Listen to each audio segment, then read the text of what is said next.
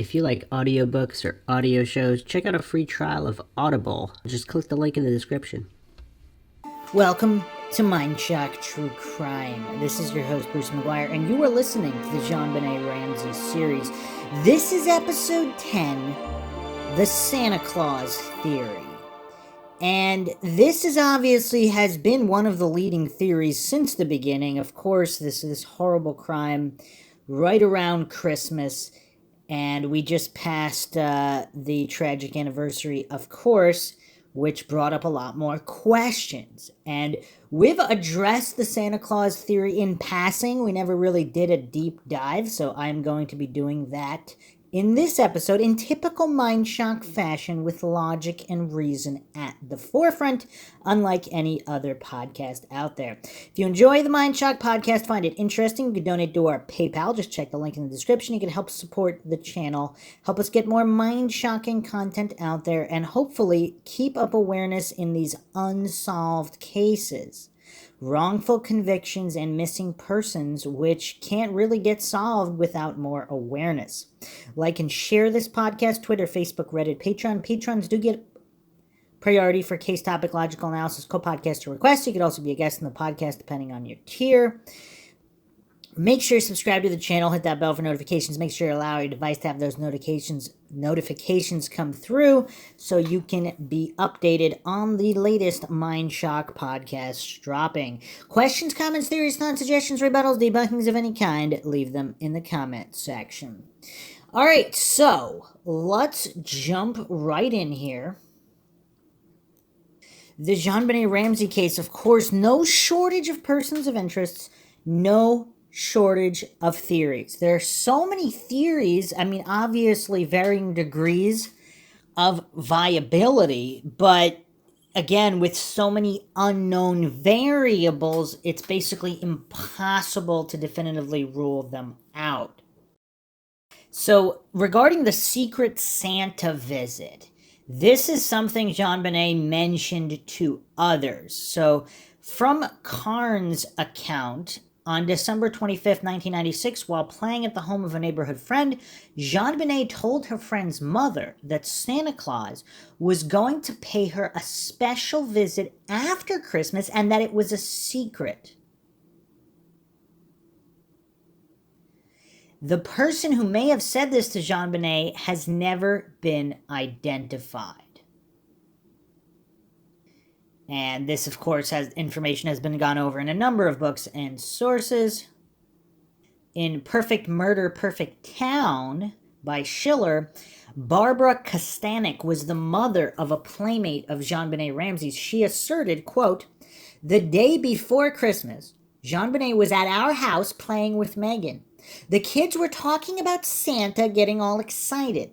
I asked JonBenet if she had visited Santa Claus yet. She said, oh, Santa was at our Christmas party the other night.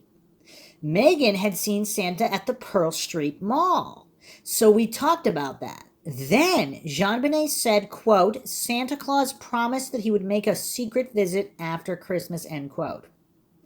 I thought she was confused. Christmas is tonight, I told her. And Santa will be coming tonight.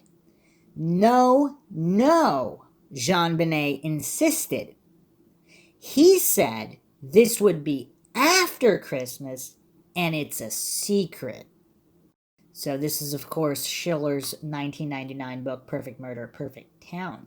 So in Rocky Mountain News, this was also reported. Patsy Ramsey has said she never heard JonBenet make the statement about Santa. So that's what Patsy had to say about it. So Barbara Kastanek is the one who made the account regarding what JonBenet was telling Megan and herself. So there really hasn't been a lot of talk about Barbara Kastanek. And I'm not sure why. Obviously, McReynolds, the Santa Claus, he's been looked at. But regarding the source of this information about the Secret Santa visit, let's look at a forum here. And these are forumsforjustice.org. A lot of these have since been removed. But, of course, you can find them archived.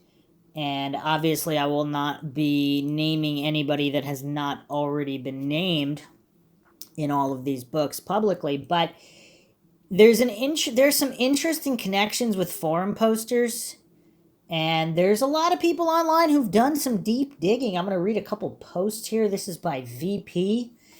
This was posted January 2nd, 2005, unless it was copied from somewhere else earlier. Connection, Susan Bennett, aka Jameson, and Kostanek. So we have to go off on the tangent of course, Susan Bennett, the so-called amateur researcher in the case who's made a lot of waves over the years. Let me go over this interesting article, hickoryrecord.com. And this was an article written by Jordan Hensley, published March 27th, 2019, updated September 20th, 2019. Hickory's connection to JonBenet Ramsey case, focus of presentation. And this Hickory Daily Record is a newspaper based out of North Carolina. So let's read this article here. JonBenet Ramsey's killer may or may not have a connection to Hickory, but the tape found on her mouth does. On Monday, local case historian and amateur investigator Susan Bennett, who goes by the online name of Jameson, gave a public presentation at the Patrick Beaver Memorial Library on how she believes the intruder theory is the only plausible theory. She also discussed Hickory's connection to the case, the tape, and herself. Investigators Steve Thomas and Ron Gosage came to Hickory in 1997 to meet with Tape, as described in Thomas's book, JonBenet, Inside the Ramsey Murder Investigation. Thomas wrote their investigation determined the tape found on JonBenet's mouth made up less than 1% of the company's product due to the type of fabric and adhesive used. Detectives Thomas and Gosage visited Sherwood Mills in Hickory, North Carolina, the country's largest manufacturer of adhesives. Lawrence Schiller wrote in his book, Perfect Murder, Perfect Town, the FBI had determined that the tape allegedly removed from JonBenet's mouth had first been manufactured in November 1996 under the brand name Tape, Shurtape. 6-year-old JonBenet was found dead in her parents' Boulder, Colorado basement December 26, 1996. She had been beaten, strangled, and sexually assaulted. A ransom note found on the bottom steps of a spiral staircase in the Ramsey home insinuated JonBenet was kidnapped. As of March 26, 2019, JonBenet's killer is not behind bars. While many believe JonBenet's parents, John and Patsy Ramsey, killed their daughter, Jameson believes otherwise. The Hickory Daily Record profiled Jameson in December 2018, outlining her long history with the case as a historian, amateur investigator, and former suspect. In 1997, Jameson's posts in online forums on the case caught the attention of investigators and John and Patsy Ramsey. Last week, a preview article teasing Jameson's presentation generated much discussion and criticism on social media. If you missed Jameson's presentation, here's what you should know. Jameson's credentials. What makes this woman from Hickory a credible source on the JonBenet case? In 1997, Jameson began posting in online forums on the case, reminding other posters that the Ramseys may not be guilty. This caught the attention of John and Patsy Ramsey. The three met at a coffee shop in Atlanta in the late 97. And again, just yet another quick aside here, even though this is 1997, it can't be dismissed. This was a very popular case. Some consider it one of the most popular true crime cases of all time, along with, of course, O.J. Simpson and a few others. But the fact that there were so many people discussing this on the internet in 1997, that's curious because the internet wasn't really that mainstream in 1997. I mean, obviously there were a lot of people on the internet, but it really wasn't until after 2000, or even really until probably after 2005, that pretty much just about everyone was on the internet. So in 97, the internet was still sort of new. And that's important to keep in mind as well. But there were still enough people on it. I mean, obviously, there were people on it in the 80s. Obviously, much, much smaller numbers in the late 80s. But yeah, by 97, there was a certain amount of people on it. Not like today, of course, but it was still being discussed extensively. So, continuing with the article here, Jamison said since she's kept in contact with the Ramsey family. In the early days, Jamison also befriended several investigators and journalists in Boulder, including Lou Smith. Smith was hired by the DA in Boulder to assist in the investigation. Because of their friendship, Jamison has access to many of his files. Smith died in 2010, but always maintained he believed the Ramseys were innocent.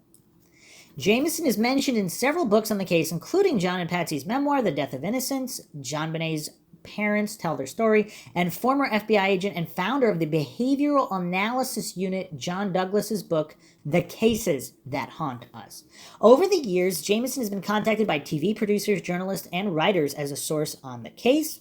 The tape's connection to the murder, with the tape being manufactured in November 96, Jamison finds it hard to believe it made it to the shelf of a hardware store in Boulder by December. That is curious. I mean, there's no... Yeah, I mean, we don't have Amazon next day shipping or any of the... I mean, why? I mean, we're talking a matter of weeks. If it was manufactured in November 96, not only does it has to get to Boulder, then it has to be put out, stocked, and all of that. I mean, when the truck comes in, it takes longer than a few minutes to get it not only inventoried, then you got to get it out onto the shelf, then someone has to buy it. I mean, that is curious. That is very, very curious. I used to work in a factory, she said. New stock is usually put behind old stock in a warehouse and on the shelves. It could have taken months for that roll of tape to make it to the shelf of a store if it was indeed put out for distribution, Jamison said. Jamison said she's spoken to people who have worked at SureTape who said it wasn't unusual for staff to take product home with them. Could a SureTape employee have inadvertently supplied the killer with tape? Possibly. I'm not accusing anyone of anything, Jamison said, but I think that's a lead that should have been investigated more. The intruder theory. Jamison began her presentation by saying the Ramseys had no motive to kill their daughter. To support her theory, she cited several cases where parents killed their children.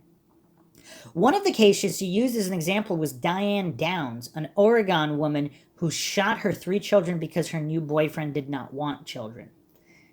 Man, that's messed up. Another case she mentioned was Andrea Yates, a Texas woman who drowned her 5 children. In the trial, investigators found Yates suffered from postpartum depression and schizophrenia. She had attempted suicide many times and was not supposed to be alone with her children at the time. The Ramseys had no history of mental illness, and neither John nor Patsy was having an affair, Jamison said. How would she know for sure, though? I'm not insinuating either one of them were, but yeah, I mean, what are the statistics? It would be interesting to know the statistics, whether or not affluent individuals have affairs more often than not. I would think the numbers might be similar to really, really poor people and really, really rich people, and possibly that middle class area, that hardworking middle class, maybe the numbers would be lower.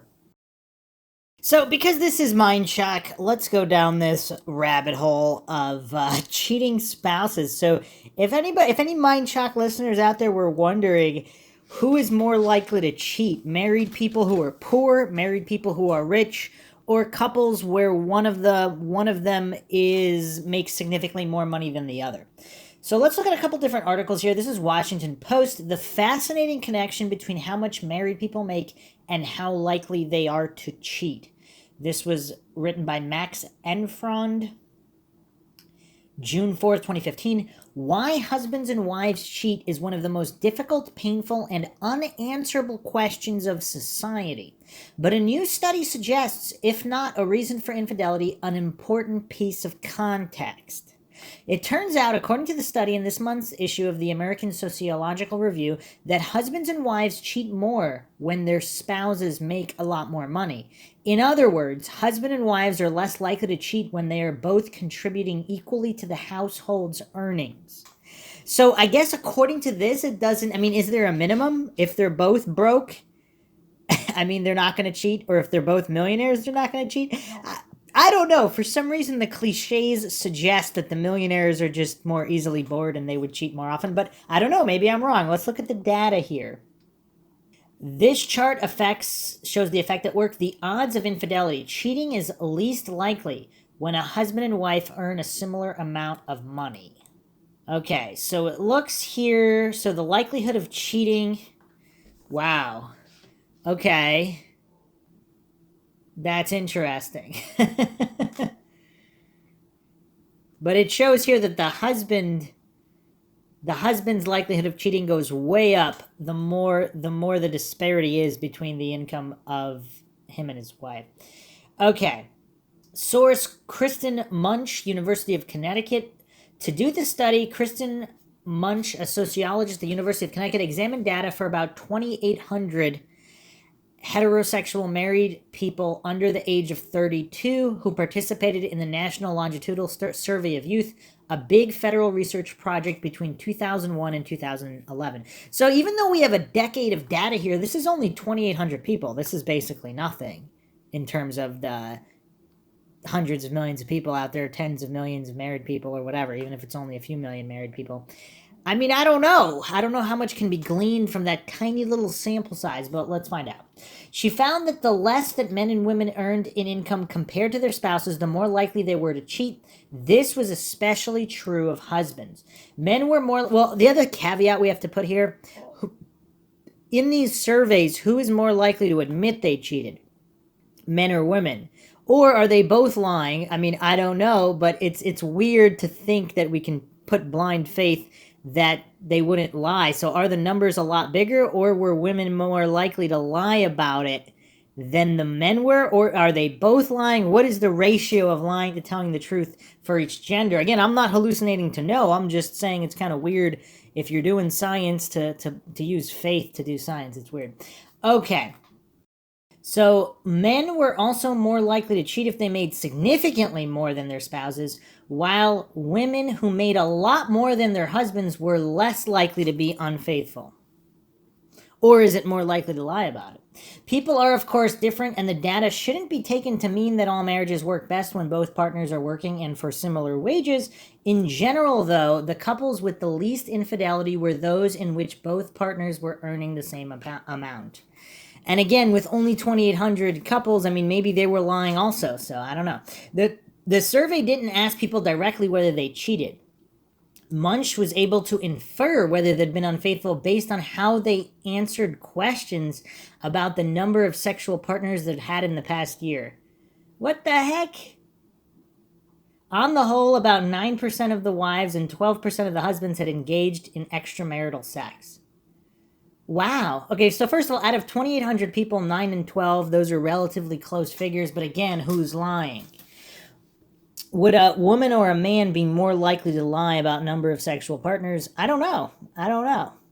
But it's weird, so she's inferring this information, which is, again, you're relying on faith. This isn't very scientific, but whatever. Let's just see what we have here. A finding not explained by economics. The fact that women and men who make less than their partners are more likely to cheat is counterintuitive. Infidelity frequently results in divorce, so this group is putting their access to their spouse's earnings at risk by straying. But people don't always behave in a way that just seeks to raise their income, and a difference in earnings might lead to resentment, Munch theorized. People just don't like inequality in their relationships, Munch said. When I think about my own dating history, I'm not really interested in dating someone who's much better looking or much worse looking, somebody who's much more successful or much less successful. I mean, again, this is an anecdotal logical fallacy, and she's just using her own personal bias. That's kind of weird. This study sounds like it's complete bunk, but let's continue. The small number of men who make less than their wives might feel a need to demonstrate their independence. Previous research has suggested that when the wife is the breadwinner in the household, the husband may feel that he is failing to fulfill his traditional responsibilities. Okay, yeah, so this seems bunk. I mean, what do you expect from the Washington Post? All right, let's see what else we can find. TheWeek.com Why poor husbands cheat on rich wives. A man is 5 times more likely to cheat if he earns less money than his wife or girlfriend, claims a new study. Should well-paid women be worried? And this is, I guess this is referring to the same, Yeah, this is the same bunk study. Okay, let's look at something more legitimate. New England Psychologist by Pamela Berard, November 1st, 2015. Economic dependency impacts infidelity, study says. Actually, that's also based on this bunk study. Wow, we can't find anything other than references to this faith-based study about people who are unfaithful. Okay, let's see. Okay, let's go to independent.co.uk. November 29th, 2017, a little bit more recent. Adulterers who earn an average of £52,000 a year and more are more likely to be male, a new study has found. According to data collected by illicitencounters.com, the UK's leading dating site for married people, okay, at least this is some kind of legitimacy in terms of gathering statistics, the number of city professionals looking for illicit love online has risen by 8% year on year. Or at least looking for illicit love online. So who knows if the numbers have stayed the same or not offline. The research found that almost half of their participating members have had an affair with someone they work with, 45%. The website conducted a series of surveys on 600 of its members and found that a small number, 1%, earn more than £1 million per annum. In terms of how much time the respondents spend working, the study found that 29% work 60-hour weeks, 34% work 40-hour weeks, and a surprising 20% work up to 80-hour weeks. The average earnings of £52,000 per annum is almost double the national average, £27,000. The site's data also revealed that 60,000 of their members are financial professionals and 65% of them are men. Successful people are born workaholics, explains the site's spokesperson, Christian Grant. I mean, isn't it kind of weird? Like, is that something you would brag to your parents about? You know, I run a dating site for online, for married people looking for love outside of their marriage. I mean, is that something to be proud of? I mean, it's kind of weird. That's a weird profession, but all right. They live and breathe their careers, work incredibly long hours, and value their career above all else. That means that relationships with loved ones are at a premium, but they're still human. You still want a physical relationship, but coming home late to find your partner already asleep isn't ideal, so a relationship with a colleague ensues. Grant claims that the reason affairs appeal to the site's users is that they often come without the emotional consequences of a traditional relationship. It's something that can be kept purely physical, he said. It's flexible, ideal, and no surprise to see this demographic flood sites like illicit encounters. Okay, curious. All right, let's see. Here's another interesting article by Danny L. Dubé, globalnews.canada, August 1st, 2017, relatively recent. These are the men and women who are more likely to cheat. Men who are tall, smart, and rich are more likely to cheat, while lonely housewives with high sex drives are the type of women most likely to stray from a relationship, a new survey suggests. How shocking. Nobody saw that coming. According to a survey by illicitencounters.com, UK dating website for married people, the results show that men are driven to cheat because of arrogance, lust, and their ego. Women, however, cheat because they feel neglected by their partner. Or at least these are the admissions by both genders. Our results show that men have a tough time suppressing their ego. Christian Grant, spokesperson for illicitencounters.com, has said in a statement, tall, affluent, smart, these men have it all, or at least they think they can have it all. They want to have their cake and eat it too, and that includes having as many relationships as they see fit. Not to mention, as a smart, wealthy, and tall man, you're more likely to be attracting female attention whether you like it or not, which only serves to fuel their ego and make them consider an affair as a plausible option. He added, women, on the other hand, paint a different story altogether. Your typical cheating woman isn't driven by arrogance, ego, or lust, but by a sense of loneliness thanks to a lack of satisfaction in her marriage. This loneliness is further compounded for housewives who potentially spend hours alone, only to be further neglected when their husbands come home. Again, these are the ones that participated in this survey. The website studied over 10,000 profiles, again, not a big number, to find the common traits linked to cheaters. And these are people who are actually willing to have this profile online and all these things. Obviously, there's a certain percentage of cheaters who are not. Okay. For men, 45% were wealthy men. 45% of all profiles were of wealthy men. So that's less than half. That's weird. Here's another article from thecut.com, February 16, 2015. Rich people and poor people cheat for different reasons. In 2010, a man entered a bank in Watsonville, California, said his backpack contained a bomb, demanded $2,000. Wow, that's it? Though this was a foolish and criminal act, it was also a selfless one. He wanted to help pay the rent of a friend who had fallen on hard times. The manager kept the would-be robber there until the police arrived by having him fill out paperwork for a loan. The news is filled with wealthy people acting unethically. Look at Wall Street or Washington, and various studies have confirmed that the rich are often more likely to misbehave. Now, new research finds that in certain circumstances, it's the poor who are more likely to cheat. The difference is that the rich do wrong to help themselves, while the poor do wrong to help others, as in the above parable of the dumb Samaritan. Research has been mounting that higher class people are more greedy, uncaring, and deceptive than those below them in the hierarchy. For instance, Paul Piff and colleagues reported in 2012 that people who felt their socioeconomic status was greater, they rated themselves highly on the main drivers of class, which are income, education, and occupational prestige, were more likely to cheat during an experiment or to take candy from a dish meant for kids, and drivers of nicer cars were more likely to cut off pedestrians or other drivers at intersections. But previous studies have left several questions unanswered. Are higher class people more unethical across the board or just more selfish? Which elements of class matter most when it comes to nudging people towards unethical or ethical behavior? Wealth, education, or occupation, and does class affect ethical behavior by increasing one's sense of power, control over others, or prestige, respect from others?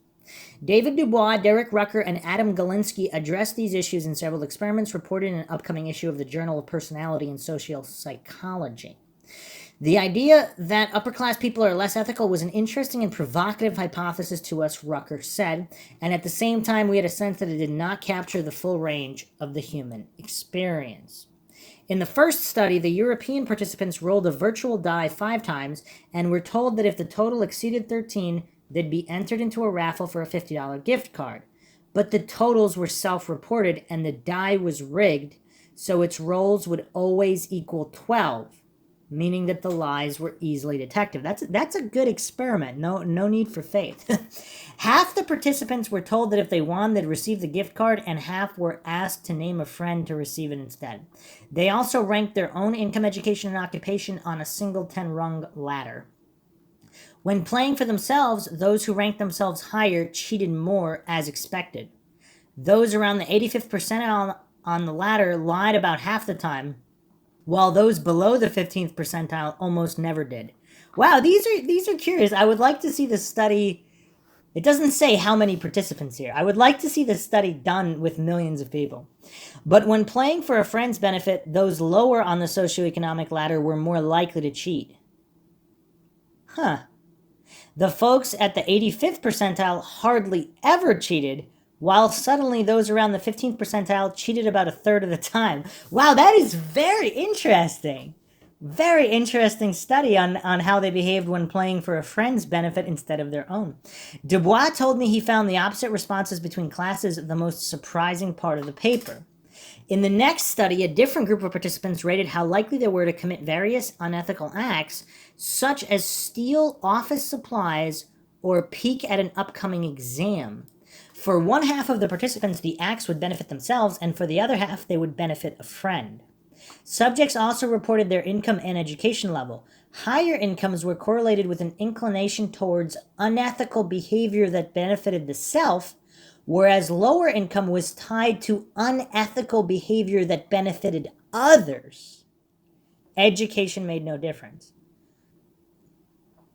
Since money is generally associated with power and education with prestige, it's possible that power is the key part of class status that alters selfishness.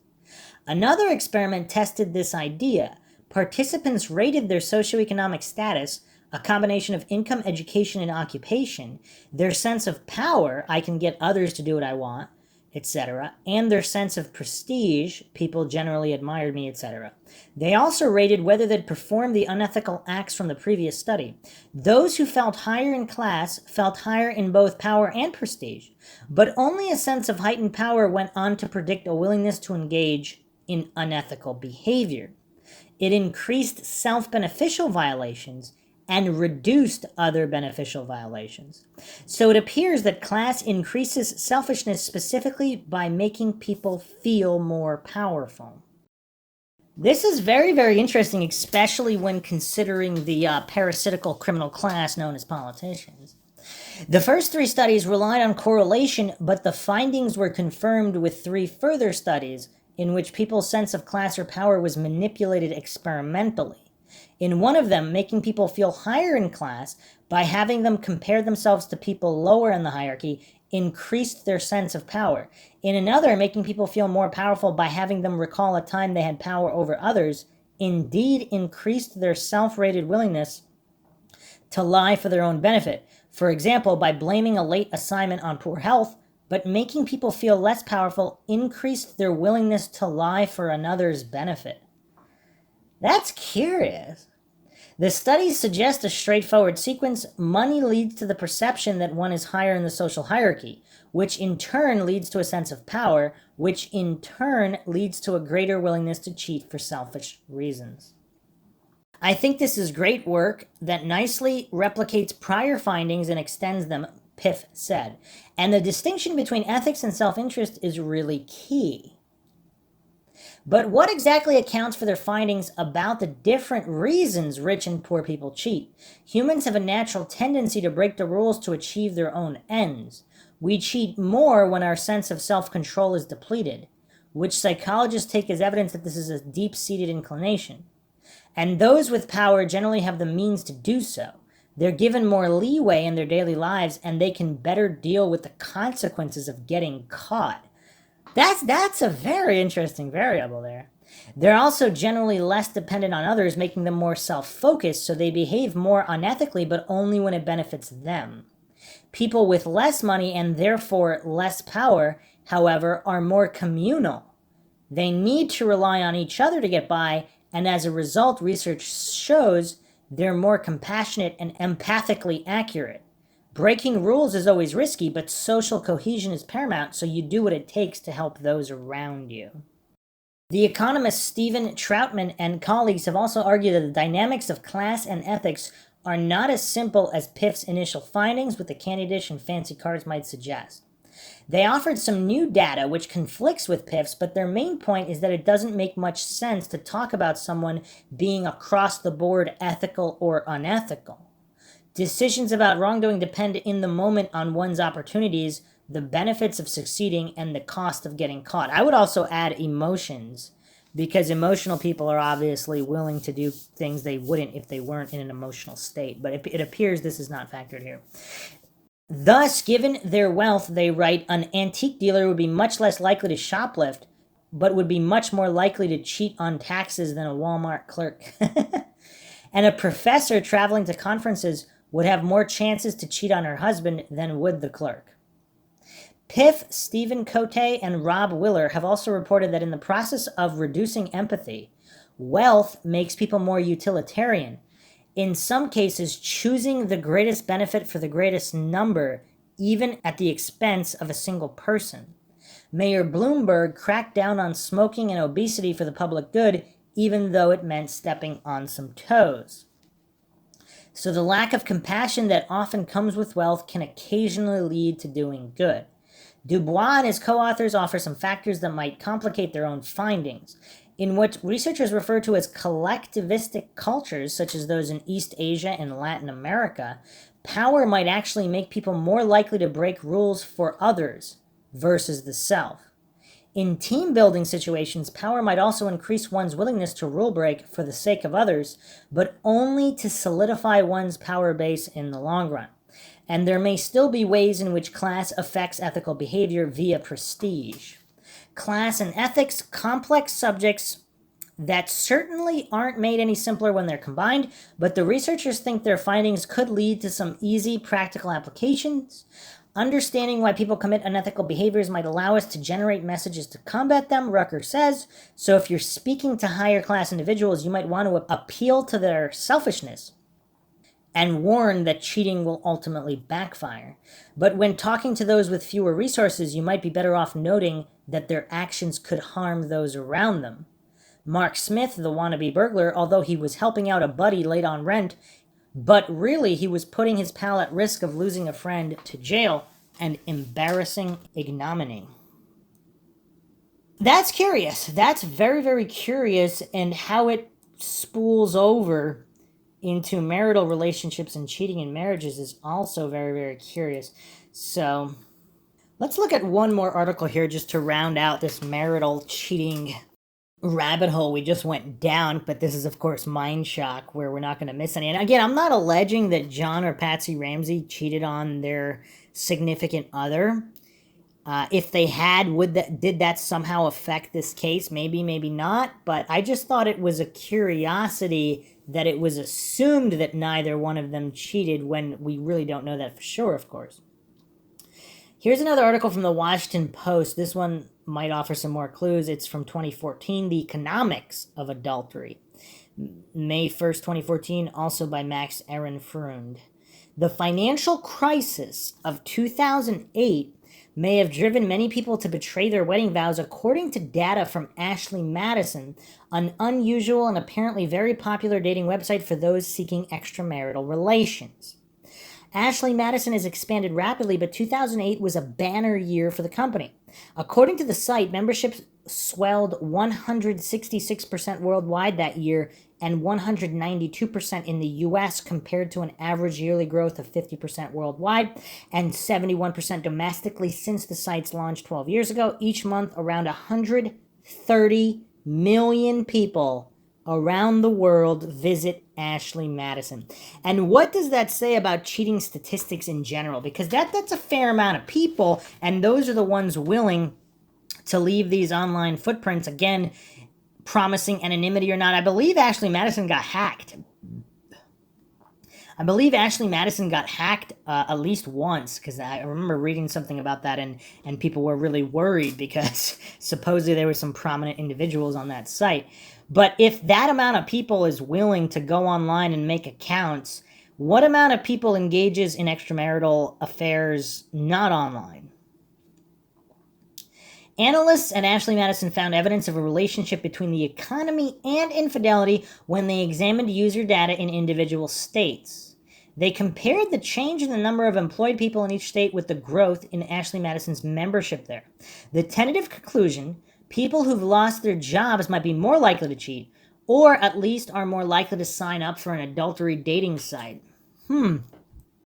Or were they just more bored? I mean, obviously this doesn't give us concrete data on economic strata regarding earnings when they were employed. For example, people living within the spectrum of poverty who are employed, but they're simply just not making that much money based on where they're living. But there was a lot of variation among the states, and it's easy to think of other possible causes besides economic ones for those differences. Ashley Madison's marketing campaigns might explain membership increases in some areas, for example. Also, 74% of Ashley Madison's users have a college degree, so a lower concentration of highly educated people might correspond to a smaller target audience for the site.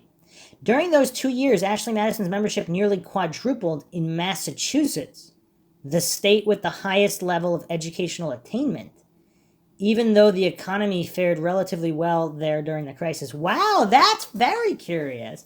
So people who've graduated from indoctrination facilities with higher levels of degrees of indoctrination are more likely to cheat, according to this little footnote here, if that's the responsible variable. Again, I'm not saying it is or it isn't, but if it is, then yes. All the same, in states where the employment level fell further, more people signed up for Ashley Madison. People out of work might find they have more time to pursue an affair. Also, a reduction in family income might spark stress and conflict between spouses. It may very well be that in times of distress that one's partner could also be viewed with antipathy, leading one to cheat. Said Eric Anderson, a sociologist at the University of Winchester in England, who was working as a consultant to Ashley Madison. He also said an extramarital affair might look like an easy way for people to distract themselves from worrying about financial problems. Some other interesting notes from Ashley Madison's data. Almost all of the activity on Ashley Madison, around 95%, is heterosexual. Husbands with 39-year-old wives should be extra nice. Women who are 39 years old are more than 4 times as likely to sign up for Ashley Madison as women aged 38 or 40. Wow, that's a curious stat. 4 times as likely. So women who are 39 are seeking relationships, married or not. About 1/3 of Ashley Madison's users seek their first affair from 3 to 5 years after their wedding, around the time when the first child is born. That is another interesting statistic. A little more than 1/4 of Ashley Madison's users first create an account when their children leave the house for college. Men in this group are generally between the ages of 60 and 65, while women are between the ages of 55 and 58. Well, you got to at least respect that, because at least they're not going to damage their children. They're going to at least wait till they go to college, where their developmental years are mostly over. They're not going to traumatize a child with cheating and possible divorce before the child leaves to college. You got to at least respect them for that. Ashley Madison hired Anderson to work with scientists and journalists who are interested in the company's data. The site's founder, Noel Biderman, said he believes that adultery is a normal part of human experience and that greater tolerance of infidelity would preserve more marriages and more families. He said he is confident that a rigorous view of the numbers will support his conclusion. I see the number of people signing up for the service every day. I see the economics. It's few of us who will make it through a life of monogamy. There are around 60 million married American couples according to the census. And so, yeah, you'd have to have at least 1 million in a study, I would say, to get some kind of accurate numbers. Around 13 million people in the U.S. have created an account on Ashley Madison. Wow! That's crazy. 3/4 of whom identified themselves as married or in a committed relationship. Many of them might not have exchanged anything more intimate than a message with a potential lover on Ashley Madison, but the site still offers researchers a massive amount of data to explore. For the first time that I'm aware of, we have the ability to peek in on people having an affair, and if that doesn't thrill any researcher interested in human sexuality, I don't know what could, Anderson said. Separate research by Kristen Munch, which we went over, of course, a sociologist at Furman University, suggested another reason that adultery and the economy might be connected. After controlling for factors such as a person's income, education, and satisfaction in his or her relationship, Munch found that men who earned very little relative to their wives were much more likely to stray. Perhaps as men lost their jobs during the recession, they might have wanted to compensate for what they felt to be their professional failure by asserting their sexual prowess. Munch also found that among very wealthy women, those who made significantly more than their husbands were also more likely to cheat. During the recession, a woman who was highly successful in her career might have been more likely to judge her husband's termination by her own experience and lose respect for him, Munch said. Munch, who is preparing her work for publication, says her research is based on survey data from the Bureau of Labor Statistics.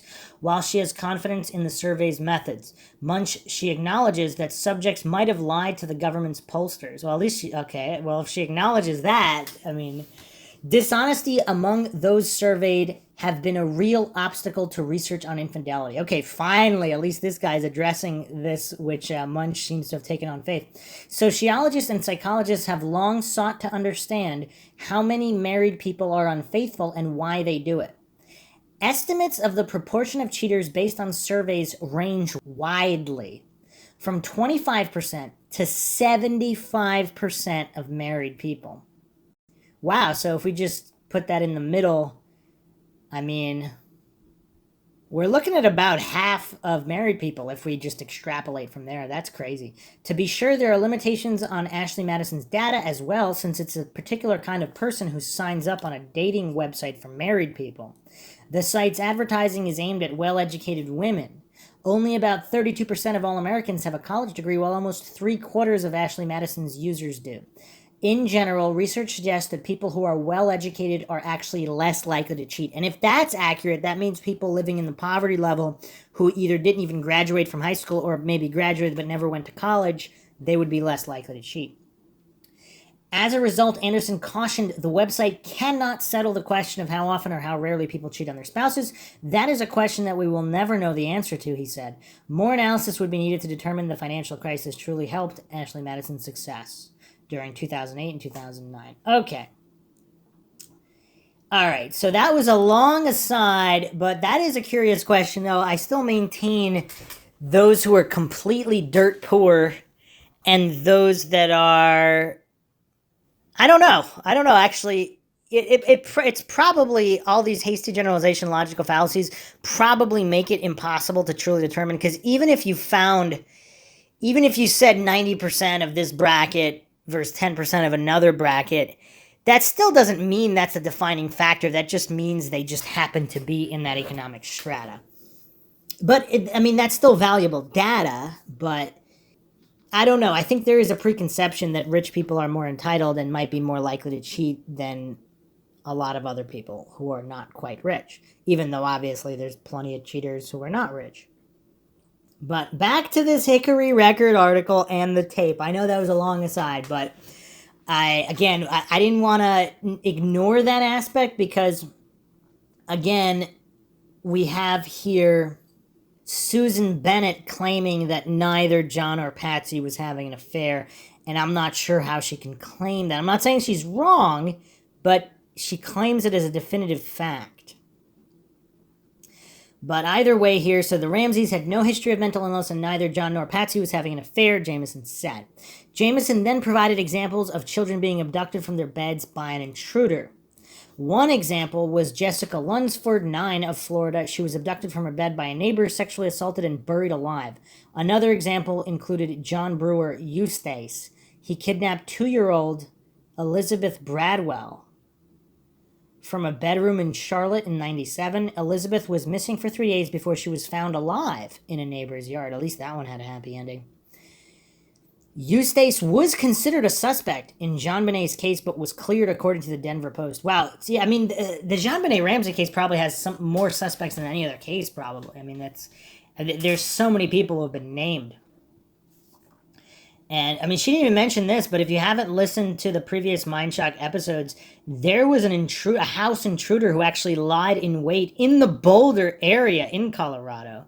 So those that claim that an intruder is not possible, there's precedent there. I believe it was inside of a year. It was within about a year of the JonBenet Ramsey death that this intruder broke into someone else's house in the Boulder area and just lied in wait and attempted an assault. Jameson believes someone had seen JonBenet out in public, decided she would be their victim to carry out a specific fantasy, including bondage and strangulation. This person found out where JonBenet lived and started planning their crime, she believes. The Ramseys admitted that it wasn't unusual to leave many doors to their large home unlocked, and a window leading to the basement had been broken and left unrepaired in the weeks before the murder. This gave the intruder easy access to the home. After spending Christmas morning opening gifts, the Ramseys got dressed to go to a friend's home for a Christmas party. Jameson believes that's when the intruder entered the home carrying a stun gun, rope, and the tape. While the intruder was hiding in the house, they wrote the ransom note, which does not mention JonBenet's name, only John Ramsey's. The ransom amount, $118,000, was John Ramsey's bonus that year, which was on pay stubs left lying in his office. Jameson says the intruder probably wrote the note after coming across one of those pay stubs. She also believes the note was part of the fantasy and it had to have been written before the murder. You know what's weird, though? Even with the $118,000, if someone got $118,000 for a bonus, wouldn't you could at least say $120,000, $150,000. If that's just their bonus, you'd probably be safe with $200,000, $500,000, maybe even $1 million for this ransom. It's kind of strange to own that. That's the most unround number. It's just weird. When the Ramseys returned home, actually, that's a good theory regarding the note, because if someone was wandering around the house, saw the pay stub, they could have taken an hour to write that note and then planted it before anything was even done. When the Ramseys returned home, they put a sleeping JonBenet to bed and eventually went to bed themselves, after taking care of their other child, 9-year-old Burke. Sometime in the middle of the night, the intruder used a stun gun on JonBenet to subdue her and carried her downstairs and murdered her. Why? The Ramseys are innocent according to Jameson. The Ramseys, including Burke, were cleared by DNA tests in 1997, Jameson says. However, John and Patsy Ramsey were not fully exonerated as suspects until 2008 due to new DNA evidence. Prior to that, a grand jury voted to indict the Ramseys on child abuse resulting in death and accessory to first-degree murder charges, but the DA chose not to prosecute. Jameson reiterated the Ramseys had no motive to kill their daughter. There was no history of sexual abuse, and while JonBenet did wet the bed sometimes, Patsy said it was not an issue. And of course, that's all disputed, the many doctor's visits and the possible sexual abuse. Obviously, that doesn't mean it was John or Patsy or Burke that was responsible. It could have been somebody else, but that is all disputed, and you don't need motive if an accident happens. So a lot of variables that Jameson's not accounting for. But continuing on here, showing a crime scene photo of JonBenet's bed, it did not appear she had wet the bed that night. JonBenet's long johns were soiled, though, when her body was found, indicated that she may have wet herself during the assault. Jameson said a urine stain was found in the basement near JonBenet's body. While the ransom note was written with pen and paper in the home, none of the Ramseys' handwriting matched the ransom note. And again, that's disputed. When it comes to the roll of tape used to cover JonBenet's mouth, it was not located in the home or the garage. Investigators determined no one in the home had purchased the tape. That's curious. Nobody ever talks about the tape. I haven't really heard the tape discussed. Next steps, Jameson wants people who have any useful information about the case to contact her. She would love to talk to people who worked at SureTape in 1996. She also wants people to contact her if they know anyone who lived in Hickory or visited Hickory in 96 who had connections to Boulder, Colorado. Jameson believes the intruder's DNA will match the DNA found on JonBenet's long johns, and their handwriting will match the ransom note. JonBenet's case is complex, and not every detail could be included in this article or in Jameson's presentation. Independent research is encouraged. Wow! When do you see a newspaper stating independent research is encouraged? I mean, this is almost like legitimate journalism here. You don't see this every day. That's weird. Here's another article regarding Jameson that I think we should go over. This is from The Guardian. This was published September 9th, 2016 by Michelle Dean. American Obsession: How JonBenet Ramsey Gave Rise to the Online Detective. The killing of a 6-year-old beauty queen became America's first crowdsourced murder mystery, a phenomenon that continues 20 years later. In February 97, a regular visitor to the popular online discussion forum Usenet had reached his limit. All the talk about JonBenet Ramsey, the 6-year-old beauty queen recently found dead in her parents' basement in Colorado, was driving him crazy. I have been lurking and occasionally posting on this news group for over 3 years, he wrote. I am at the point of abandoning it because it is very difficult to locate anything that is not a Ramsey post. And frankly, I am sick of this morbid crime and speculation. It'll all go away in a month or so, counseled another. No such luck. Since the moment Ramsey's body was discovered on December 26, 1996, her murder has been fertile territory for speculators. The case presented a confusing set of facts. JonBenet's wealthy parents insisted that they'd woken up the day after Christmas to find a ransom note left by kidnappers on their kitchen staircase. You will withdraw $118,000 from your account, it instructed. Her father, John, apparently made arrangements to pay the ransom and called the police, but soon after authorities arrived, his daughter's body was found in the wine cellar. There was a nylon cord around her neck, her wrists were tied above her head, and her mouth was covered by duct tape. No call to collect the ransom ever came. There was no sign of a break-in or a struggle, and JonBenet's parents swore they had nothing to do with it. It was a puzzle whose pieces never fit together. The eerie videotapes of the blonde beauty pageant contestant child, the big dark-windowed mansion, the parents who insisted they were innocent, the lurid but inconclusive physical evidence, the strange false confession of schoolteacher John Mark Carr, all of it was a recipe for conspiracy theories in every direction. In the 1990s, the tabloids ruled, and they blanketed the country with the most lurid and outlandish headlines about the case they could think of. Continued intrigue. This year, 2016 when this was written, marks the 20th anniversary of JonBenet's death, and in the wake of the new popularity of true crime stories, America will get no less than 5 new examinations of the Ramsey case. The first item, an A&E documentary called The Killing of JonBenet, aired September 6th. NBC recently announced its own new Dateline special. Dr. Phil will interview Burke Ramsey, JonBenet's older brother, on Monday. On September 18th, CBS will air its 6-part docuseries called The Case of JonBenet Ramsey, which will see experts examine a full-scale replica of the wine cellar in which JonBenet's body was discovered. Finally, should that not be enough to sate you, Lifetime has announced a movie that will air in November. All of this promises a new explosion of interest in the yet-to-be-solved case, particularly in those online spaces where obsessives congregate to discuss true crime. The internet was a different place when the case first broke. The World Wide Web, as people quaintly called the internet in '96, was more or less made up of text. There was no YouTube, there was no Facebook. There was, however, Usenet, a loose and difficult-to-navigate assortment of message boards. It wasn't that hard to navigate.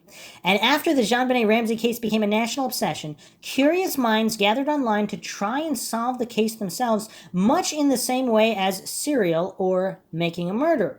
They uploaded documents and traded theories and contacted authorities with their findings. It was, in a sense, America's first crowd-sourced murder mystery. Within a month of the Ramsey case going public, journalists and law enforcement in Boulder were already saying they'd been inundated by emails from across the world, people hundreds of miles away who were sure they knew who killed JonBenet. By late '97, USA Today was reporting that there were more than 2,000 web pages dedicated to solving the Ramsey case. Digital sleuths. Factions formed quickly. Some unequivocally believed in the Ramseys. Others unequivocally believed the Ramseys were guilty.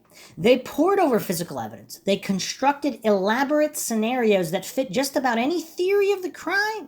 Some were convinced that a servant must have been responsible. The gardener did it.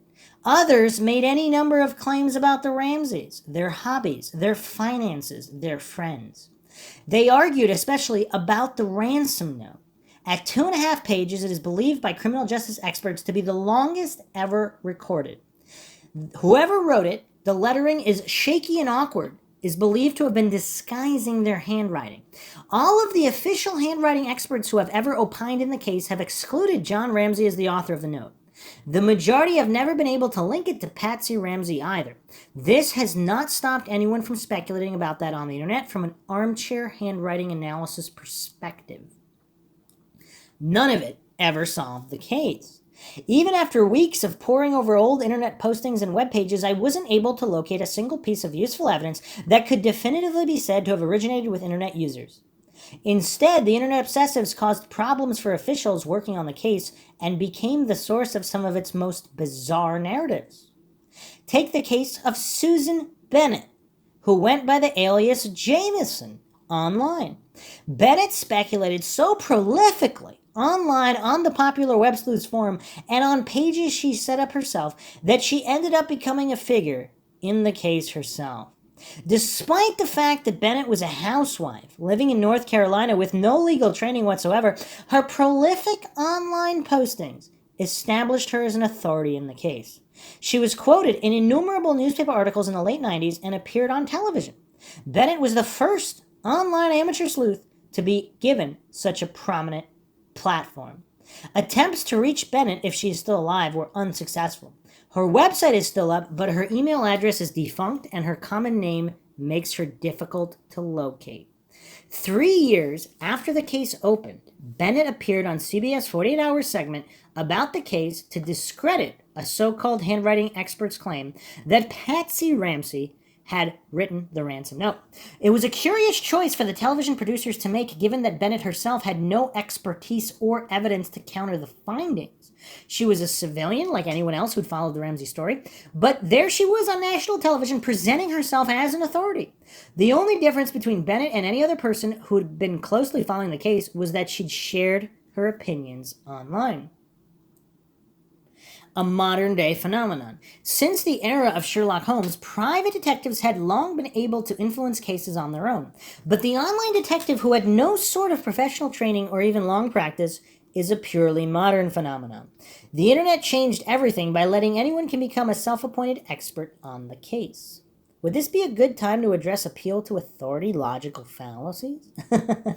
Bennett is just one example. Hundreds of JonBenet case obsessives scoured documents, then developed theories based on any name they came across.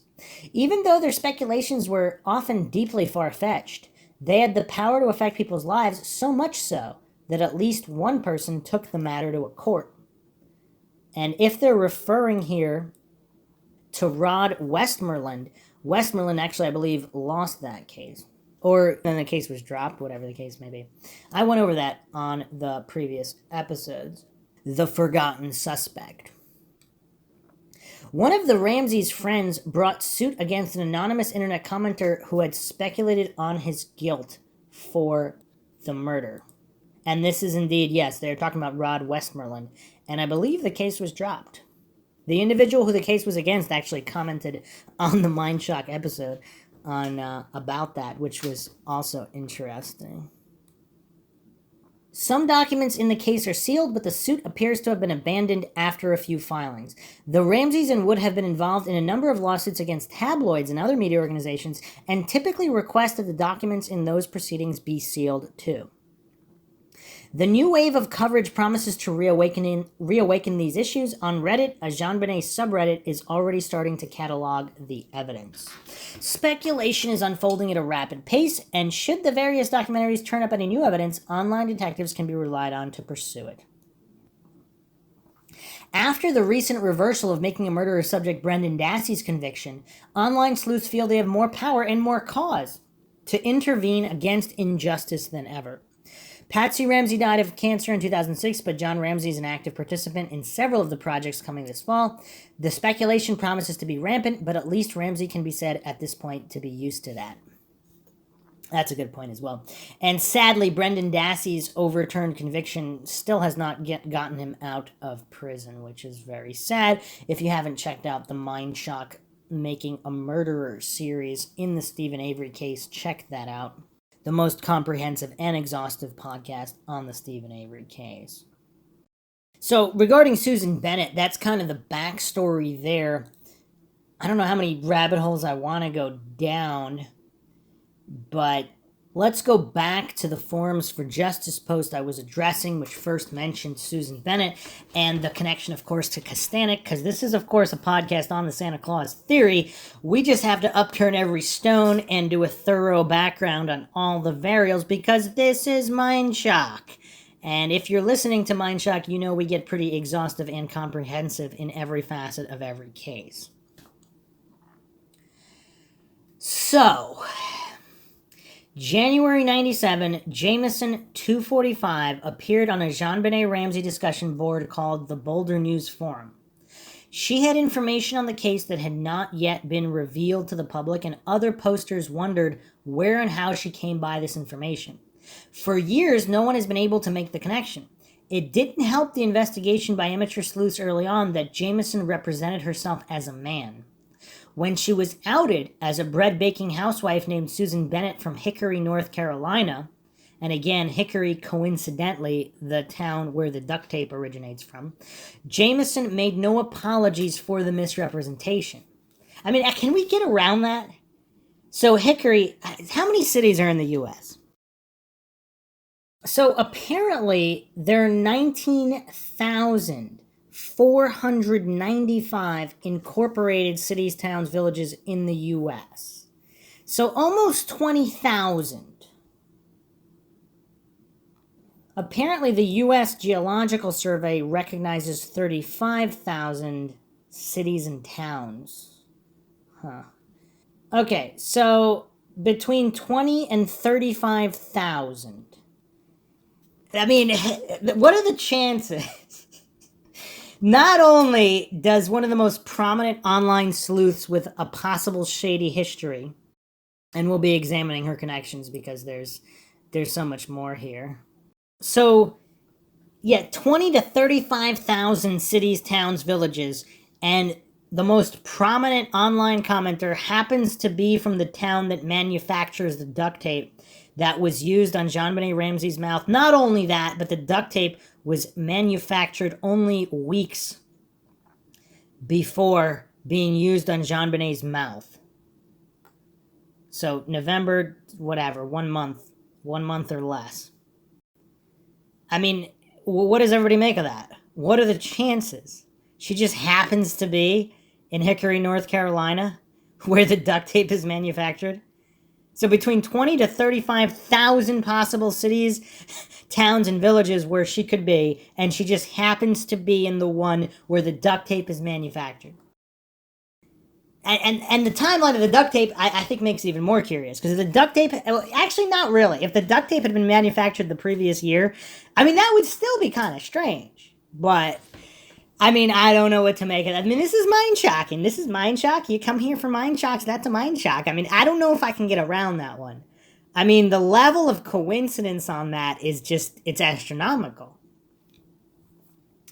So, continuing on here, Jamison made no apologies for the misrepresentation of posing as a man. She stated simply that her identity was no one's business, and further stated that she was forced to lie to protect her true identity. From whom she was protecting her identity, one has to wonder. Jamison, in fact, required all posters to phone or snail mail her their true identity and $50 in order to post on her forum. Typical Susan Bennett double standard. You know what else is curious? At when did they find out the manufacturer origin of the duct tape? Was it after she already started posting or before? Because I suppose if you have a mentally unhinged individual, if they found out that the duct tape was from their own town, would they become interested in the case? But if she was already in the case, I mean, technically, I guess everybody could have. I mean, it was so it was just all over the place. So, I mean, I don't know. Yeah, I mean, I don't know. It says January 97. So within weeks, she was already on the discussion board. I mean, was it made public, the manufacturer origin of the duct tape, that early on? I mean, I think they kept a lot under wraps.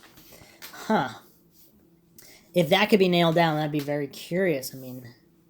weird. I mean, she obtained documents and such, but would she have been able to obtain them that early? Okay, let's plot this out here.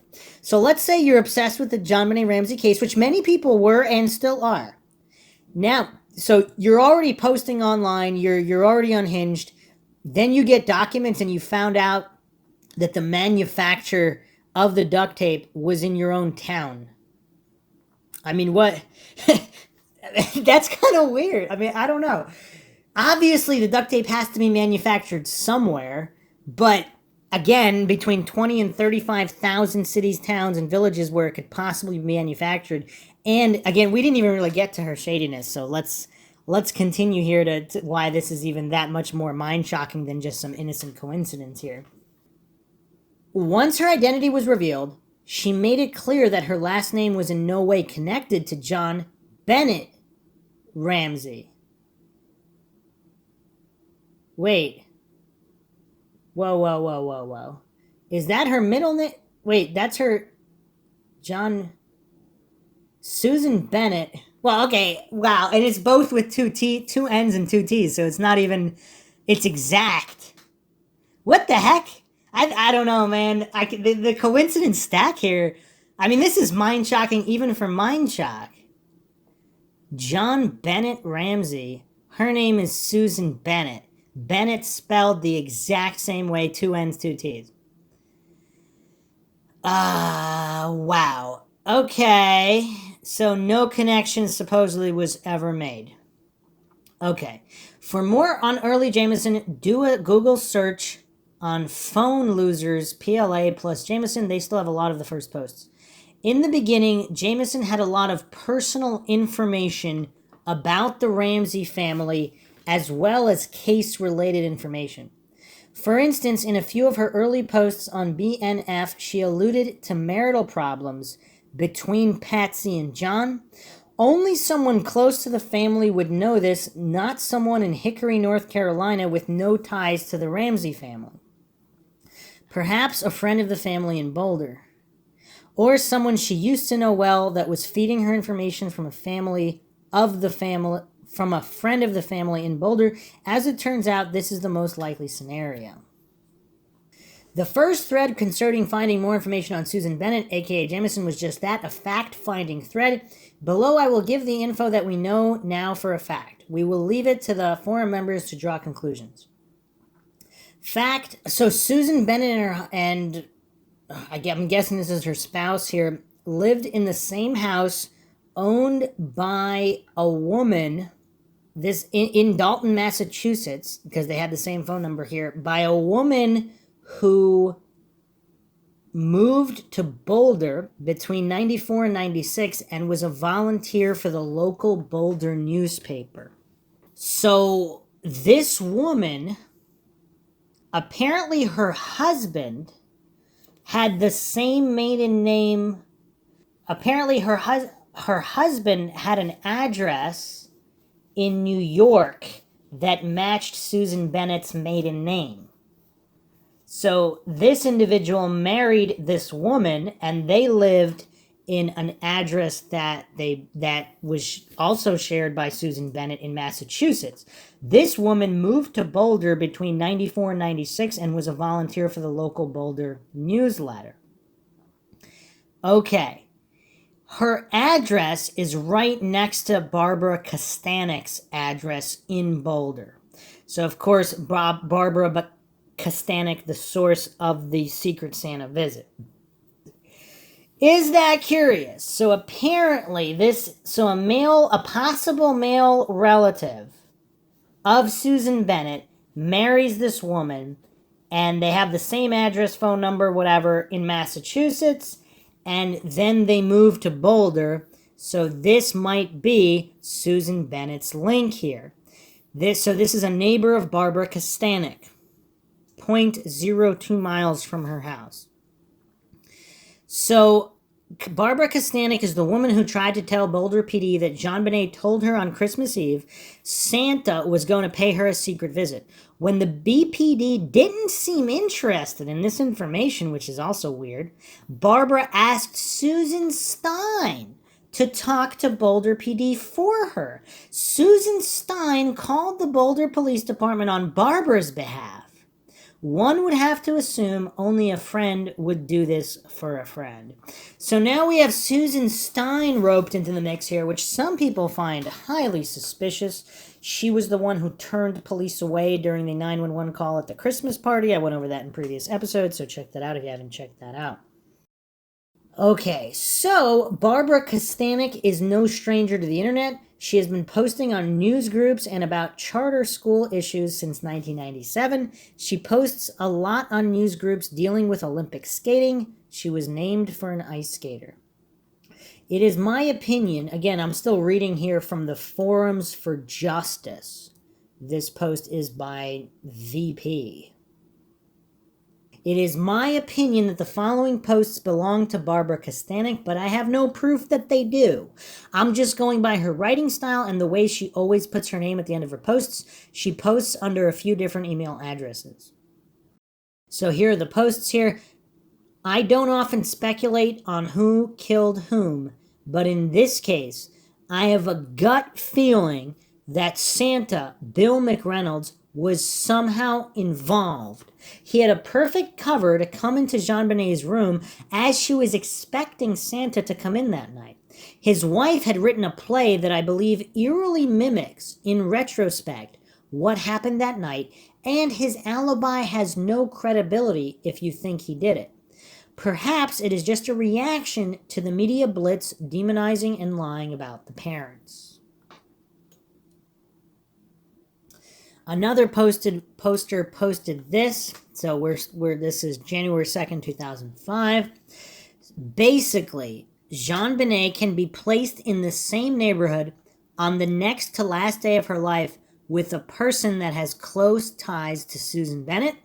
Now, where can we go from here? Make a mental note and move on. What would Jameson do if she found out info like this? Okay, so now that we have those possible connections there, there's of course plenty more to examine with the Susan Bennett angle. We're going to be done with her for now, so let's focus back to the Santa Claus theory. This is an article from Bustle, September 19th, 2016, by Caitlin Flynn. Santa Claus was questioned about JonBenet Ramsey. One of America's most famous unsolved cases is undoubtedly the murder of JonBenet Ramsey in Boulder, Colorado, and CBS has opened its own investigation with a two-part special, The Case of JonBenet Ramsey. On the morning of December 26, 1996, Patsy Ramsey frantically called 911 after a shocking discovery. Ransom note found on the first floor of her home. Her 6-year-old daughter was nowhere to be found. The case has fascinated the nation for the past 20 years, but it remains unsolved. Though at one time, JonBenet's parents were questioned, they have maintained their innocence and in 2008 were officially cleared of any involvement in the murder and were never the only people investigated. Police investigated a wide variety of individuals in relation to JonBenet Ramsey's murder, including Bill McReynolds. Though McReynolds, who died in 2002, also maintained his innocence and was cleared of any involvement in her death. In a June 97 Denver Post article, a number of people who knew JonBenet spoke to the outlet about what she was like as a person, because the 6-year-old murder victim was far more than the pageant star whose glamour shots had been splashed across nearly every print and media outlet in the country. McReynolds is described as the man hired by Patsy to play Santa Claus at the Ramsey's family Christmas parties in 1995 and 1996. He told the Denver Post that when he first met JonBenet in 95, he was struck by her smile, her pensive, almost retiring demeanor. Wow.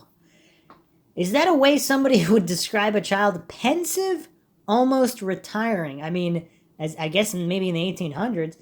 And her angelic glow. McReynolds also stated that JonBenet had given him a vial of gold glitter at both the 95 and 96 Christmas parties. He's quoted as saying, quote, "The stardust was all I took with me for good luck when I had heart surgery last summer. Her murder was harder on me than my operation. She made a profound change in me. I felt very close to that little girl. I don't really have other children that I have this special relationship with, not even my own children or my own grandchildren. When I die, I'm going to be cremated. I've asked my wife to mix the stardust JonBenet gave me with my ashes. We're going to go behind the cabin here and have it blow away in the wind." Okay, so how many other child death cases do we have an individual like that involved in? I mean, I can't think of any other one. It seems likely that McReynolds was questioned because, like many others, he had been in the Ramsey home and interacted with JonBenet in the days leading up to her death. An Associated Press report from March 97 stated that McReynolds and his wife Janet were initially questioned less than 6 weeks after the murder. The outlet reported that on December 26, 1974, the couple's 9-year-old daughter had been kidnapped along with her friend, and she witnessed the sexual abuse of her friend during the trauma. December 26th. That's a very specific day. I mean, what are the chances? What are the chances that Susan Bennett is from the town where the duct tape was manufactured? Wow. Okay. No one was ever arrested for the crime. The McReynolds vehemently denied any involvement in JonBenet's murder, and Janet stated that the couple felt sensitive to the horror due to what happened to their own child. According to CNN, an original prosecutor on the Ramsey case claimed that Bill had given JonBenet a card with the message, "You will receive a special gift after Christmas." The outlet also reported that Janet had penned a play with a few eerie similarities to the case. The plot revolved around a girl who was molested and murdered in her basement. However, the connections turned out to be purely coincidental as both Bill and Janet submitted hair, handwriting, and blood samples and were cleared of any involvement in the crime. Huh. When Bill died in 2002, the Daily Camera emphasized that police sources never considered he or Janet serious suspects. Serious in quotations. However, John and Patsy referred to him as a suspect in their book, The Death of Innocence, and Janet stated that her husband was deeply affected by the suspicion. Quote, he was scarred. He was just so devastated by the mere idea anyone would suspect him of a crime. End quote. She said, according to Bill's obituary in the Daily Camera, at the time of Bill's death, the couple resided in Cape Cod. They reportedly left Boulder in 1998 in order to seek a new beginning far from where the tragic murder occurred. So they left in 98, not 97. So that's obviously less suspicious than leaving immediately after. Unless, I guess, some people could theorize they didn't want to be that suspicious, so they wanted to stick around for over a year, so it would be less suspicious. Also, another curiosity, apparently a different Susan Bennett is actually the voice of Siri. The Apple virtual assistant, whatever you want to call it, is Susan Alice Bennett. Susan Bennett. Of course, I mean, that's a common name, so that actually is not that mind-shocking, but I just thought that was interesting. And of course, Cape Cod is not that close to Dalton, where Susan Bennett apparently also had a residence.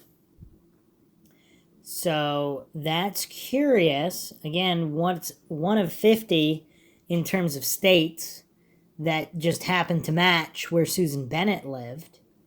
So it's actually a greater, because out of all the states where Susan Bennett lived, the McReynolds just happened to go. But of course, Cape Cod is a relatively popular destination, so yeah, I mean, if it was more of a no-name town, kind of close, like Dalton, yeah, if it was Dalton, I mean, but then we're stacking one of 20 to 35,000 in terms of chances of all the towns and cities. But yeah, same state stacked on top of Susan Bennett and the duct tape manufacturer. I mean, this is a lot of coincidences either way. I mean, it's just stacking on and on. It's weird. I mean, it's definitely weird.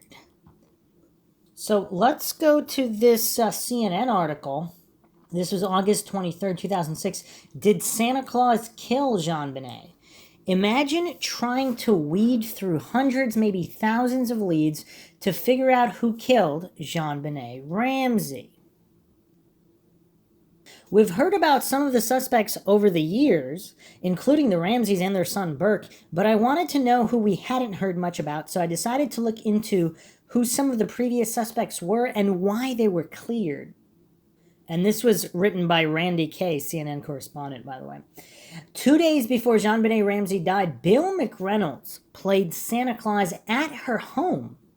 After her death, investigators instantly became curious about McReynolds and his wife Janet, who had played Mrs. Claus. Huh. Is that a detail that's forgotten, that his wife played Mrs. Claus as well? So they were both there? Back in 97, McReynolds told the Colorado television station, I know I didn't do it. Not I didn't do it, but I know I didn't do it. Curious words. But for investigators, there were too many eerie connections between the McReynolds and the Ramseys to just drop it. Trip DeMuth, one of the original prosecutors on the case, I mean, that's a name we don't see that often. His name is Trip. Told me that Santa Bill gave JonBenet a card that read, you will receive a special gift after Christmas. Now that is curious, especially when you couple that with the glitter dust or whatever and the special relationship he claimed to have with JonBenet. Now he's giving us cards that's saying she's not going to receive a special gift for Christmas. She's going to receive a special gift after Christmas.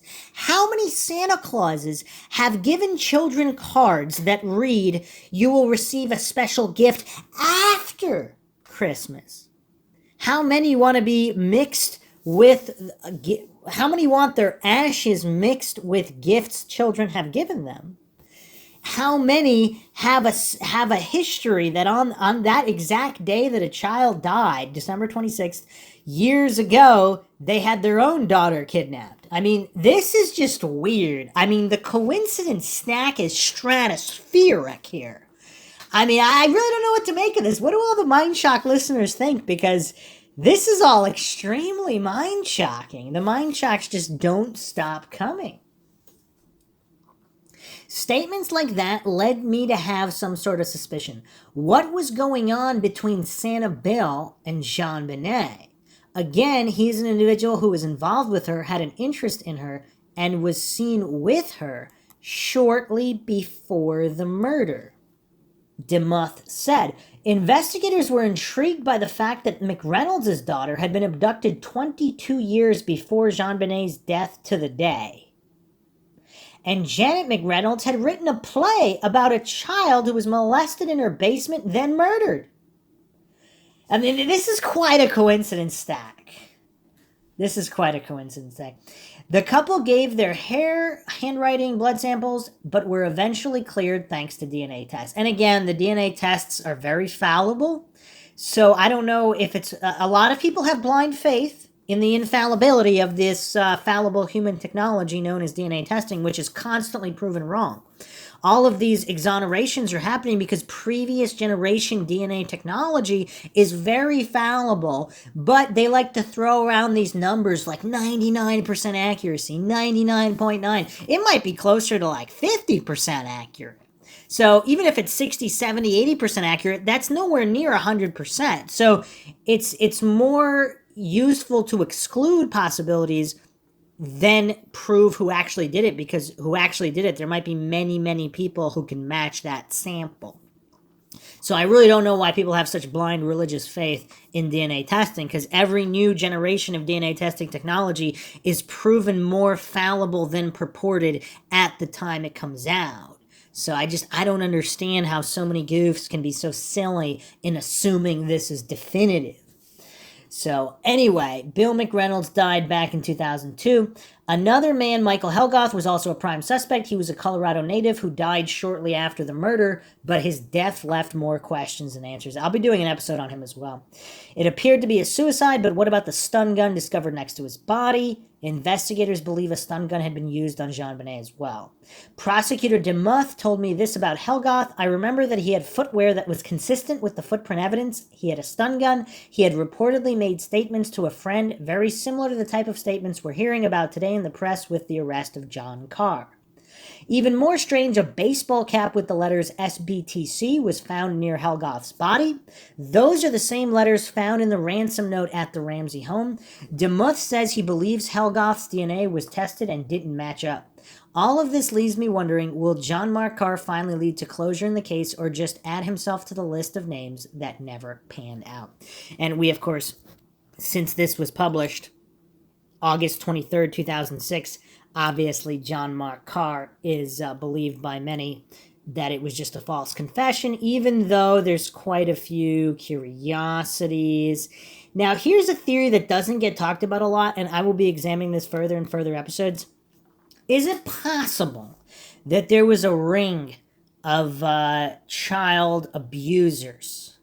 And of course, now in the post-Epstein era, coincidence theorists have been proven wrong so many times now.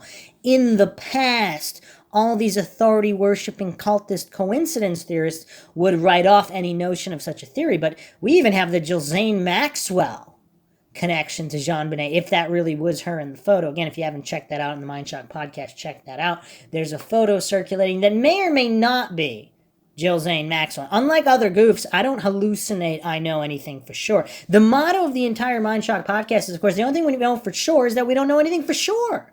How are we going to hallucinate to know? If you weren't there, you don't know, period. You can assume, you can have blind faith in certain reports. How often are those correct?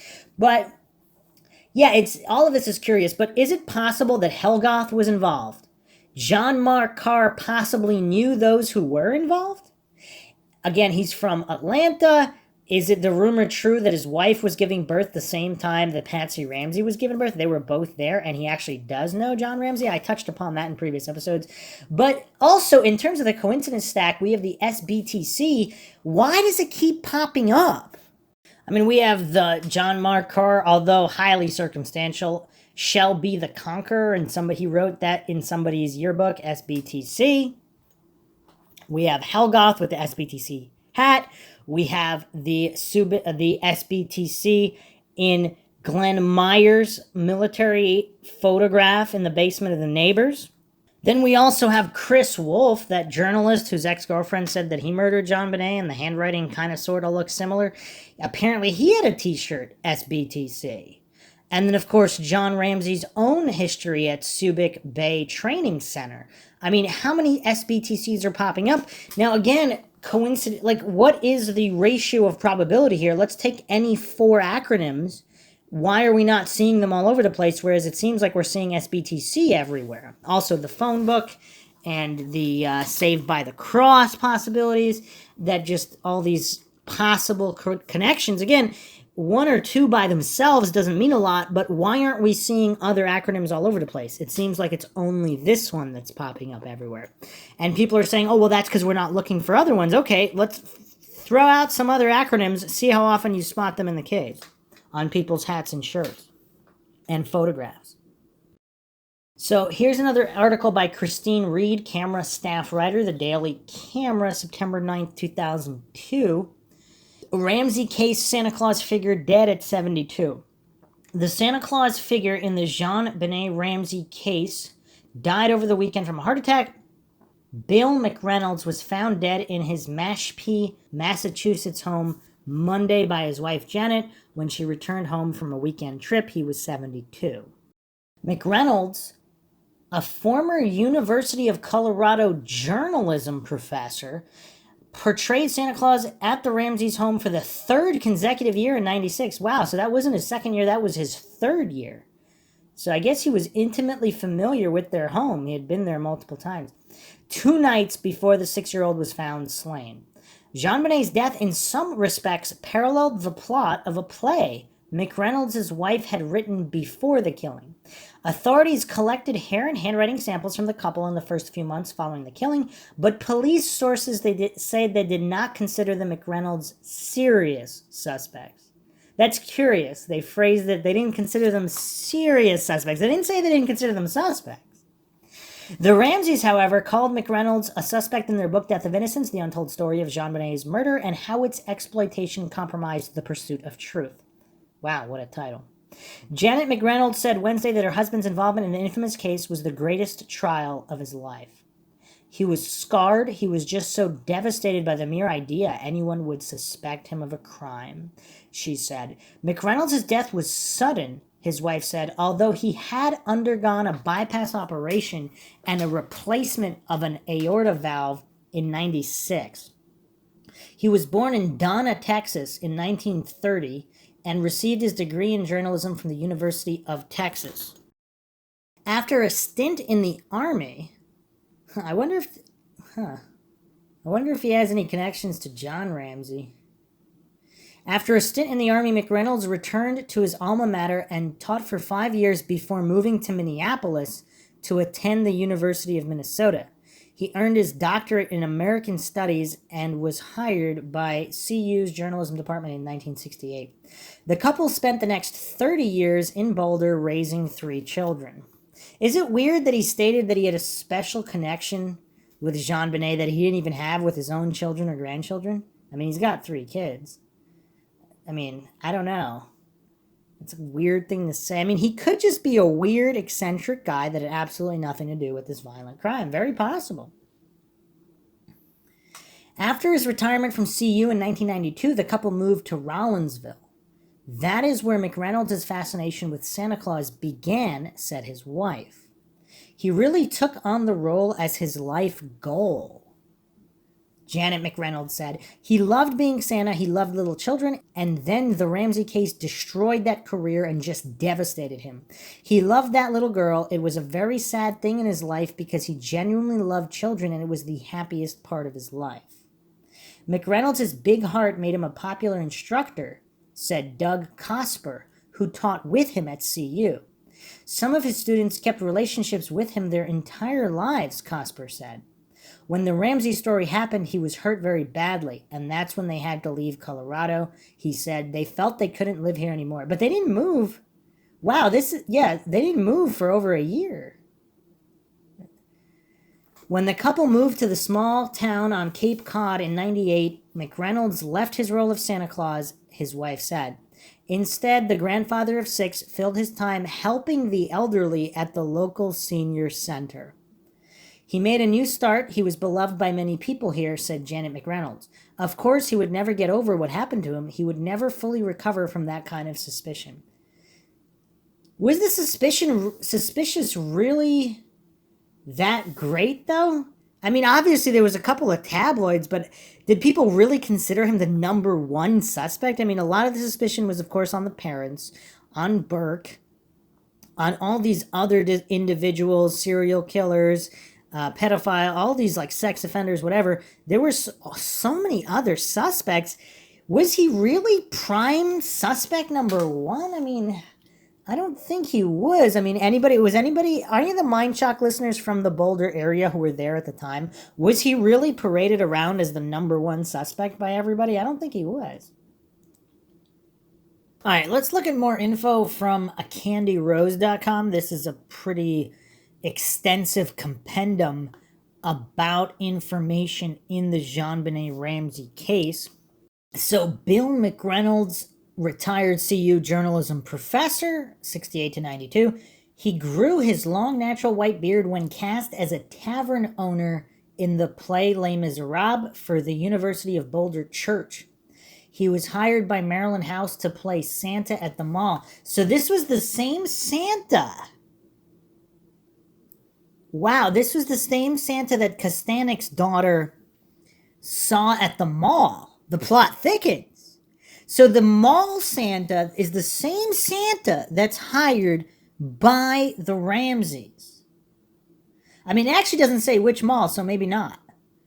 It just says at the mall. It doesn't say which mall, but how many malls are there in that neighborhood, or did the Kostaneks go farther out to the mall? So maybe the same Santa. Huh. He played Ramsey's Santa 94, 95, and 96. Bypass heart surgery August 23rd, 96 at St. Joseph Hospital. Bill gave the Ramseys Santa's simplest gift, a revised 95 taped Christmas story he wrote. Both Janet and Bill McReynolds were invited by the Ramseys to attend JonBenet's memorial service. Curious, so apparently they did not suspect them, or did investigators tell the Ramseys to invite potential suspects so they can monitor their behavior at the funeral? That's a lot of things people don't talk about, but in high-profile cases, or possibly even low-profile cases, the murderers often attend the funerals of those they murdered, and astute highly trained investigators will often attend the funerals of the victims in order to see who shows up and how they behave. There's no reason to suggest that here. I just threw that out there as a possibility. I'm not saying that's true in any way. Or the Ramseys simply don't suspect them at all, and that's why they invited them. But at some later point, they suspect, or did they just throw out their names to cast suspicions off themselves, whether guilty or innocent? So regardless of whether the Ramseys are innocent or guilty, they might have thrown insinuations in the McReynolds' direction to get the attention off of them. John Ramsey suggested Bill McReynolds as Santa fed JonBenet pineapple while he drank tea the night she was murdered. He also suggested SBTC was really SBJC, Santa Bill, Janet, Claus. Well, that's a stretch. Wow. Wow. I don't know what to make of that. That does not make a lot of sense. See, unlike all the other potential SBTCs, I mean, this one, I don't even think that should be seriously considered. And this is Mindshock where we consider everything. I mean, that's just, there doesn't seem to be anything there. That's weird. But here's another possibility. Let's throw this out there. Out of all the possible theories, is it possible Bill McReynolds, completely innocent, and he's just an old-timer guy that really just likes JonBenet Ramsey because he sees her as just like a really great kid, maybe a pure soul, something of that nature. He has no ill intent of any kind. He never had a negative thought in her direction, would never harm her in any way, and he just got a kick out of making kids happy and being Santa Claus. Did he really break in or go to the Ramseys' home at night? Did he really feed her the pineapple? And then he left. And then someone else killed her. Is that a possibility? And he obviously could never admit that because that would paint him as suspect number one.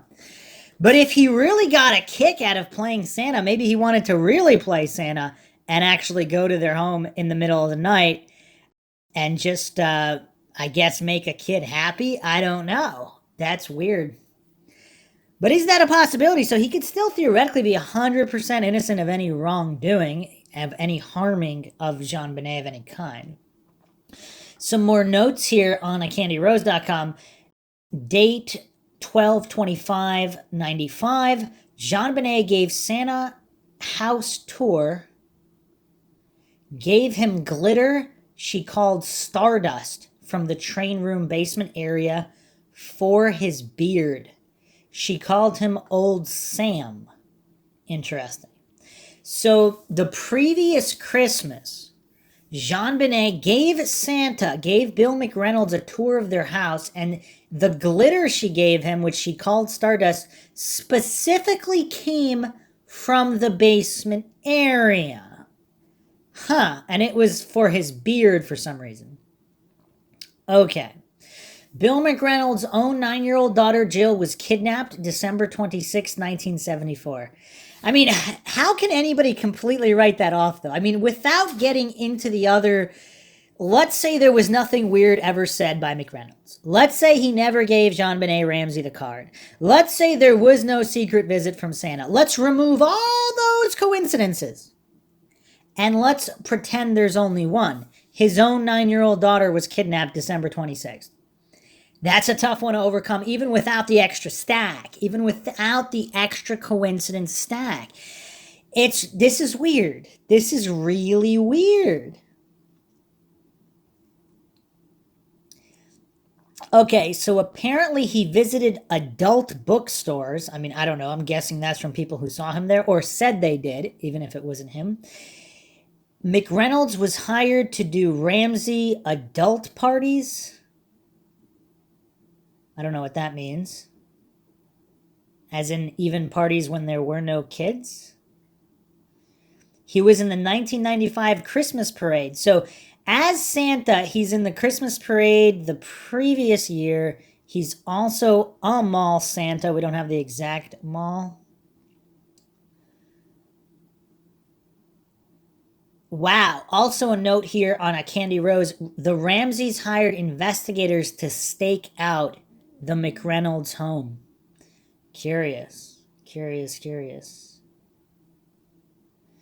Actually, so there is a note here that McReynolds was Boulder DA Mary Lacey's prime suspect, dating back to the summer of 98. So that's curious. If they moved that summer in 98, is that because there was some kind of announcement of him as a prime suspect? Curious. So he did give fingerprints and blood and hair samples and handwriting samples. So Rocky Mountain News article, February 7th, 97, said that he was eliminated by his handwriting, but on Perfect Murder, Perfect Town, page 313, his handwriting is listed as questionable. So his alibi is apparently sleeping at home 10 p.m. All right, so Janet McReynolds. Janet went with her husband Bill to the Ramsey 96 Christmas party because he was just getting over major bypass heart surgery. 22 years prior, December 26, 74, her 9-year-old daughter, Jill, was kidnapped. Janet said the Ramseys invited them to JonBenet's funeral memorial. Christmas night was spent with her daughter, Jo, granddaughter, Vicky, son-in-law, Al, granddaughter, Willow. So Janet said they had a Spain trip planned in June 96. Her play, copyrighted Hey Rube, R-U-B-E, fictional account, 1965 basement murder of Sylvia Likens, Indianapolis, Indiana. So she stated December 23rd, 1996 was the first and only time she had seen JonBenet Ramsey. So was she not at the previous year's Christmas parade, or was JonBenet not at the previous year's Christmas parade? Okay, so she had this play, and it's curious. So her 9-year-old daughter Jill was kidnapped December 26th. Okay. So was writing this play, I mean, do people who've had bad things happen to their children normally write plays like this? I mean, I don't know. It's kind of weird. She also gave all the samples, same alibi, sleeping 10 p.m. Okay, so Tristan McReynolds was Santa's son, Bill McReynolds' son. Tristan first met Patsy when he delivered a gingerbread house to the Ramseys from his bakery in Basemar Shopping Center.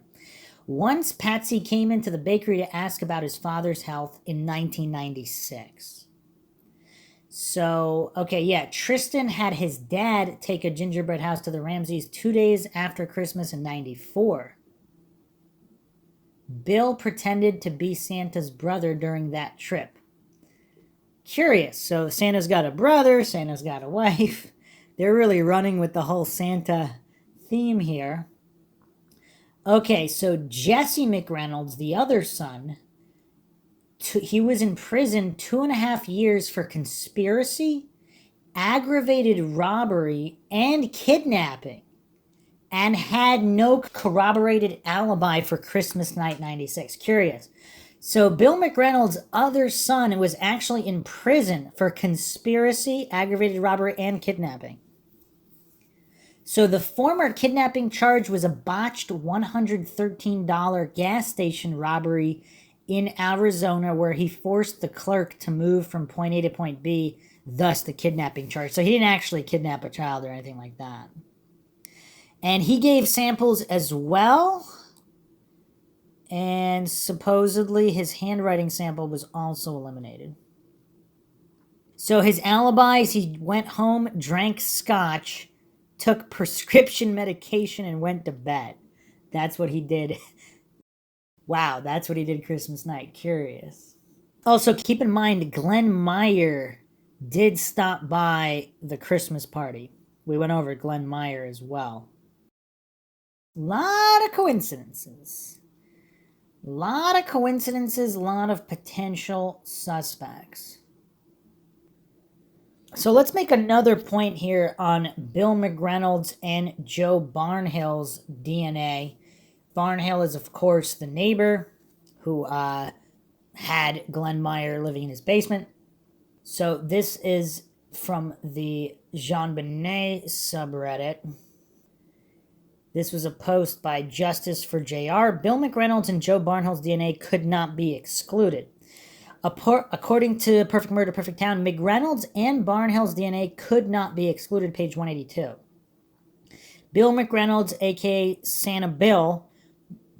Bill McReynolds played Santa at several Ramsey holiday parties and knew the family well. McReynolds was named by the Ramseys as one of 5 people worthy of further investigation. Janet McReynolds, wife of Santa Bill, had a daughter who had been kidnapped and sexually assaulted 22 years to the day before JonBenet's death. The ransom note is made up primarily of movie quotes. Janet is a movie critic. You know what else is really, really troublesome? See, if it had been Christmas Eve or 2 days after or New Year's Eve, that would still be slightly suspicious because it was around the same time. But the exact day, that's a problem. I mean, I guess that's not a problem for coincidence theorists, but if you're not a coincidence theorist, that's a problem. That's a problem. But just continuing on here with this post here. Bill McReynolds' DNA could not be excluded. Neither could Joe Barnhill, next-door neighbor of the Ramseys. Joe Barnhill claimed he saw John Andrew Ramsey outside the home. Was this an attempt to frame John Andrew in the murder? Joe Barnhill had easy access to the home, says he watched TV, went to bed. Can this be proven? Barnhill's hands were crippled bad with palsy that he couldn't give police handwriting sample. What a coincidence he couldn't give a handwriting sample. Not necessarily. I mean, he was really old, so that's something that's totally believable. Although, if he was the perpetrator, and obviously I'm not alleging he was in any way, but that would be convenient to pretend he did. But if there was a true investigation, of course, they would have had his doctor and all of that verified. Okay. So apparently Jameson had Ollie Gray's files, which included McReynolds' DNA results. So Jameson 245, I mean, are we assuming this is the Jameson? Possibly. I assure you that Joe Barnhill Sr., Joe Barnhill Jr., and Santa Bill McReynolds were all cleared totally, not just by DNA, but also by handwriting, prints, and hair. And another point here, what prints are they talking about? And if there was more than one culprit, how can you say they were cleared? So if there was more than one individual, and of course these tests are not infallible in the first place, but let's say they're infallible, just to appease the coincidence theorists.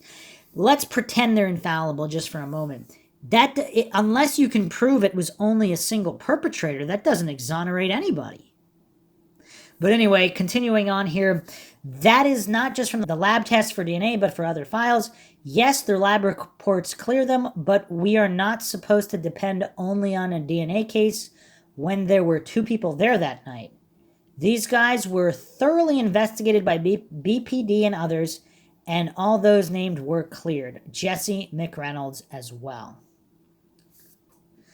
And then, of course, the case encyclopedia, JonBenetRamsey.pbworks.com, states otherwise. So here's interesting. This is very interesting. So here's the DNA testing timeline. So DNA samples collected in 1997. All of the original samples of DNA collected from family and close friends were collected in early 1997, starting in mid-January. I mean, that's kind of late. I mean, that's weeks after. That's weird. Okay. New technology, 1999. In 1999, FBI released a new technology called short tandem repeat to profile DNA. It uses 13 markers to raise the probability that a random selected individual would match it to 1 in 1 quintillion. And again, we've gone over some of that math. If you haven't checked out DNA for Dummies in the Stephen Avery series, there's 2 episodes on that. Make sure you check that out. We go in depth on how all of these examined. 2001 testing. The new testing is allowed after a legal battle in Colorado's courts. And JonBenet's underwear is analyzed again, resulting between 1 and 2 markers out of 13 being identified. Okay. So there's 2 different blood spots. So 2003 testing, a second blood spot on JonBenet's underwear tested, resulting in between 9 and 10 markers on the spot to be defined. So anybody cleared before 2003 was not really cleared because they only had between 1 and 2 out of 13 markers. So if they had all 13 markers, then a wrong match would be 1 in 1 quintillion, allegedly. And again, that's based on extrapolated data. And again, if you haven't checked out the DNA for Dummies, make sure you check that out. Submissions to CODIS. The genetic fingerprint meets the threshold to be placed in a national database, combined DNA indexing system, or CODIS, which holds DNA profiles of those convicted in most states of certain crimes. Male DNA under fingerprints. Findings. The coroner took nail clippings from JonBenet. Male DNA was found under JonBenet's right hand fingernail that does not match that of any Ramseys.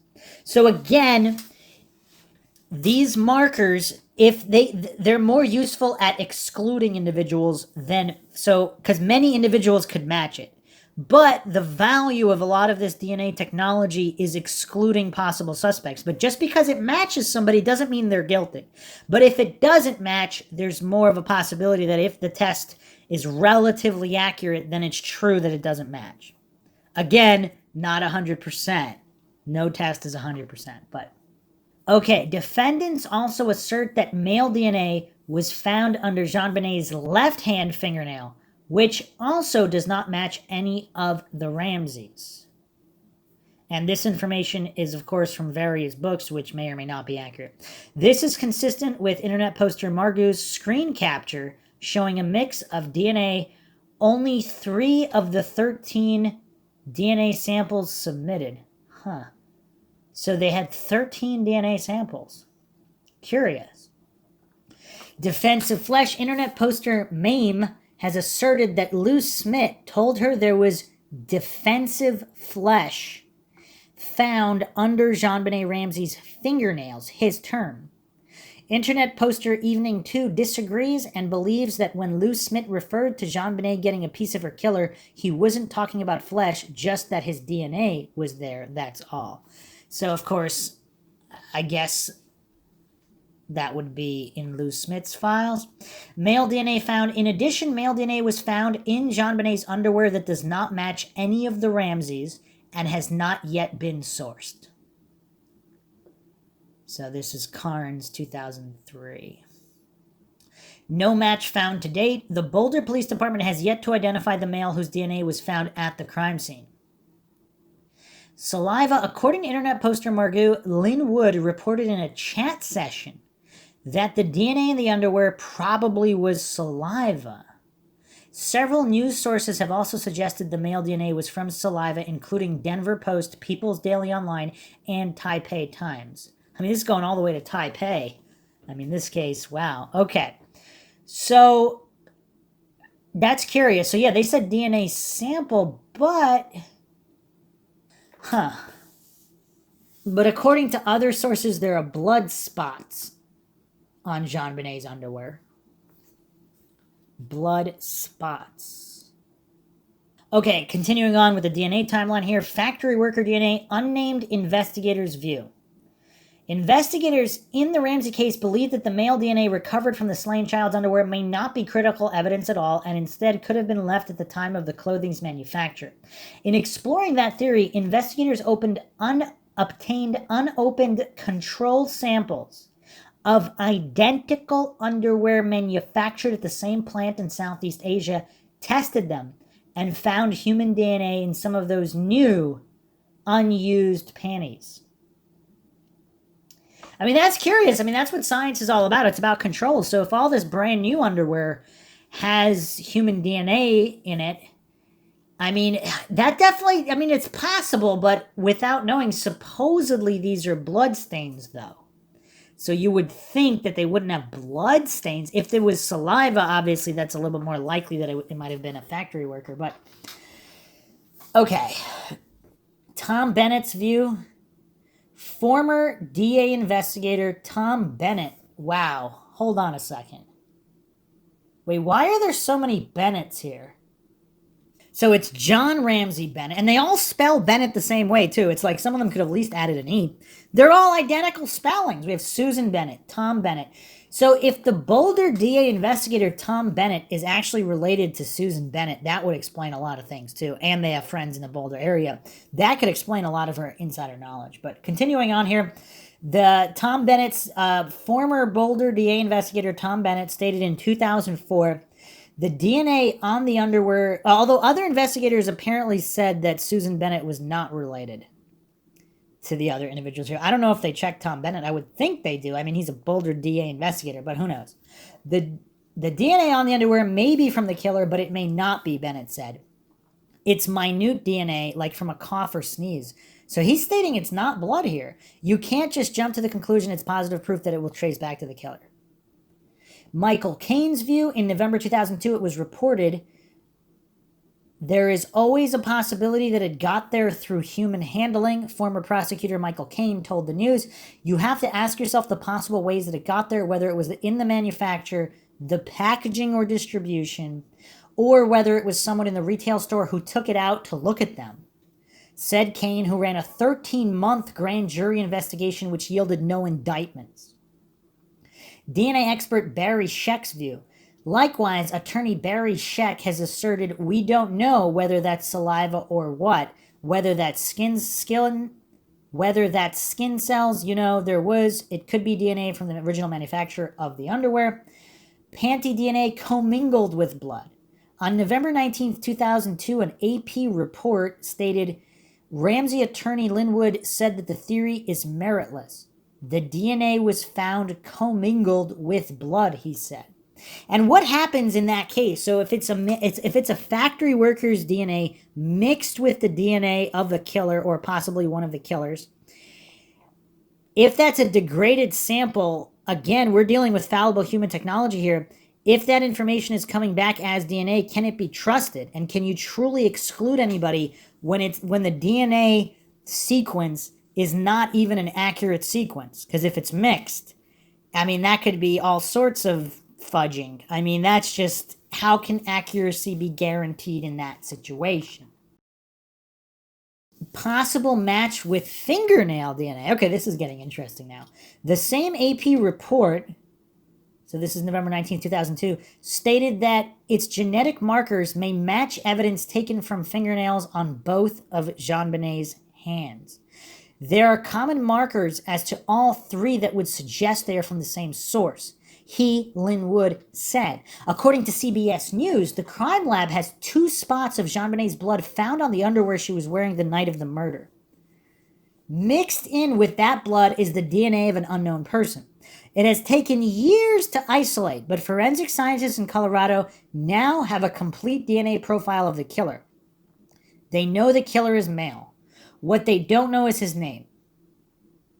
Augustin and Gray are convinced that the DNA sample belongs to JonBenet's killer because of a small amount of matching DNA that was also found under the 6-year-old murder victim's fingernails. See, now we're getting a little bit more scientific, because if the DNA sequence matches the sequence under her fingernails, then it's not a factory worker. Unless someone wants to allege that the factory worker traveled to Boulder and killed her there. Although, and with what kind of duct tape that he lifted from another duct tape factory in North Carolina, that's, wow. I mean, this is the JonBenet Ramsey case. Mind-shocking across the board. But no, I'm not alleging that theory is true.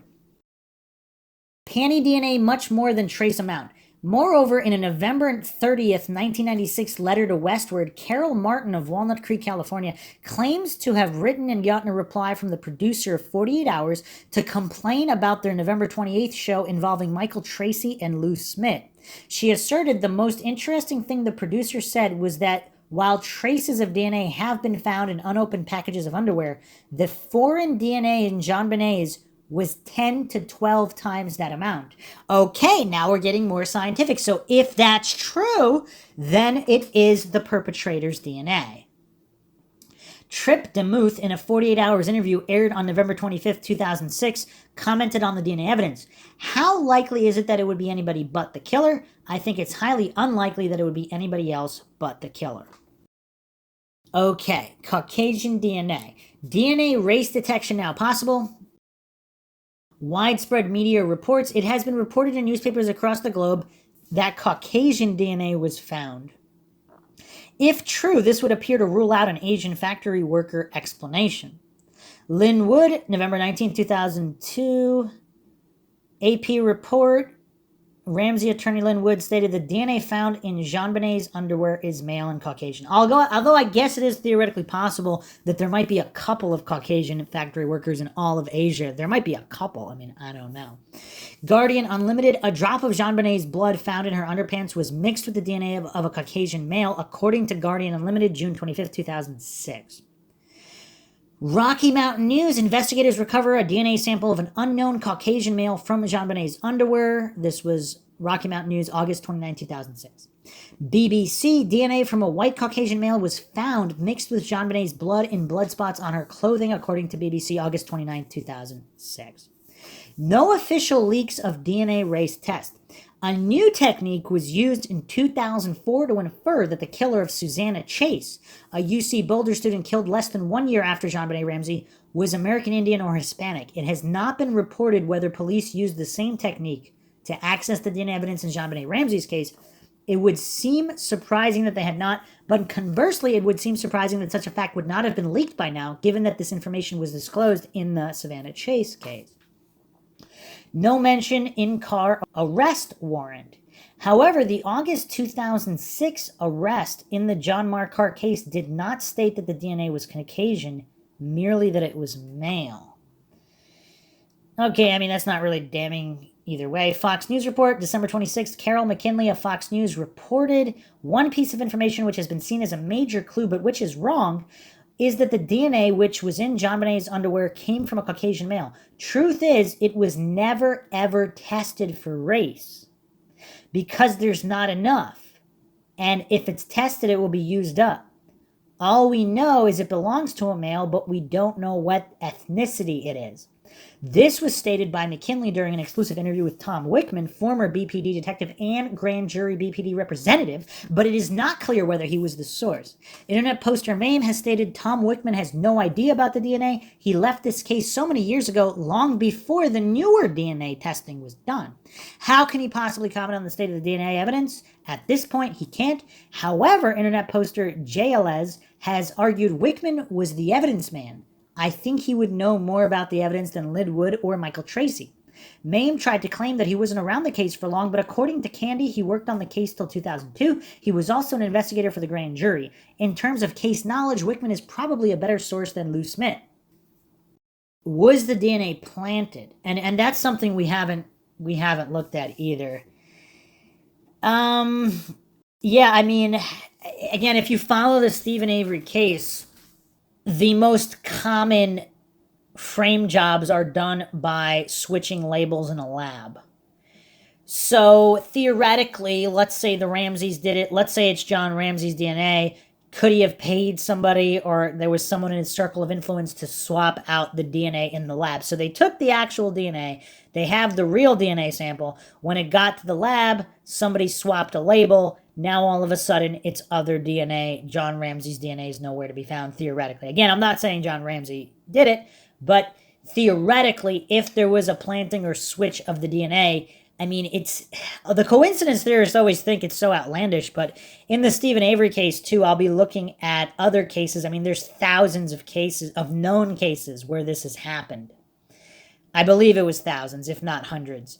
So, but those are the ones they found out about. So I don't know if they only found out about a couple hundred so they can extrapolate that it was thousands that this occurred in, just in the U.S. or in the world that has not been found out about. But, because who wants to look bad? If it was a state crime lab, whatever.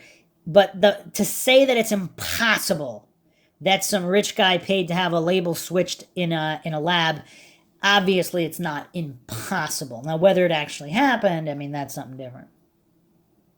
So here we have who has submitted DNA blood samples. John Ramsey, Patsy Ramsey, John Andrew Ramsey, Melinda Ramsey, Burke Ramsey, Jeff Ramsey. Ramsey Friends and Neighbors, Joe Barnhill Sr., Joe Barnhill Jr., Jay Elofsky, Barbara Fernie, John Fernie, Mike Glenn, Jack Logan, William McReynolds, Glenn Meyer, Glenn Stein, Roxanne Walker, Stuart Walker, Fleet White, and Priscilla White. So Susan Stein has not given her sample. Curious.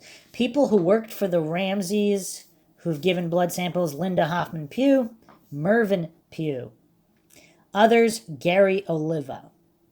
So curious, it doesn't say John Marquardt. I mean, you would think they have, unless this is not accurate. Who has been cleared by DNA? According to CBS News, 60 people have been cleared. So Ramsey family members, the DNA does not match any of the known Ramseys. Apparently, the DNA has also cleared Fleet White and Priscilla White and Mervyn Pugh. But not Linda Hoffman Pugh. Wow, that's curious. Okay, who has not been cleared by DNA? According to Perfect Murder, Perfect Town, McReynolds and Barnhill's DNA could not be excluded, page 182. Okay. Some more curiosities here. Where blood was found. According to a report, blood was found on JonBenet Ramsey's body, which was wiped down, leaving little trace. What does that mean? JonBenet Ramsey's nightshirt samples 5A, 5B. JonBenet Ramsey's panties sample number 7. In the autopsy report, it is stated the underwear is urine stained. The inner aspect of the crotch are several red areas of staining, measuring up to 0.5 inches in maximum dimension. Thus, the exact number of blood spots is not known, but at least 2 of the spots tested to date have found commingled foreign DNA. Also, the white blanket covering JonBenet Ramsey, sample number 16A. The nightgown found next to JonBenet Ramsey, samples number 17A and 17C. All blood evidence is from JonBenet Ramsey. DNA testing appears to indicate all blood evidence belongs to JonBenet Ramsey. There is intermingled DNA with JonBenet Ramsey's blood spots on the panties, but investigators believe the foreign DNA may be saliva and no one has reported it to be blood. Okay, well, that makes it more complicated, because if it's her blood spots mixed with other DNA, then they're saying blood spots, but that doesn't mean blood DNA. Okay, that kind of makes sense. So let's check out some articles while we're on the DNA timeline here. This is from 9news.com. 25 years after JonBenet Ramsey's death, Boulder police continue to examine DNA evidence. So it's just from a couple days ago. The department said they are actively reviewing genetic DNA testing processes to see if they can be applied to the case. The Boulder Police Department has analyzed nearly 1,000 DNA samples in their 25-year investigation into the death of JonBenet Ramsey and is actively reviewing DNA testing processes to see if they can be applied to the case, the department said Monday. It's been 25 years since the 6-year-old JonBenet was found dead in the basement of her family's home on December 26, 1996. Her murderer still hasn't been found. In a statement Monday, the department said they have processed more than 1,500 pieces of evidence related to JonBenet's death. That evidence has included the analysis of nearly 1,000 DNA samples, BPD said. Thanks to the huge advances in DNA technology, multiple suspects have been run through the system to check for matches, BPD said in the release. CBI has updated over 750 reference samples with the latest DNA technology. The Boulder Police Department works closely with CBI on future DNA advancements. Additionally, Boulder police have worked with CBI to ensure that the DNA in the system can be compared correctly to new DNA samples that have been uploaded to ensure accuracy, the statement continued. That DNA is checked regularly for any new matches. As the department continues to use new technology to enhance the investigation, it is actively reviewing genetic DNA processes to see if these can be applied to the case moving forward. In 2016, then BPD Chief Greg Testa said the department had 1,500 pieces of evidence, including 200 DNA samples. They had traveled to 18 states to interview more than 1,000 people and followed up on 20,000 tips, Testa said at the time.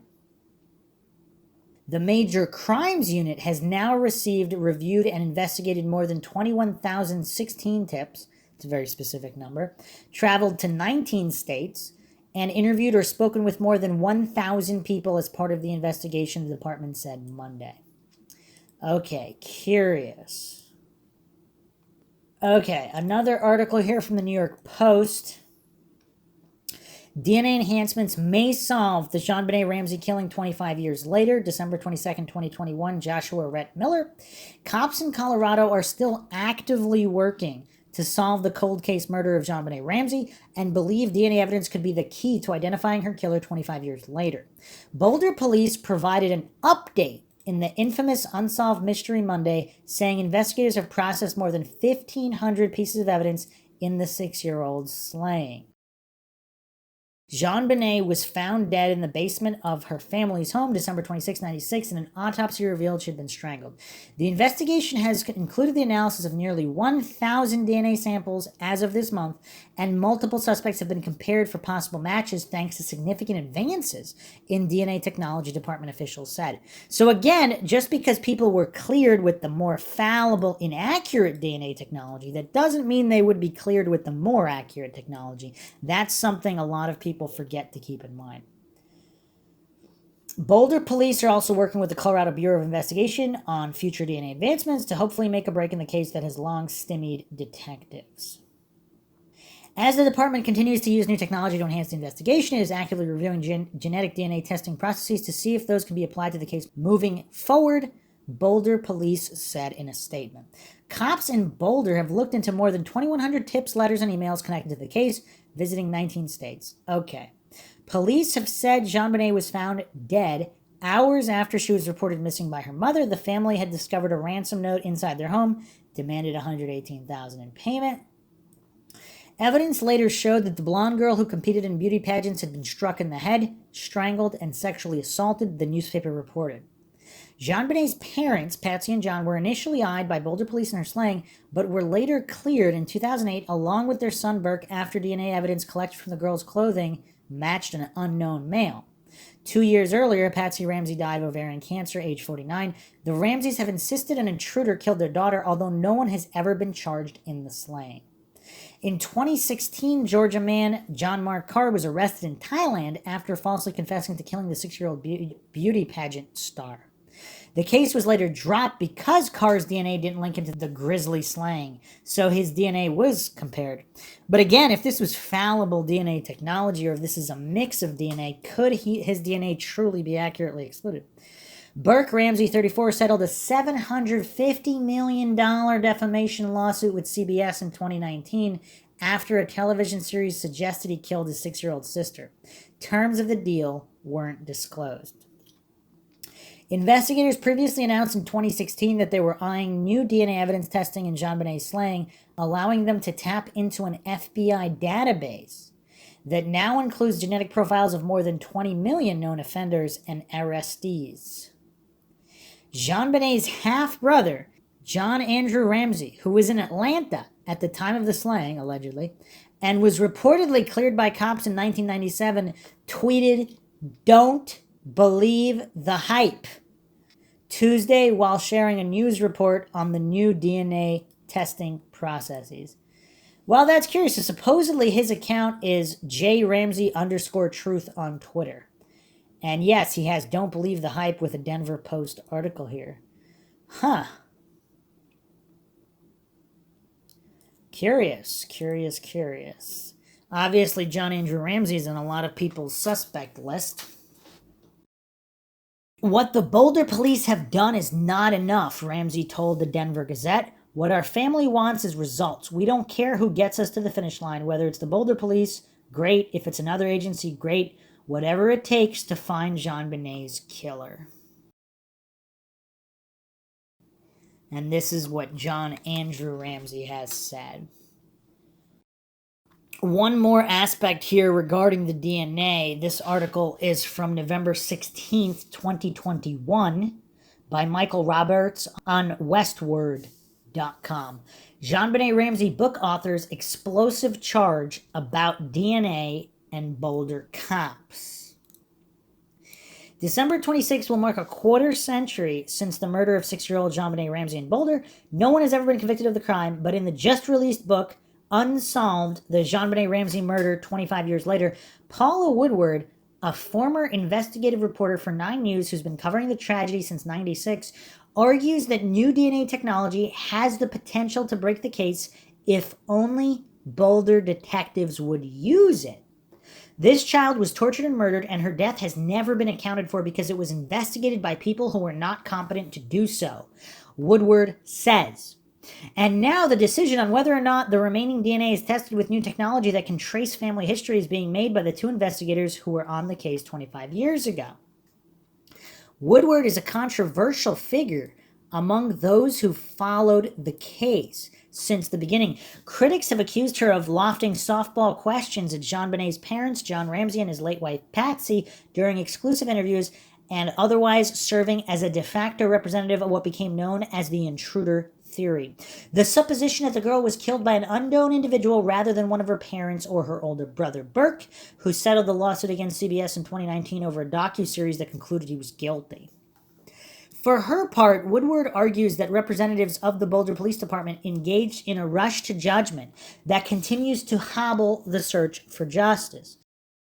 The lead detectives were there when the mentality was formulated that the Ramseys did it, or at the very least, Patsy did it. So how can we trust their decision on not testing the DNA now?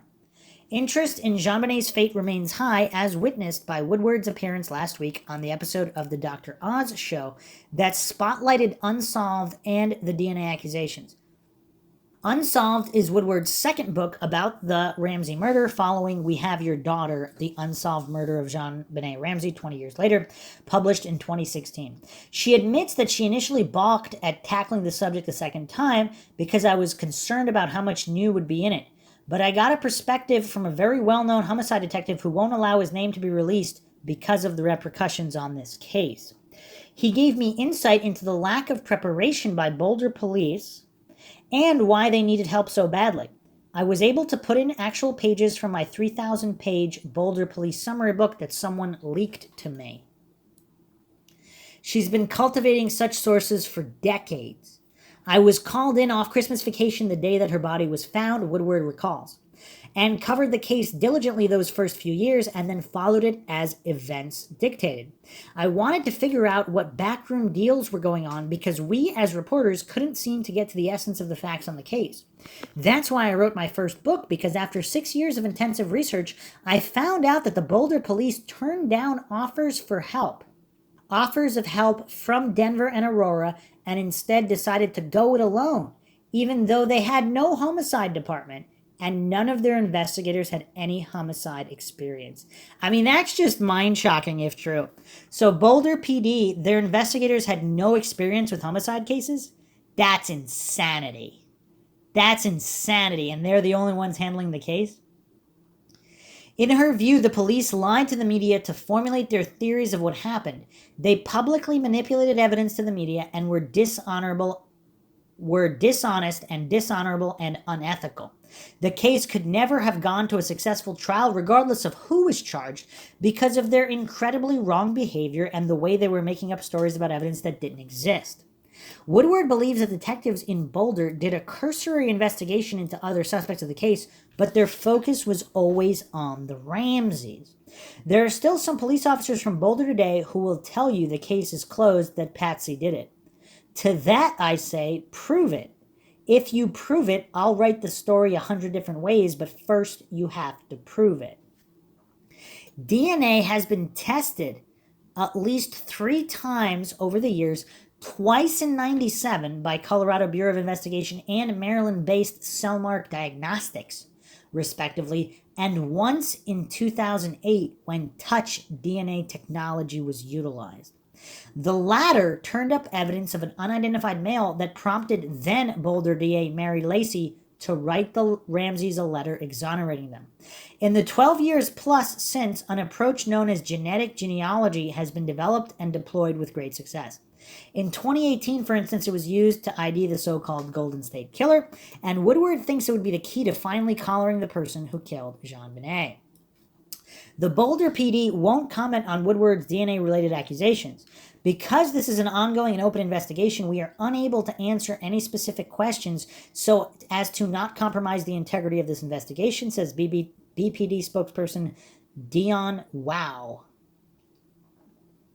But Woodward's sources tell her the reason given for not using genetic genealogy is that doing so would use up the rest of the DNA, thereby closing off any future testing. What they're saying sounds legitimate, she notes, but because you have the same investigators in charge of the case 25 years later, which defies any sense of neutrality or fairness, can we trust their decision on not testing the DNA now? The Boulder DA's office has been involved in the case from the beginning and sent it to a grand jury that did not result in any indictments. According to the Colorado Bureau of Investigation, Colorado has over 1,500 unsolved homicides. Says DA spokesperson Shannon Carbone, every cold case, homicide, and missing person case represents a tragic and unexplained loss. The victims deserve justice. Their families deserve answers and some form of closure. That's why our office serves on the Colorado Cold Case Review Team and recently assisted in the successful prosecution of the murder of Dylan Redwine, which culminated in a trial this past July. Carbone adds the 96 murder of 6-year-old JonBenet Ramsey is one of the cases on the list maintained by the Colorado Bureau of Investigation. Her death sparked prolonged interest that persists to this day. Significant time and resources have been expended trying to determine who killed her, but the case remains unsolved. The Boulder PD continues to actively work the investigation. If the perpetrator is identified and arrested, our office will be responsible for the prosecution of the case. This explanation isn't good enough for Woodward. I believe deeply that someone new needs to investigate this case, she said. And that can only happen if the Boulder DA, the Colorado Attorney General, or the Colorado Governor get involved and make that happen. And they need to. JonBenet is someone who would have made a difference in our world, and we can't be satisfied with just going along in a case that isn't going anywhere. We're better than that. And that's a good point. How long should incompetent investigators be allowed to basically stonewall cases, either intentionally or just due to their incompetence? Should there be a law that if a particular department who has lead in the case, should they be dismissed and somebody else brought in, either the FBI or some other investigative team to take over? Because if they're not solving it, I mean, they've had plenty of time to solve it. I mean, a quarter century is plenty of time to solve it if they have the capacity to do so. If they don't, at least give somebody else a crack. Maybe somebody else could do it, somebody more competent. And if they can't, they can't. I mean, at least try something. Whatever they're doing and have been doing is clearly not working. I mean, most cases that are unsolved after 25 years remain unsolved, barring a few outliers.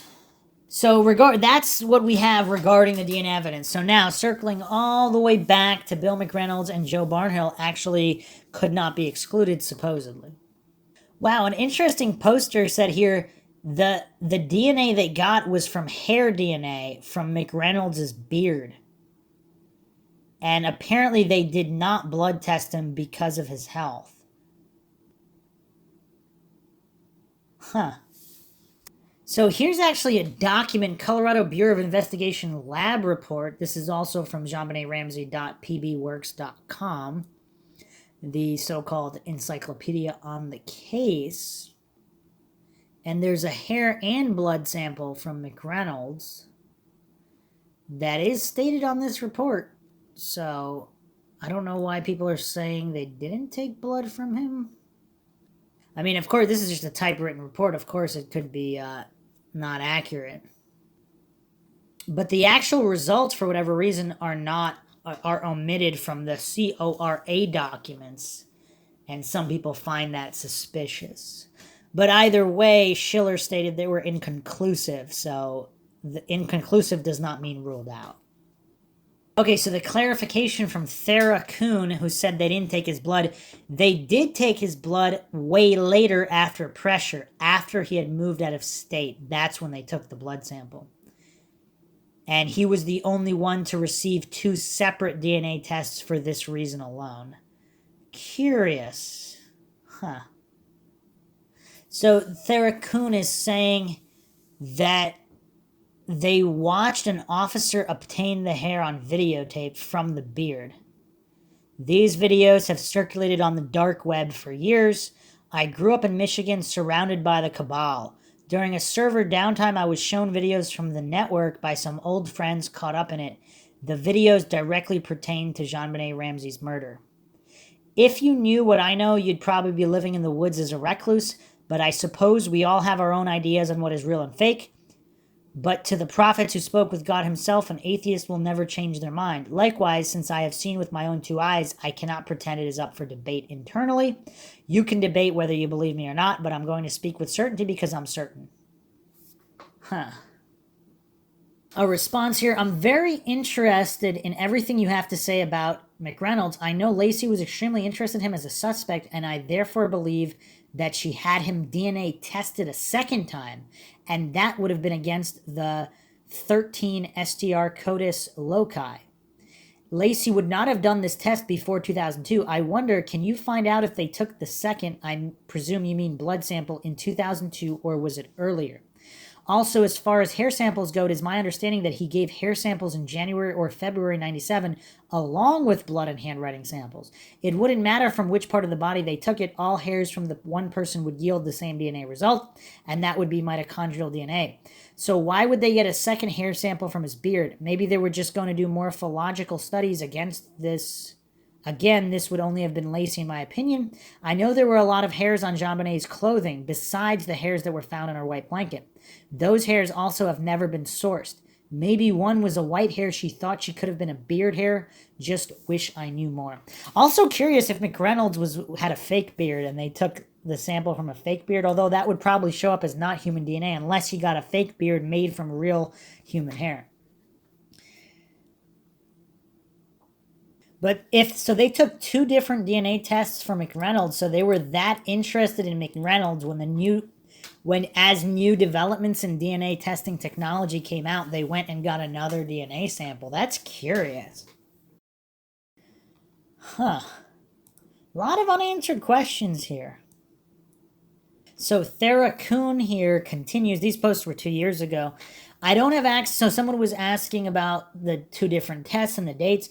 I don't have access to that level of information, unfortunately, but perhaps I can contact my source and see if they can verify more information. I know it matches the video I've seen about it, shown to me by someone in the network. People caught up in the network have managed to show me pieces of the site. One of them was a video publication made surrounding the JonBenet Ramsey murder. It featured many scenes, many surrounding the McReynoldses. Essentially, one of the officers of the law, the initial collector of the hair DNA, collected his beard hair. He was considerably younger than he was made to be. Okay, so they're going to get into a crazy theory, which I'm not getting into next, but I will circle back to it in a few moments. Let's finish with this. Take, for example, the stories told about the symbolism of Christmas. Bill said how odd it was that he had a little friend on Christmas who died in a similar way many years back. Janet told her child Jill was kidnapped in a similar way exactly 22 years earlier. Wait a second. So Bill McReynolds had a little friend who died on Christmas many years back?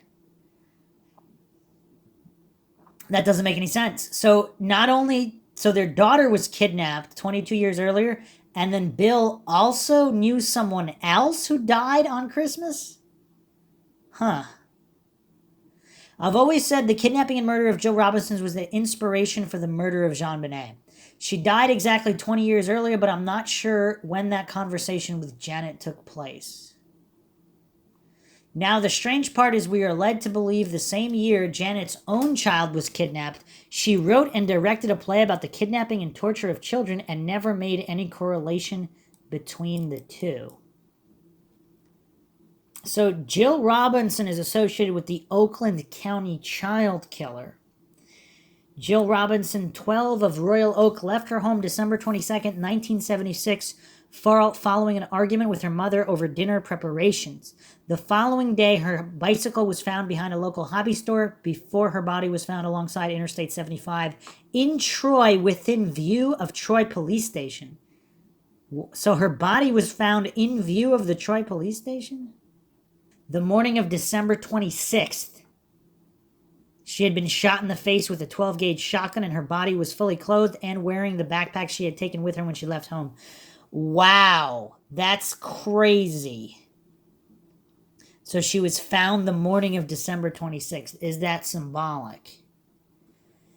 So that was 20 years earlier, and then also Janet's own child kidnapped. Okay, wow, this is crazy.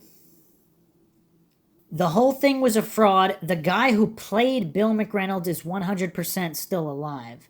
They're going to associate, this user has a theory on false identity and identity theft regarding the McReynolds, which we'll get into in a moment. Anyways, the tape showed it all for what it was. There was a scene with Santa Bill rolling around on his bed with his Santa bear, a scene where Janet rubbed his feet, a scene where the hair was plucked from his beard, a scene where he lay in his bed moaning about his heart attack before just getting up and standing up like he was 30.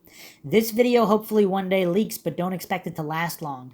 It's an issue of national security and pedophiles get the pass. Currently working alongside a small group in a more recent murder, so I don't have too much time to dedicate to JonBenet Ramsey, but Christmas always brings a lot of traffic, so rest assured I'll have something more concrete for y'all by then. Okay. Wow, here's a Mindshock. Wow. Okay, so there's a poster here, Samara Candy. A fact kept secret by Boulder police. So apparently there was another neighbor who saw a man at the Ramsey home other than Barnhill. So a fact kept secret by Boulder police who tried to pretend Barnhill Sr. was just a dopey old senior with poor eyesight. We eventually found out from Woodward that there was a second neighbor who saw a man outside the Ramsey's house that day. So there is every reason to believe that there was a young guy who looked like John Andrew Ramsey, but wasn't actually him outside the Ramsey house on Christmas Day. And there is also every reason to believe that this person could be connected to JonBenet's murder later that night. Okay, so here's another post from the JonBenet subreddit, The McReynolds by M. May 333, 3 years ago. Wow, that's a lot of threes. Okay, the McReynolds. There are an unusual amount of coincidences surrounding the McReynolds family that I find difficult to turn a blind eye to. I am not accusing anyone in particular, just pointing out the multiple bizarre similarities and things that give me pause. Would love to hear others' thoughts. Bill McReynolds, retired CU journalism professor, 68 to 92. He grew his long natural white beard when cast as a tavern owner in the play Les Mis for Unity of Boulder Church, hired by Marilyn House to play Santa at the mall, played Santa at the Ramseys 94, 95, 96. So, according to Thomas's book, JonBenet had led McReynolds by the hand on a tour of the house during the 95 Christmas party, including her bedroom and the basement to see where the Christmas trees were kept, and had given him a vial of glittery stardust to sprinkle in his beard. He carried it to the hospital as a lucky charm during the surgery. So she gave him a tour of the whole house, so he knew exactly where every room was, including her own. Okay. According to Carnes 2003, McReynolds had written a card to JonBenet that was found in her trash can after the murder. Wow. So this is a quote from Bill McReynolds. The stardust was all I took with me for good luck when I had heart surgery last summer. Her murder was harder on me than my operation. She made a profound change in me. I felt very close to that little girl. I don't really have other children that I have this special relationship with. Not even my own children or grandchildren. When I die, I'm going to be cremated. I've asked my wife to mix the stardust JonBenet gave me with my ashes. We're going to go up behind the cabin here and have it blow away in the wind. According to Thomas, he visited adult bookstores and admitted to having a long-withstanding admiration for porn. Weird, okay. McReynolds, also according to Thomas, McReynolds said what was truly terrible was that this wasn't the first child to die during his Santa years. A little boy who was a special friend had been murdered several years previously. So, what is going on here? So, not only was his daughter kidnapped to the day, but apparently during Christmas time, another little boy who he called a special friend had been murdered several years before. The coincidence stack is too high here. I mean, this is getting worse than the Maura Murray case. I mean, I don't know what to... I mean, how many people know children that were murdered on Christmas? How many people know children that were murdered on Christmas that they called their special little friend and also had their own daughter abducted on Christmas? And their wife wrote a play about a child being abducted and murdered in a basement. I don't know. Maybe it's a lot of people, but I mean, maybe not. Maybe this is the only guy ever. And maybe he's innocent too. Maybe this is just the way the coincidence stack worked out. I'm not alleging it's not. I'm just pointing out that the coincidence stack is crazy. I'm not saying that that moves to guilt in any way. It's just a crazy coincidence tag. Okay, from the 1998 interview with John Ramsey, we have some letters from him. We have a tape from him. It was a tribute to JonBenet or something like that. And apparently it starts out nice and then it gets up into this. You left Santa Claus and, went to all those fancy things and then you came back to Santa Claus. Very weird. He wrote me a letter saying that he carved JonBenet's name in a harp. It had the name of 3 other little girls that died early. Okay, so this information is coming from John Ramsey, so obviously we can't trust it. But if that's true, so not only did he know another little boy who was murdered at Christmas time, not only was his daughter abducted and assaulted Christmas time, not only did his wife write and direct a play about a little girl getting abducted and murdered in a basement, but he also has a harp with JonBenet's name on it and 3 other little girls that died as children. Okay. Huh. So, do the McReynolds, are they just really unlucky that they happen, not only their own child is abducted, but they just happen to know other children that are abducted and have some kind of weird, morbid fascination or interest with child murders before, during, and after JonBenet's murder? I mean, and is all of that coincidental? Wow. I mean, there's more and more mind-shocking coincidences here every second. I mean, this is unbelievable. There is also a statement from the mother of a friend of JonBenet's. The woman said that on Christmas Eve day in 96, JonBenet said Santa had told her he was going to make her a secret visit after Christmas. This is Boulder Police Reports 1-1874, 26-144, 1-41, 1-162, 1-204, 1-304, 1-2622, 5-297, 5-371, 5-2202. That's for the coincidence theorists that think it was just a rumor. Because I've seen coincidence theorists try to write that off, that never really happened. But apparently it's in all these police reports. Could that Secret Santa have been the killer and someone JonBenet knew?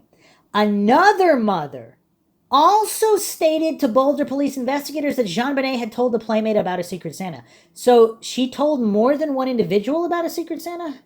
This is Boulder Police Report 1-1149. Huh. So his alibi, of course, McReynolds was home in bed.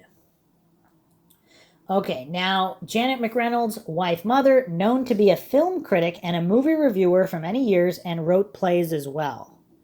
The only play the public has ever been made aware of was Hey Rube, which was based on the true story of Sylvia Likens, a young girl who was held captive in an Indiana basement in 1965. She was abused, tortured, and finally killed.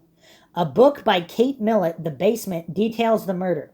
In 1977, Janet gave a local paper an interview and said, "I've always been interested in the way victims frequently seem to seek their own death or to deliberately choose their own murderer." What the heck? So Janet McReynolds told a local newspaper in 1977 this. Interested in the way victims frequently seem to seek their own death and deliberately choose their own murderer. That's absolutely insane. This was a young girl who was abused, tortured, and killed. And this is what Janet McReynolds said. That is weird and bizarre. And then she marries a guy who just happens to know a kid. Actually, this kid that died on Christmas, supposedly this was during his Santa years. Is this not the other friend he talked about that also died on Christmas? I mean, I don't know. This is just strange. These are two strange individuals. I mean, I don't know. I don't see other people making statements like this. So, the wife who played Mrs. Claus is giving these kind of statements and writing these kinds of plays, and Bill McReynolds is making these statements about JonBenet and leaving her these notes about presents after Christmas and saying that he's got a special relationship with her that he doesn't even have with his own kids or grandkids. These are weird things to say. Again, I'm not saying they're guilty in any way, but these are weird things to say. Janet's daughter and wait, she wasn't abducted alone? Huh. Okay, so December 26th, 1974. So this is 3 years earlier than this interview about her Janet's play. December 26, 1974, 22 years before JonBenet was reported kidnapped on December 26, 1996, the 9-year-old daughter of Janet McReynolds, the wife of Bill McReynolds, was kidnapped. So that's not Bill McReynolds' biological daughter. That is just Janet McReynolds' biological daughter. This is Boulder Police Report 1-568. Janet's daughter and a friend were taken to an unknown location where Janet's daughter was forced to watch her friend being sexually molested. Both children were then released. 2 years later, Janet McReynolds wrote a book that became a play in which a girl is sexually assaulted and tortured in a basement. The victim in the story later dies in a hospital. Boulder Police Report 1-645. When his own daughter was 10 years old, she and another girl were kidnapped, and the friend was molested before both girls were released. When did that happen? He didn't remember. It was so long ago, about 25 years. So Steve Thomas is saying when he talked to Bill McReynolds couldn't remember when it happened? So it is his daughter and Janet's. That is their daughter. Okay. So Jesse McReynolds, their son, did 2.5 years in an Arizona prison for conspiracy, aggravated robbery, and kidnapping. Had no corroborated alibi for Christmas night 96. Okay, so we discussed that. Kidnapping charge was just telling a clerk to move, so not going to someone's house and kidnapping somebody. Okay, so he had come home from the Christmas party at his parents' home, drank scotch. So he was at the McReynolds home, Mr. and Mrs. Claus's home, and then he came home, drank scotch, swallowed some powerful prescription drugs he took for depression, and gone to bed alone, not awakening until later the next morning. Jesse McReynolds, now 38, had botched a $113 gas station robbery in Arizona, during which he forced the clerk to move from point A to point B, thus the kidnapping charge. While living in Nederland near Boulder, he had some other scrapes with the law. An ex-con knows what's going on in an interrogation room with 2 detectives, and Jesse McReynolds knew he looked good to Gosage and me as a suspect in the Ramsey case. His best chance was to work with us, so he became a picture of cooperation. Blood sample, okay. Lengthy interview, okay. Whatever we wanted, he gave, and Jesse's handwriting eliminated him as the author of the ransom note. This is, of course, from Thomas. DeMuth was on the trail of Bill McReynolds, even using undercover cops to tail him. The dynamic duo of DeMuth and his new investigator, Dan Schuler, pulled the trigger when they saw McReynolds loading his pickup truck at a storage locker. DeMuth confronted Santa Bill, convinced him that the cord being used to lash down a tarpaulin was the cord used in the murder garret. McReynolds got angry, and that only fed the paranoia of the DA's people. They thought his standing up to DeMuth proved that an elderly man was not weak and frail after all, just as John Ramsey had said. The DA's office called in a specialist from the Colorado Bureau of Investigation, and a convoy of police cars headed up the mountain to Santa Bill's house. They parked at a gas station down the road and sent my old partner, Detective Ron Gosage, up to talk because he was the only one with whom McReynolds would speak. Gosage was met by an irate Jesse McReynolds, who said he was, quote, sick of you guys trying to frame my dad, end quote. Bill McReynolds, distraught, weeping, and saying, I didn't do anything, refused to come to the door. His wife, Janet McReynolds, eventually gave Gosage the cord, and Ron knew instantly that it wasn't the same type used by the killer of JonBenet. Gosage took it back down the hill to the gas station and handed it to the technician from the CBI. She looked at it for about 3 seconds and agreed it was not the same cord. Gosage took the news back to the house, but Janet McReynolds told him, Stay out of our lives. The embarrassed cops got into their cars, and the official convoy slunk back down the mountain. Trip Demuth stood at the gas station with his arms crossed, watching them drive away. I don't know why. This is also Steve Thomas. I don't know why, but that just made me really sad. Because McReynolds, distraught and weeping, was saying, I didn't do anything and didn't even come to the door. I mean, again, especially, I don't know, would a guilty guy fake that? I don't know. But that just made me really sad reading that. And of course, someone who's innocent probably would be really angry at having cops come up to them and just randomly tell them that the cord they're using matched the cord used to kill a child. Not just a child, but a child that they were very fond of and they were trying to make happy. Again, this is assuming he's innocent, but by all...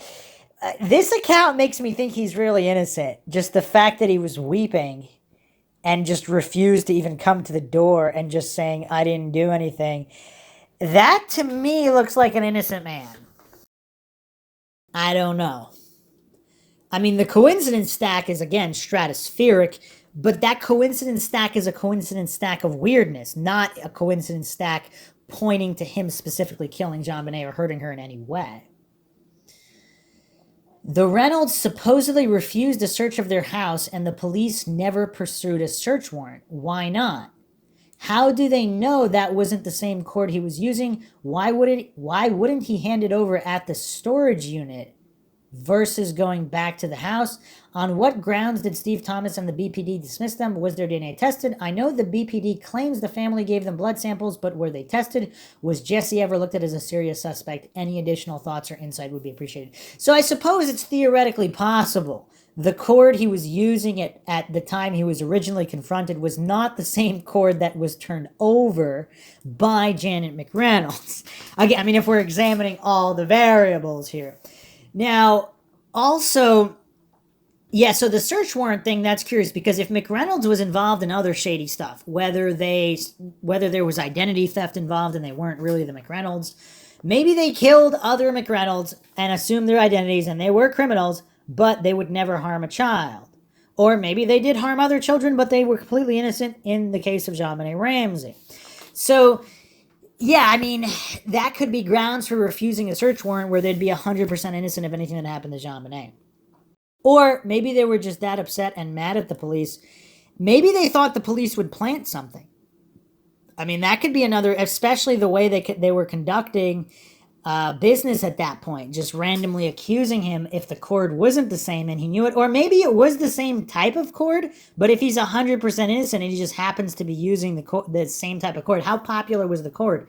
I don't know. I don't know if that's ever been stated anywhere. If it's some standard cord that's used 90% of everywhere, maybe it was a similar cord or the same type of cord, but he's 100% innocent, so he reacted the way he reacted. And at that point, he suspected if him and Janet, whether criminals or not, maybe they are criminals who committed identity theft or other shady dealings, or they're 100% innocent, law-abiding citizens. Either way, if they're 100% innocent of what happened to JonBenet, they wouldn't want their house being searched if they feared that Boulder PD would plant something. So a couple of interesting posts here by several other users. Here's the thing, though. I can't get around this. If McReynolds was truly involved, would he be making public statements that he felt close to the little girl and he had this special relationship with her and all of the glitter? Would he be making those kinds of public statements if he's guilty? Unless he's guilty and insane. If he's guilty and insane, maybe he wouldn't say that. But if he's truly guilty and not insane, why would he say that? That only brings more attention to him. Some people are alleging that McReynolds was in the house and he was in the house with someone else. Samar Candy posted this. I believed it was a pre-planned pedophile sexual assault on JonBenet and it was the brainchild of Bill McReynolds. I don't think he ever intended that she be murdered. His plan, in my opinion, was that immediately prior to the abuse, he would feed her an amnesic drug with the pineapple he would bring with him, and after the little session with her, she would be returned to her bed. It's just that, in my opinion, he didn't take into account what else the others might do to her. Interesting theory. I mean, the guy knew the layout of the house, but still, I don't see him making those kinds of statements if he was involved, unless he's completely insane. Another post here by Samar Candy. I think Patsy let him in because he told her that Charles Kuralt, who had been unable to come to their Christmas party on the 23rd, wanted to come for a very quick photo shoot for a magazine article. I think she let him in through the butler kitchen door, and they sat and waited for the photographer who was never going to show up. Patsy got tired, maybe having been drugged at the White's party, and McReynolds encouraged her to take a nap on the sofa and that he would wake her when the photographer arrived. I think he had accomplices who were waiting outside the basement toilet window. I don't have any firm ideas on which one of them wrote the note or redressed her. Other people asked if there was any evidence to back that up. Samar Candy responded, no. Apart from the fact that we know he got Patsy to hold that party on the 23rd because Charles Kuralt supposedly wanted to film him at the Ramsey home. The unmatched red fibers on JonBenet's clothing, the promised Santa visit after Christmas a la Kastanik, the open butler kitchen door, the 19 cigarette butts outside the basement toilet window, and the tea glass that might have been laced with a drug, his lack of a decent alibi, his weird behavior. I know you RDIs place great emphasis on weird behavior. You know what's weird, too? When they say the DNA doesn't match, first of all, it could be a faulty DNA test. Second of all, if it was more than one guy, how does DNA rule out a second guy? I never understood that line of reasoning. It doesn't make any sense. Or maybe even three guys.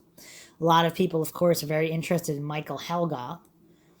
If there was more than one guy, if this was some kind of weird ring of criminals who wanted to assault children, maybe not kill them, but assault them, it could make sense. I mean, it could theoretically, all the pieces could fit. And that's why all these guys are strange. Here's an interesting post by Stupid Eyes Me. JonBenet had bits of the Ramsey's own sparkly stairway Christmas garland in her hair. The Ramseys refused to cooperate with the police. They made no attempt to use their multi-million-dollar fortune to catch the real killer, a lot like OJ. The Ramseys finally went on CNN or some news show with a small poster offering a $100,000 reward if JonBenet's killer was caught. Nearly $20,000 less than John's Christmas bonus. Access Graphics had passed the $1 billion sales mark. In the early 90s, the Ramseys spent $700,000 just to build the third-story master suite on their mansion. I don't recall ever seeing a poster or billboard about catching JonBenet's killer that was put up anywhere. I don't even recall seeing a photo of one that was actually put up in public in Colorado. When the Ramseys went on TV and held up the small poster, it was a bizarre performance. Patsy was loopy on drugs. John had a very cold, often contemptuous gleam in his eyes when he occasionally glanced at his drugged-up wife during her slurring of words. He frequently purses his lips and looks uncomfortable to be near her, and even angry as she goes on with her "hold your babies close, someone is out there." A couple of years later, the Ramseys canceled the reward for catching JonBenet's killer. Why, when the money was just sitting in the bank anyway? I mean, interesting questions. Alright, let's continue on here. Another post by Comical Asimak. Just what exactly happened to Bill McReynolds' daughter? They never found any suspects, question mark. According to this was actually only a couple months ago, according to the Daily Camera, the McReynolds' middle daughter, 9 years old at the time, was abducted on December 26, 1974, and witnessed the sexual molestation of her friend. No suspects were ever found in the case, but both children were found. This seems really strange and coincidental. If these types of things usually point to a family member, how closely was Bill investigated? So another Redditor here posted an interview with Jill McReynolds, the McReynolds' daughter, who was the one who was kidnapped and watched the molestation of her friend by the perpetrator. Now, in the interview, the podcast is Listen Carefully. This is an interview with Jill McReynolds. I don't see, it just says S01. This was posted February 22nd, 2021, so relatively recently. So other than S01, I don't see podcast numbers here, but the name of this podcast is Listen Carefully, an in-depth analysis on the murder of JonBenet Ramsey by Sam and Lindsay. And this is interview with Jill McReynolds, the man behind the beard. In a very special episode of Listen Carefully, Sam and Lindsay welcome their first guest, Jill McReynolds, daughter of suspect Bill McReynolds. She discusses her father's legacy of goodness while talking about how the JonBenet case affected her family and her father's well-being. So, not Jill McReynolds' fault, but the interviews here, I mean, you have to have a high tolerance for brown-nosing and softball questions to really be able to get through this podcast. I actually listened to just about the whole thing. It was difficult. Again, nothing to do with Jill McReynolds, not her fault in any way, but these interviewers, it was just really, really rough to get through. She offers pretty much nothing. She doesn't directly answer any questions to the pertinent evidence. She does not address her own ordeal. Again, not blaming her in any way. I'm sure that was very traumatic. But she really doesn't offer anything in terms of suspects, who did it, or any other information. I'll play a short little clip regarding how she wrote off Santa's special gift. Thank you so much for coming onto the podcast. We're really looking forward to kind of getting a look at what your father was really like instead of how the media improperly portrayed him. Mm-hmm. Yeah, same with your mom as well. Like we've discussed before, Lindsay and I are, big researchers of this case, and the fact that Bill McReynolds and Janet McReynolds keep coming up as these like kind of gotcha journalism stories just always really irked me. And just recently on Facebook, there was an article circulating, and the title of it was Father Christmas and the Maid, the Forgotten Suspects. How are they forgotten? Right. Yeah, I don't think they've ever been forgotten. They still get brought up all the time. And, and of course, in the true crime world, your father is best known as Santa Bill.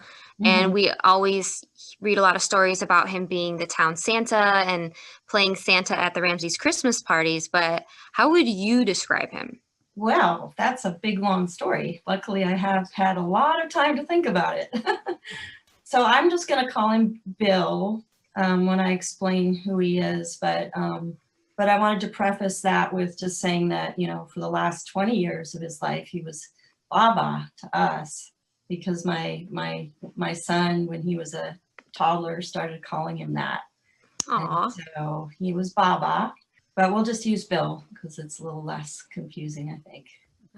To explain Bill, I'll have to go all the way back to the beginning. So he and my mom were both born in the rural South. They both grew up desperately poor. My dad had a sister, an older sister, who died of polio when he was 7. So that really just affected his life. That was a huge loss for him. His dad subsequently left the family, abandoned him and his mom. He started working when he was 12 to help support his mom, and he worked his whole life after that.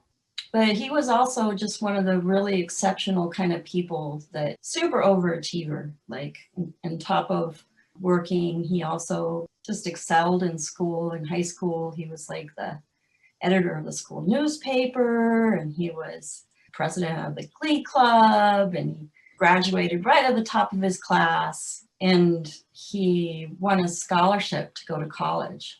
And he and my mom were both, this is just blows my mind to think about, like he and my mom were both the very first people of all the people that have been here in America in my lineage since 1737 to go to college. Wow.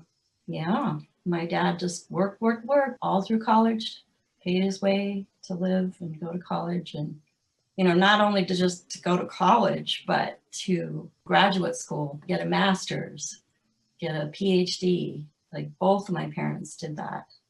And to me, that's just blows my mind. Like, So I didn't realize he was so educated. That's amazing. oh yeah, did you know he was a journalism professor? No, I didn't know that. I'm really impressed by his qualifications, though. Oh my God, what happened to Bill McReynolds with the JonBenet case could not have happened to a more, it's the weirdest thing. Right. He sounds like a kind and brilliant man. Stranger than fiction life. Like he was very brilliant, and my mom was the smartest person I've ever met. She was a smart lady. And Yeah. was she a film critic? That's what some of the internet theories claim about your mother. Yeah, she sure was. She was a film and theater critic all through the 70s. Yeah, that's a cool job. That was a really cool job. So she had a column in the Daily Camera and went to plays all the time and was very selective about the movies that she reviewed. Like they were kind of like the more obscure artsy kind, you know, not the necessarily the popular culture kind. But Not like Dirty Harry. no Dirty Harry or Ransom in my mom's repertoire of columns, because that's not the kind of columnist she was. She was more like the Roger Ebert of Boulder, you know. Like the artistic films and... Yes. Yeah, so that's how she got into playwriting. Did they both have PhDs? They both had PhDs. See, that is something I never knew. And I really wish that instead of people referring to him as Santa Bill, they could at least put, you know, Dr. McReynolds. Yes, right? Yeah, for how hard he had to work for his qualifications. It's just like completely disregarded in so many articles. Well, in every article, I think. Every article, essentially, yeah. Yeah, it's kind of hard to find, you know, much about either of your parents as who they were as people, in terms of their goals, careers, aspirations, or even being as caretakers in their family. It's mostly just like we talked about before, those two big coincidences that people tend to really grasp onto. Mm-hmm. And that would be the play that was written by your mother, and Hey, also for the fact that I was kidnapped and sexually abused on the same day as JonBenet Ramsey, only 22 years earlier. That's such a horrific coincidence, and I'm really sorry that happened, and I'm sorry that was even like so publicized, and it's just such an insane coincidence. But yeah, well, don't worry about it. It's like, you know, now since Me Too, like pretty much everybody's come out and their moms have come out as being victims of sexual abuse. So I have no idea how that information ever surfaced. I just wanted to explain that, you know, their early background, just because I think it kind of explains Bill in terms of my parents were just sort of like, in a way, they were sort of like immigrants. You know, like they came into the middle class. But you know, they had no history or background, but they moved up into the middle class, you know, academic life. But I think my dad probably always experienced what we would call imposter syndrome now. Like he just had to, because you know, there's things you don't know when you're not part of a certain class, like little mannerisms or little, you know, subtle body language that I don't think he ever really understood very well, or my mom. I don't think they ever really were terribly accepted, because they weren't quite there, if that makes sense. Yeah, it sounds like they didn't act like typical, like, you know, middle class, or like how you might expect when you're saying like nuances. Yeah. But they really tried, you know, they really, like, our house was full of classic literature and they loved to listen to classic music, and, you know, like they really thought that was it, you know, that was being not a poor person anymore. really important.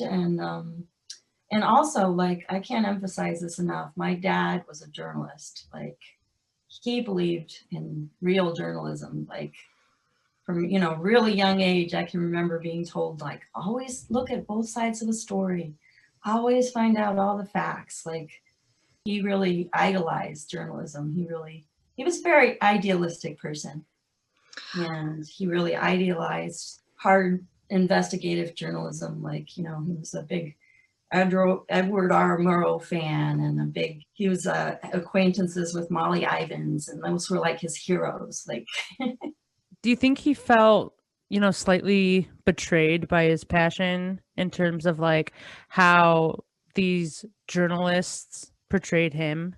absolutely, absolutely. He was just devastated because, like, he had had some inklings before he retired. He just, you know, was starting to feel like really uncomfortable about things happening in journalism with like cable news, and the internet was just starting to get going, and social media hadn't really happened yet, but it was, you know, there were things starting, and there was a lot of hype going on, and he didn't like that. Like, he did not like that. And so after he retired, he was really all about having fun. You know, he just wanted to That's have great. fun. He'd been working his whole life and just wanted Yeah. to play and do what he loved. And enjoy his retirement. yeah. So what kind of stuff did he do? Well, before I tell you kind of that piece, I just wanted to say that what happened to him when all of this came out, sensationalizing, like, absolutely, like, shattered his sense of self, I think, in a lot of ways.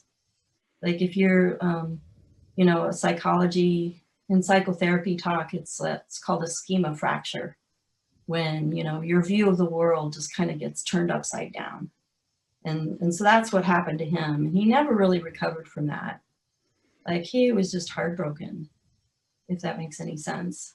Oh, absolutely. I imagine that had, you know, a huge effect on your whole family. Yeah, well, definitely, but, you know, mostly on him, because he was an idealistic, sentimental, foolish kind of old man, you know. He Yeah. really, really believed in goodness, and it wasn't hype. Like, he really was, like, tried to be like the embodiment of what Santa is, you know. Right. And his, you know. So anyway, getting back to like what he was like outside, you know, after retirement, and he got the white beard just kind of as part of, you know, he was very he wasn't a religious person at all, but he was a very spiritual person. He really believed in, you know, goodness, and so he was really involved in the Unity Church. Oh, okay. I don't know if you know about it, but you know, it's sort of like this all religions put together, like Buddhism, Islam, Christianity, like all just kind of mixed together with the idea that love, God, or whatever you want to call it, is inside of you. So that was just like a really big piece of his life, and what I think he kind of took into his Santa career. Well, yeah, I mean, there are articles, you know, prior to JonBenet's death about Santa Bill. You know, it sounds like everyone in the community knew who he was and loved him. And Oh yeah, he was like, he had his moment and claim to fame as being Santa, because he ended up being really good at it. yeah. And I think he was so surprised by that, because, you know, when he was a kid, like, there was no Christmas. He never had Christmas as a kid, so Christmas is special for him. And so, you know, he just was having the time of his life as Santa. He probably would have been Santa Bill for the rest of his life if he could have. And yeah, that's one of the real sad things, is that getting to finally do what you wanted to do after all those years of hard work, and just to have it just ripped out of his, you know, just ripped away from him. Like, you know, he never got to play Santa ever again. It was very sad to witness him going through that. And I wanted to share a few things about leading up to the murder. For one thing, he did have very serious open heart surgery just a few months before the murder. He was, you know, almost died. He had some really serious complications. He was He was in the hospital for like over a month. He lost like 40 pounds. He was frail and he was not in good health. That is absolutely true. And he wasn't traipsing around doing Santa stuff in 1996. He was, just not even able to lift 20 pounds at that point, because he was still, trying to recover.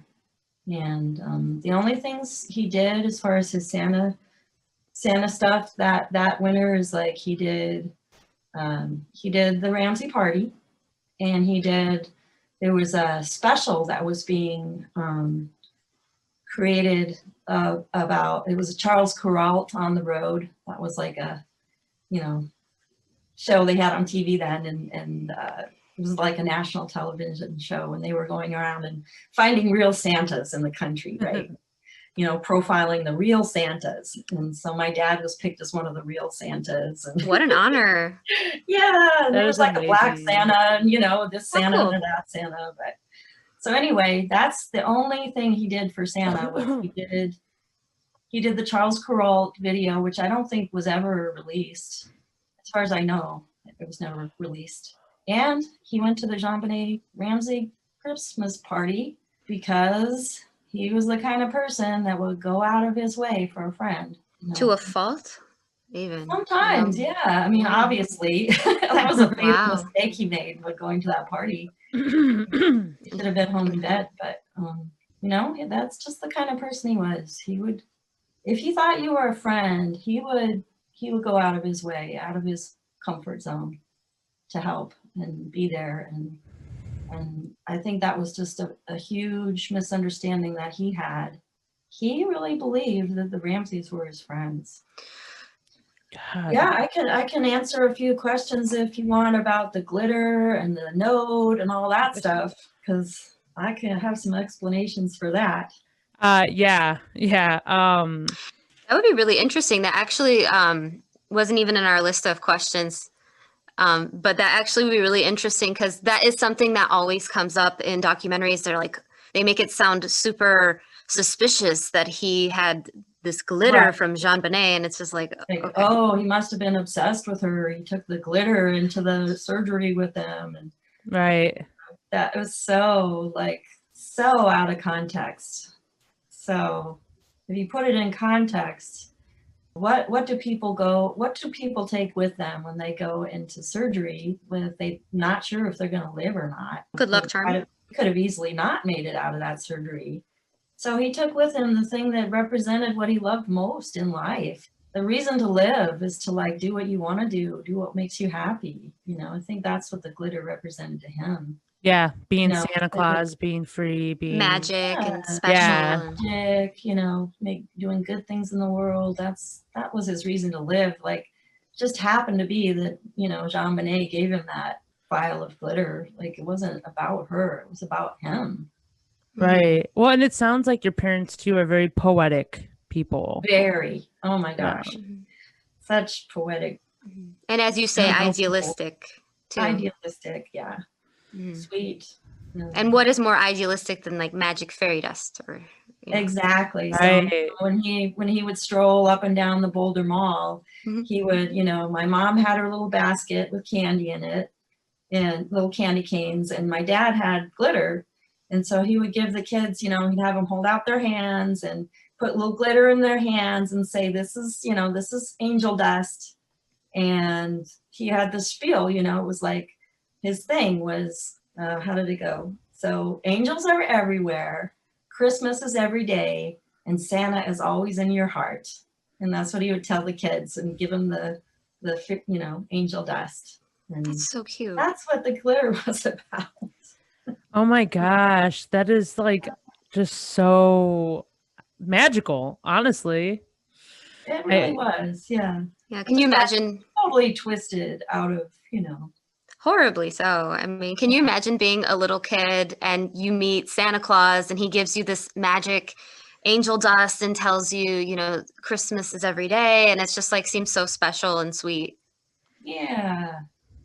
And then, as far as the letter that, was sent to the Ramseys, like I said, like he really thought they were friends. And so he gave him a copy of a tape and a copy of his kid's book that he wrote called Santa's Special Gift.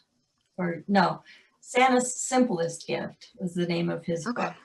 And he made it into a tape with his voice, it was like a kid's story. And, he thought he was eulogizing JonBenet, by interviewing and telling everybody how great she was. Like, that was like a eulogy, like that's what people do when you're, eulogizing somebody, right? They say, oh, they were the best person ever lived, all that hyperbole, because you want to make the parents feel good, right? Right. And she had become so high profile, and he probably thought people were looking for an insight into who she really was. And, he knew not the, pageant queen that was flaunting around, but it sounds like he knew, the little girl that is JonBenet and was JonBenet. Right. I think that's what he was, trying to convey. And people just took it the wrong way because maybe he was just a little bit too emotional. I think he was also eulogizing his sister in a way too. Yeah, it's just amazing to me because, out of context and the way the media really ran with this on all different directions and digging up information about you and your family. And, it sounds like at its very simplest form, he was just a guy who still believed in magic, right? Like he just wanted to spread cheer and be happy and, live out his retirement the way he always wanted to. And the speculations that just believed people are good and, true and cared about the truth and right. Mm-hmm. But, when you think about like people finding out stuff about us, like obviously nobody found out very much. They just barely scratched the surface. Of course, she doesn't mention that this gift would be given after Christmas, and this is not something given to a child for Christmas. And then, of course, she doesn't... she basically says this could be said to any child, but clearly the amount of information we have here is that Bill McReynolds regarded JonBenet as very, very special, more special than his own kids. So in terms of his relationship with her. So if he really does say that to every single kid and evidence can be provided and that's the control, then that's fine. That can be accounted for. But Jill clearly did not address that or account for it. So, but the real takeaway from this podcast is if her parents were identity thieves, it seems like it must have had happened before her birth because she seems very genuine in not knowing anything about that. She seems, to genuinely have nothing but love for her father. And it's very, very difficult to imagine that he really was complicit just by everything said about him. So he really could have just been an eccentric caught in a mess. Or who knows, again, this is Mindshock. Without knowing the actual outcome of the case, it's impossible to really know anything for sure. But yeah, she doesn't really offer anything other than that. And she does come off as completely genuine. So I think it's safe to say that if her father was involved with something, she has no knowledge of it. So that's pretty much the only thing we can really get from that. Again, I could be wrong about that too, but that's the impression that I got. So the other thing that's curious, she mentions this also, and we'll be getting into it. Apparently, there was a CBS program on so-called real-life Santa Clauses where Charles Kuralt wanted to have a segment with Bill McReynolds. And apparently they wanted to have it in the Ramsey home. So this was on the 21st or the 22nd of December. So let's get into some posters here. Science Sleuth posted this. I wish McReynolds had been made to explain why he lied to Patsy. Why did he want in the Ramsey home? So unless McReynolds was the one, he told her that they wanted to film the segment. I mean, I don't know where these claims are, supposedly. So from what these posters are saying, allegedly he told Patsy Ramsey that he needed to be in the home for whatever reason. Or if he needed to be in, they were going to shoot something in the home, but were they not really going to do that? Because apparently, according to this poster science sleuth, Charles Kuralt retired from CBS in 1994. There was some talk of him doing a new series of segments called An American Moment, but he did not sign with CBS to do this series until 1997. There is a book by that name published posthumously. CBS did not work on the filming of Bill McReynolds. I have read that it was either an independent producer working on spec or McReynolds himself that hired the film crew. They filmed him on the 21st and 22nd of December and left before the party on the night of the 23rd. As far as I can find, so far, no one knows where the footage is, and I'm guessing this is the footage referenced by that other poster that they saw on the dark web. So someone uploaded this footage. Weird. Okay, so another poster here, Faithless748. Who knows what he or Janet were interrogated about, even the son? It would be nice to finally see what everyone else's interviews contain. The kidnapping of his daughter and sexual assault of her friend is sus as hell. He gave me bad vibes in his interviews, and forcing himself into Katie Couric's space for a hug. But ultimately, the ransom note was written in the house and he was ruled out as the author, and the placement of the ransom note is another thing that has dissuaded me. I wonder how old the son was back in 1974. Okay, here's a clip that has Jesse McReynolds. First time I've seen what he looked like. So this clip, which we will play here, this is from Hard Copy. So this was February 2nd, 1999, and this Hard Copy segment addresses the supposedly mysterious Santa bear. Linda Hoffman-Pugh also appears in the segment, along with brief footage of Bill and Janet McReynolds, and a brief spoken segment with their son, Jesse McReynolds. Well, now when someone tortured and killed little JonBenet Ramsey, it dramatically changed the lives of everyone in the family. And now, as prosecutors try to unravel a possible new piece of evidence, the Ramseys' former housekeeper says the murder has ruined her life, too. The silence from Boulder has been deafening as week after week grand jurors meet in secrecy trying to discover who killed JonBenet. But there may be a break. Prosecutors want to know where is this Santa Claus bear? Whoever did this murder of this little girl has to have something a little wrong with them. And it's not that big a stretch to say that they would do something as bizarre as leaving behind a little toy Santa. This toy teddy with a Santa suit appeared in a photo police snapped in JonBenet's room right after the murder. Her parents reportedly say they never saw it before, and now it's vanished. The cops want to know why. I don't know much about the bear, though. I've never seen it before.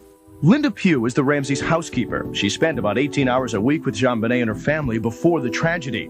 And now the invisible bear is a mystery to her, too. I can't imagine what that could have to do with anything. The housekeeper is one of the few witnesses we know has testified before the grand jury. She talked exclusively to Hard Copy. She was at the Ramsey family Christmas party just 2 days before the murder, and she wonders if that's when somebody, like perhaps the man who played Santa, gave JonBenet the Yuletide bear. If he did, he gave it to her probably that night of the Christmas party, but I didn't see it. Bill McReynolds played Jolly St. Nick for the Ramsey party that night, but he has since moved away. Jesse, the son of Santa, says that his dad never had such a bear. When he was Santa Claus, he did carry around 2 teddy bears, but he never gave them out. They were his props, and he still has those props. Christmas at the Ramseys, 1996. In this video Christmas card produced by and starring Patsy Ramsey, there are teddy bears everywhere, but the mystery bear is nowhere. Cynics close to the case wonder if the Ramseys raised the whole issue to throw suspicion away from them and towards Mr. and Mrs. Claus.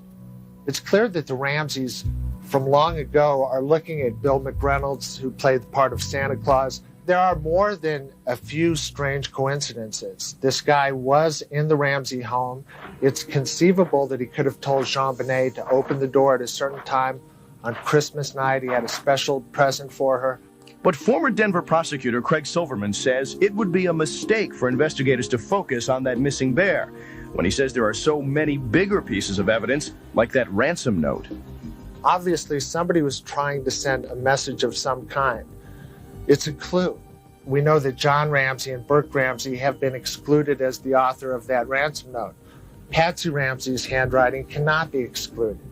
As for the housekeeper, she hasn't seen Patsy since the funeral. She believes JonBenet's mom turned on her, the way Patsy apparently turned on the Santa Claus. And to think, before the murder, they were so close. If Patsy knew me, she would know that I didn't have anything to do with killing JonBenet. There wasn't anything I wouldn't do for her. You know, I did everything for her. And I'm sad that she doesn't feel the same way about me that I did about her. Okay, a lot of interesting curiosities in that video, so let's go over them one at a time. First of all, they're making video Christmas cards, 1996. Very interesting. So also keep in mind the Ramseys, there were numerous Christmas parties, and they were even advertised in the newspaper. There were newsletters. Now there's also video Christmas cards. Wow. Okay. So the other thing that jumped out at me before we get to the teddy bear. So the McReynolds, there is something not normal about them, but I don't see that in a negative way. It seems almost like they're more old-timey, eccentric folks.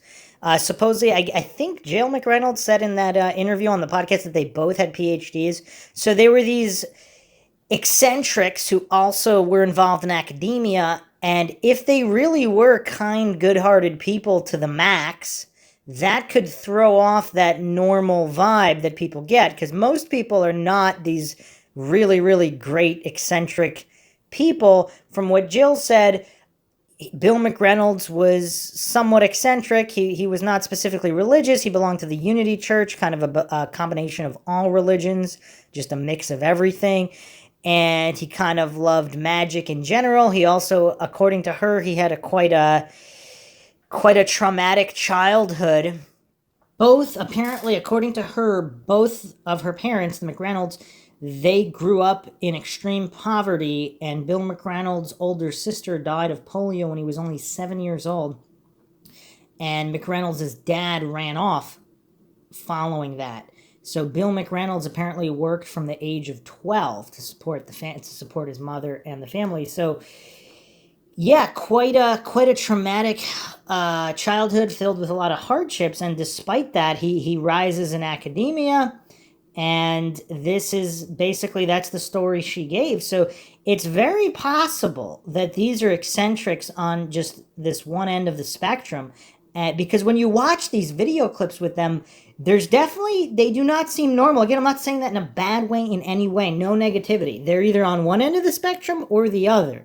I'm not saying which one. It's very possible they're just these really great, nice, benevolent people who are kind of appreciate the magic that can be brought to children through Santa Claus or all of these just magical beliefs in this world of wonder, which is actually very admirable if that's the case. And that's why they seem off to people. That's why he's not afraid to make these statements, because he's kind of living in his own world.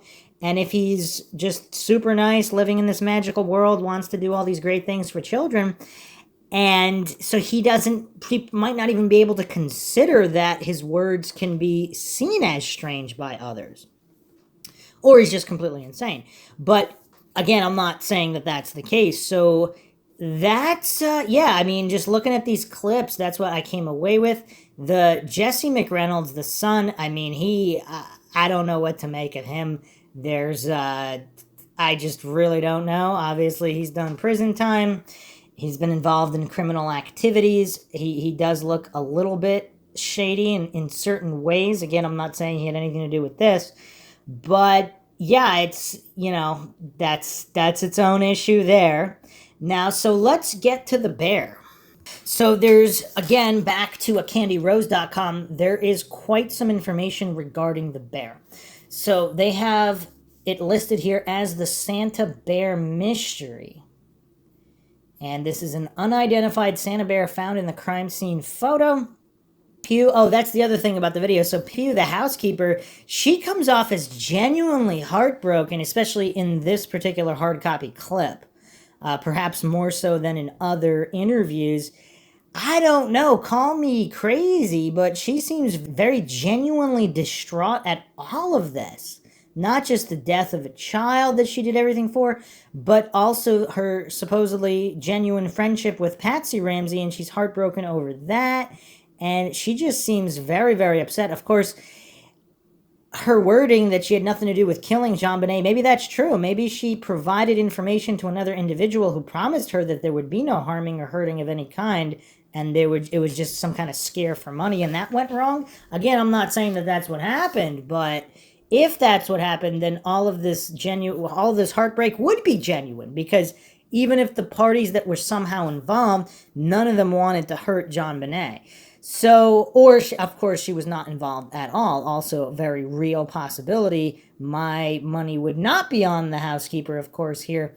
But, again, just things that pop out. So, continuing on here, Pam Pugh told Inside Edition, January 29th, 1999, that a note was in a small pouch attached to a teddy bear.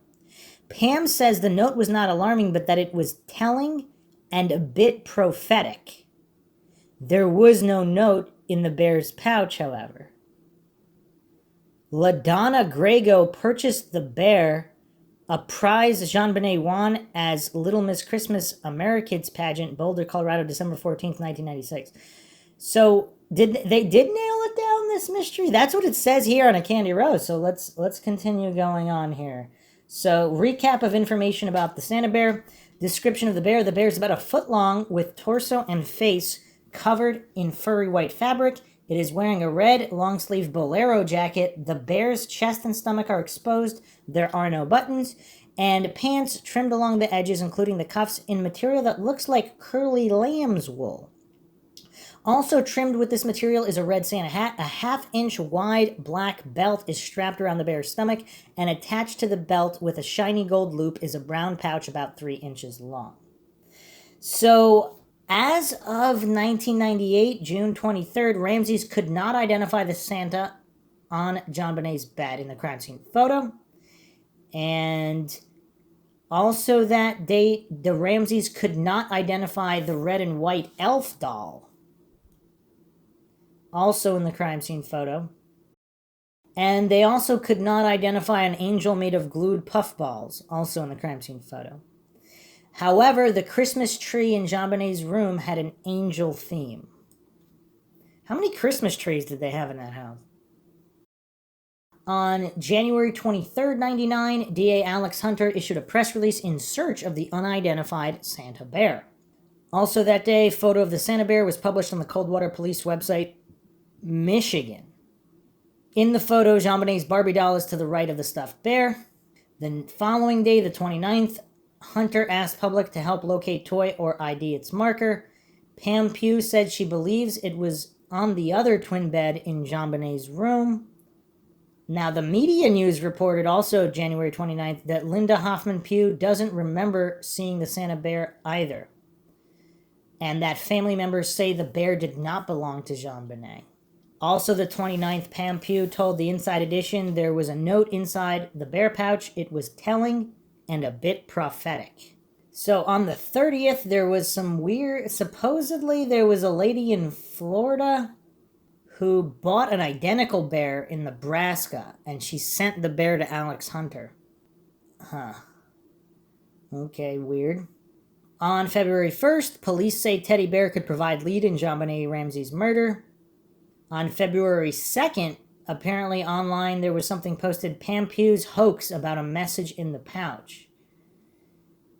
Jameson on Web Sleuths posted February 2nd, 1999, Pam told her she saw the doll on the bed on the 28th, December 28th, 96. This is all 99 now. Yeah, everything I just read recently is 1999. Wow. So there was no talk of the bear on the bed until 99. That's crazy. Over 2 years later for people to start talking about the bear, including police. They're talking about leads in the bear. So the bear was never investigated for 2 years. And everybody looked at the crime. I mean, this is weird. I mean, is this just the strangest case? This doesn't make any sense. Okay. So, the Cyber Sleuth news page had an article that the Coldwater Police had the photo since October 98. And then all of this information kind of went more public in 99. But, okay. So Alex Hunter, February 4th, 1999, PR, search for information on toy bear is successful. February 5th, toy emerged as a clue in JonBenet case during the interview with mother. February 9th, Globe issue, Santa Bear riddle in JonBenet murder feature story. So on February 15th, Jameson on the Dave Lucas show said that Pam saw the Santa Bear when she went into the house to get clothing. February 18th, 1999, Perfect Murder, Perfect Town, JonBenet and the City of Boulder released. Page 126, on December 17th, JonBenet entered the All-Star Kids Christmas pageant. At Airport Holiday Inn, Denver, her parents watched her win several titles. When it was all over, John carried all her trophies and costumes to the car. October 30th, 99, Web Sleuth Forum had online questions and answers with Pam Pugh. I do not remember seeing the bear on the secondary bed in JonBenet's room on December 28th, 1996. I am told that the Boulder Police Department have confirmed the source of the sales point for that model bear. March 18th, 2000. Death of Innocence, published by John and Patsy Ramsey. Page 33. John Ramsey said that JonBenet's last contest had been in early December. I had planned to be there for the talent show, but the program ran ahead of schedule. I missed both the performance and the award. I sat down beside Patsy. JonBenet lit up like a Christmas tree. That was all page 33. Page 273. In photos, Patsy said she saw a red and white stuffed bear on the twin bed. Patsy said, I don't remember seeing that bear before. My comments started a nationwide search for the bear. May 9th, 2000, About.com, online internet chat with Steve Thomas with questions regarding the teddy bear saga. August 29th, 2000, John and Patsy Ramsey interview with Boulder police prosecutors in Atlanta.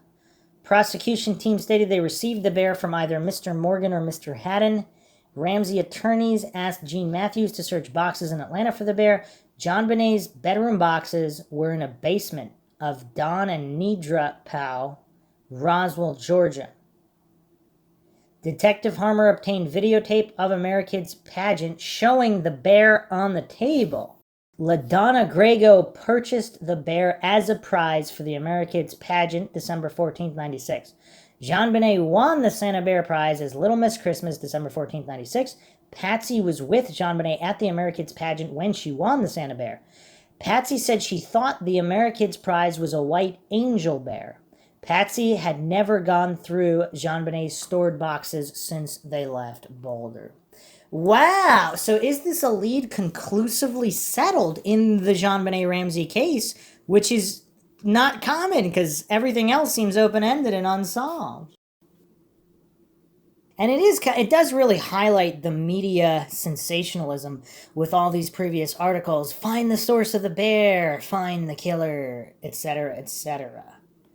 So it is curious. So I don't know if they, on purpose, the Ramseys, if you believe the Ramseys did it, or maybe even if you don't believe they did it, were they genuinely not keeping track of all of JonBenet's toys? I mean, they're pretty rich. They have 1 million toys all over the house and stuffed animals. I mean, I don't know. That is a unique type of bear, I would think. I mean, I don't know. Most stuff, I mean, I don't know. I don't have a stuffed animal collection, so I don't know how common Santa Claus bears are. So, yeah, I don't know what to make of that. But that's what we have there. So supposedly that's all settled. On the YouTube video of this hard copy clip, someone did post an interesting comment. I don't know if they're talking about John Ramsey here or they're talking about Bill McReynolds. I wonder if he was cleared because he is or was the police chief's brother-in-law. I don't know who they're referring to. Bill McReynolds? That seems unlikely. So I guess a lot of people don't know that the bear was, if this all information is accurate, the bear was clearly identified in the pageant and given to JonBenet Ramsey. I mean, that settles that.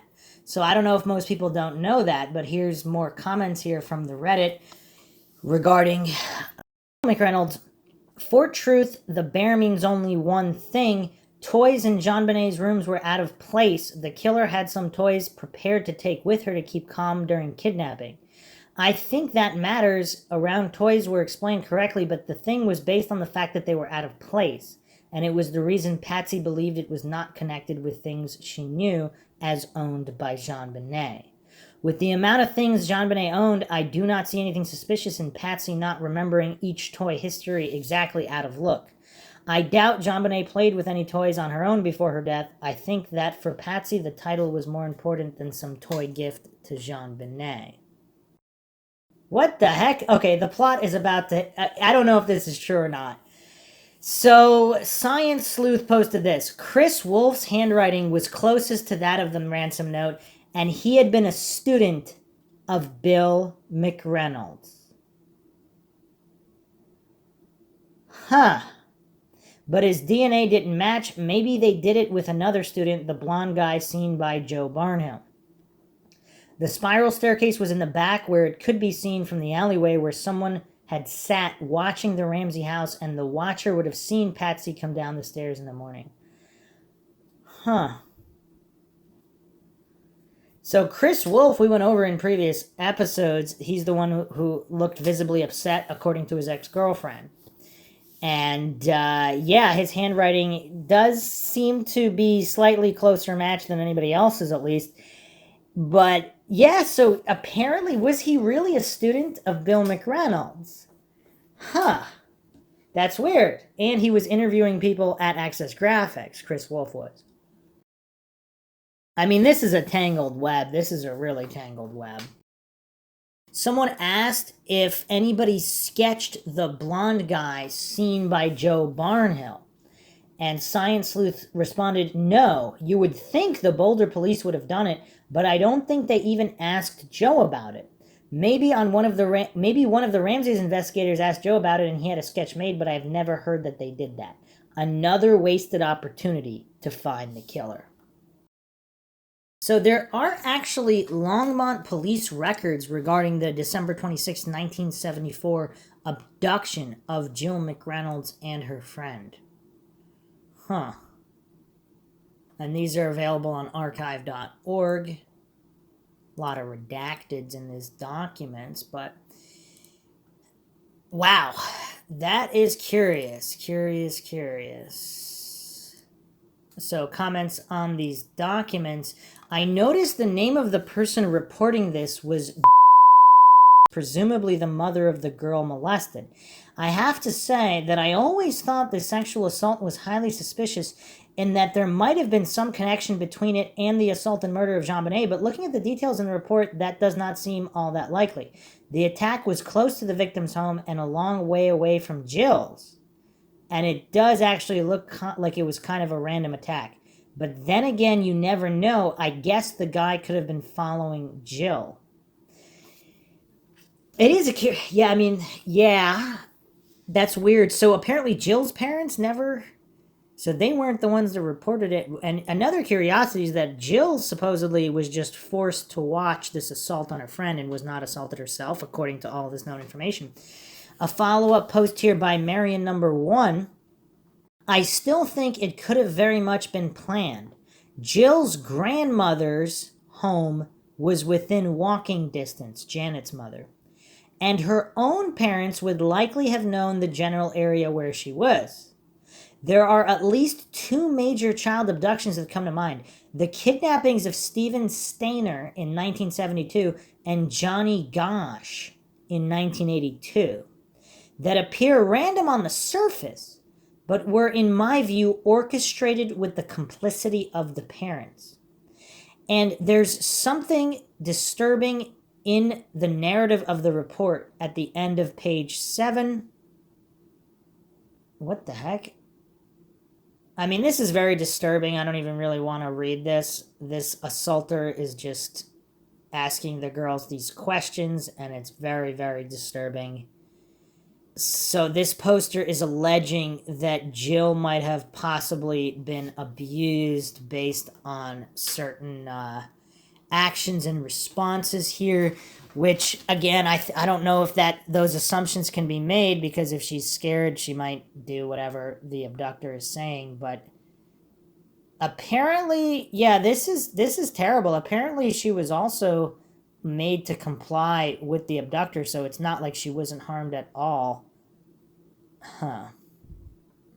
One thing, though, it does seem like the local police really did try to investigate thoroughly, and it was not a cover-up job that they didn't ever find out who the guy was. Mind you, that might have all taken place higher up later on.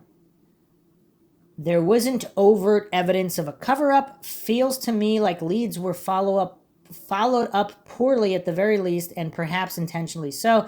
The suspect discussed on pages 2 to 4 had his car adamantly identified by one of the girls and tentatively identified by the other, even though he had an alibi that seemingly checked out, though initially the police claimed it didn't. Then they claimed there was a miscommunication with the man's employer and they were told about the 27th instead of the 26th, which is possible but still an odd mistake, and neither girl identified him. That doesn't mean that someone couldn't have been using his car. It doesn't seem like he was even asked about where his car was or who else might have had access to it. And of course, the potential red flags. Okay. Wow. Huh. All very, very weird. Very weird and disturbing. Very, very disturbing. Yeah, I don't know what to make about that. Huh, okay, some other commenters regarding Bill McReynolds telling Patsy Ramsey about the filming segment. So, Comical Asimok posted this. I was thinking Bill may have wanted to have a party at JonBenet's house in order to unlock her balcony door. Science Sleuth posted, that's a good idea. He lied to Patsy about Charles Kuralt to get her to have the party. He had to have some reason for wanting to be in the Ramsey's house. It could have been to unlock her balcony door. So did Bill McReynolds, is Bill McReynolds the impetus to Patsy Ramsey hosting this Christmas party? Because there was also another Christmas party. Huh, that's weird. But then, yeah, I don't know. May333 had this post, basically citing the list of the coincidence, which we already went over. Okay, wow, we have even more curiosities here. I don't know what to make of this. So Science Sleuth apparently has a lot of information here, but someone asked how close was Bill investigated. Depends on who you ask. I would love to know why his red Santa suit was never taken in and fibers from it never compared to the red fibers found on JonBenet's shirt and on the garret. Science Sleuth responded, he burned it because he was so sad. This was in Kolar's book. I'm trying to find another source for this. So he burned the Santa suit. Huh. See, here's the other thing. There's always an innocent... If you're this much of an eccentric, like Bill McReynolds seemed to be, it's like there's a built-in explanation for that, because obviously a normal person probably wouldn't do that, but a spiritual person who believes in burning things to kind of rid them of the energy, whatever, to let them go. I mean, it's almost like by being this spiritual eccentric who believed in magic, it almost, I don't want to say lets him off the hook for burning, but there's like a built-in explanation, whereas if he was just a regular person who burned their clothes, that would be more suspicious. Not that this isn't suspicious. I don't know what to make of that. I really don't. The Mindshock listeners can comment on that. Okay, so the final thing we're going to go over here is the Jesse McReynolds theory. This was posted by Catules. Note, 5 years ago. Note, I'm not saying that McReynolds committed the murder. I'm just saying that if it was an intruder, this would be the guy I would pick as the killer. It's strange that I did a quick search of the sub and didn't find a single mention of this guy. This was a theory I had when I first started researching the case. Jesse McReynolds is the son of Bill and Janet McReynolds. Some believe SBTC in the ransom notes could stand for Santa Bill and the Critic. Since Bill McReynolds had played Santa at the Ramsey's Christmas party a few days before the murder, and Janet McReynolds was a movie critic. Whether or not that's true is obviously unproven, and Bill McReynolds was ruled out as a suspect long ago because it would be difficult for him to generate the force used in the blow to JonBenet Ramsey's head. I don't know how that was determined. Jesse, on the other hand, was a very stout man with a criminal past. He had done 2.5 years in an Arizona prison for conspiracy, aggravated robbery, and kidnapping. He also has no corroborated alibi for Christmas night 96. Jesse was unemployed at the time of the murder, struggling to obtain a job with multiple felonies in his past, and since his parents were close to the Ramseys, he must have known that they certainly were not having any problems with money. So the plan is hatched. Jesse McReynolds will use the cracked window in the basement in order to access the family home. Perhaps he even convinces his creepy father to come in through the cracked butler's door. JonBenet Ramsey is used to Sanibel, so when he wakes her up in the night, she isn't startled at all. He lures her into the kitchen with the promise of pineapple. Once they get down the stairs, there's a strange man there that JonBenet Ramsey has perhaps never seen before. It's Jesse McReynolds. JonBenet Ramsey is spooked by this different man and asks if he knows her parents. After realizing that this guy might not be safe, she begins to scream for her parents. Jesse McReynolds panics. He bashes JonBenet Ramsey over the head with the flashlight that he had been using to navigate the dark home. This wasn't the plan. Both men are lost and don't know what to do. They leave the ransom note on the spiral staircase. Bill McReynolds uses this as a chance to molest JonBenet Ramsey. The garrote is used as a toy, and not knowing that JonBenet Ramsey isn't actually dead, he accidentally kills her. The body is left in the basement because Bill couldn't carry JonBenet, and since Jesse had already left the residence, he has no way to transport the body. Santa Bill shows up at the memorial, as most killers do. It also explains how the mysterious teddy bear appeared in JonBenet Ramsey's room. Of course, we addressed that. Since McReynolds was said to use them as props when he would play Santa, Jesse in a TV interview says about the bears that Dad still has them. He doesn't say anything besides that, just that his father still has the bears. Bill McReynolds also leaves the Boulder area shortly after the murder. Bill McReynolds also does a few TV interviews in which he comes off as very creepy, talking about how we should really love our kids. Again, is that creepy or is that just an eccentric guy who's into magic? All in all, did this happen? Probably not. Is it possible? Yes, although Burke's recent interview where he talks about coming down the stairs to play with a new toy on the night of the murder does make the story a bit less realistic. I just found it very strange that there was not a single thread or even a single comment about Jesse McReynolds in this whole sub when he seems like such a reasonable suspect. Why is that? Is there some sort of evidence that excludes him from the crime? Allegedly DNA evidence, yes. Some posts here. The issue is with the pineapple. Any intruder's fingerprints would have been found on the bowl and can if they were the ones who served it to JonBenet. And the only fingerprints on both those things belong to Patsy and Burke. I mean, unless, of course, they're using Claus. The pineapple really tends to throw a dent in the intruder theories. The only likely way an intruder theory can fit when it comes to the pineapple evidence is that JonBenet woke up on her own, served herself the pineapple, and the intruder walked in on her eating it. I mean, also, I guess we have to consider the possibility that if it's not Bill McReynolds, it's someone else who dresses up as Santa. Some people say that Fleet White dressed up on Santa, and of course that's not pointing the finger in his direction at all. Just simply, I mean, there's a lot of older guys that dress up as Santa, so that doesn't really prove anything. But if it was someone else, not Bill McReynolds, maybe they should look at people who dressed up as Santa. I mean, the list can't be that long. All right, so those are the main theories, and of course I did say we would go over the allegations that the McReynolds were involved in some kind of identity theft.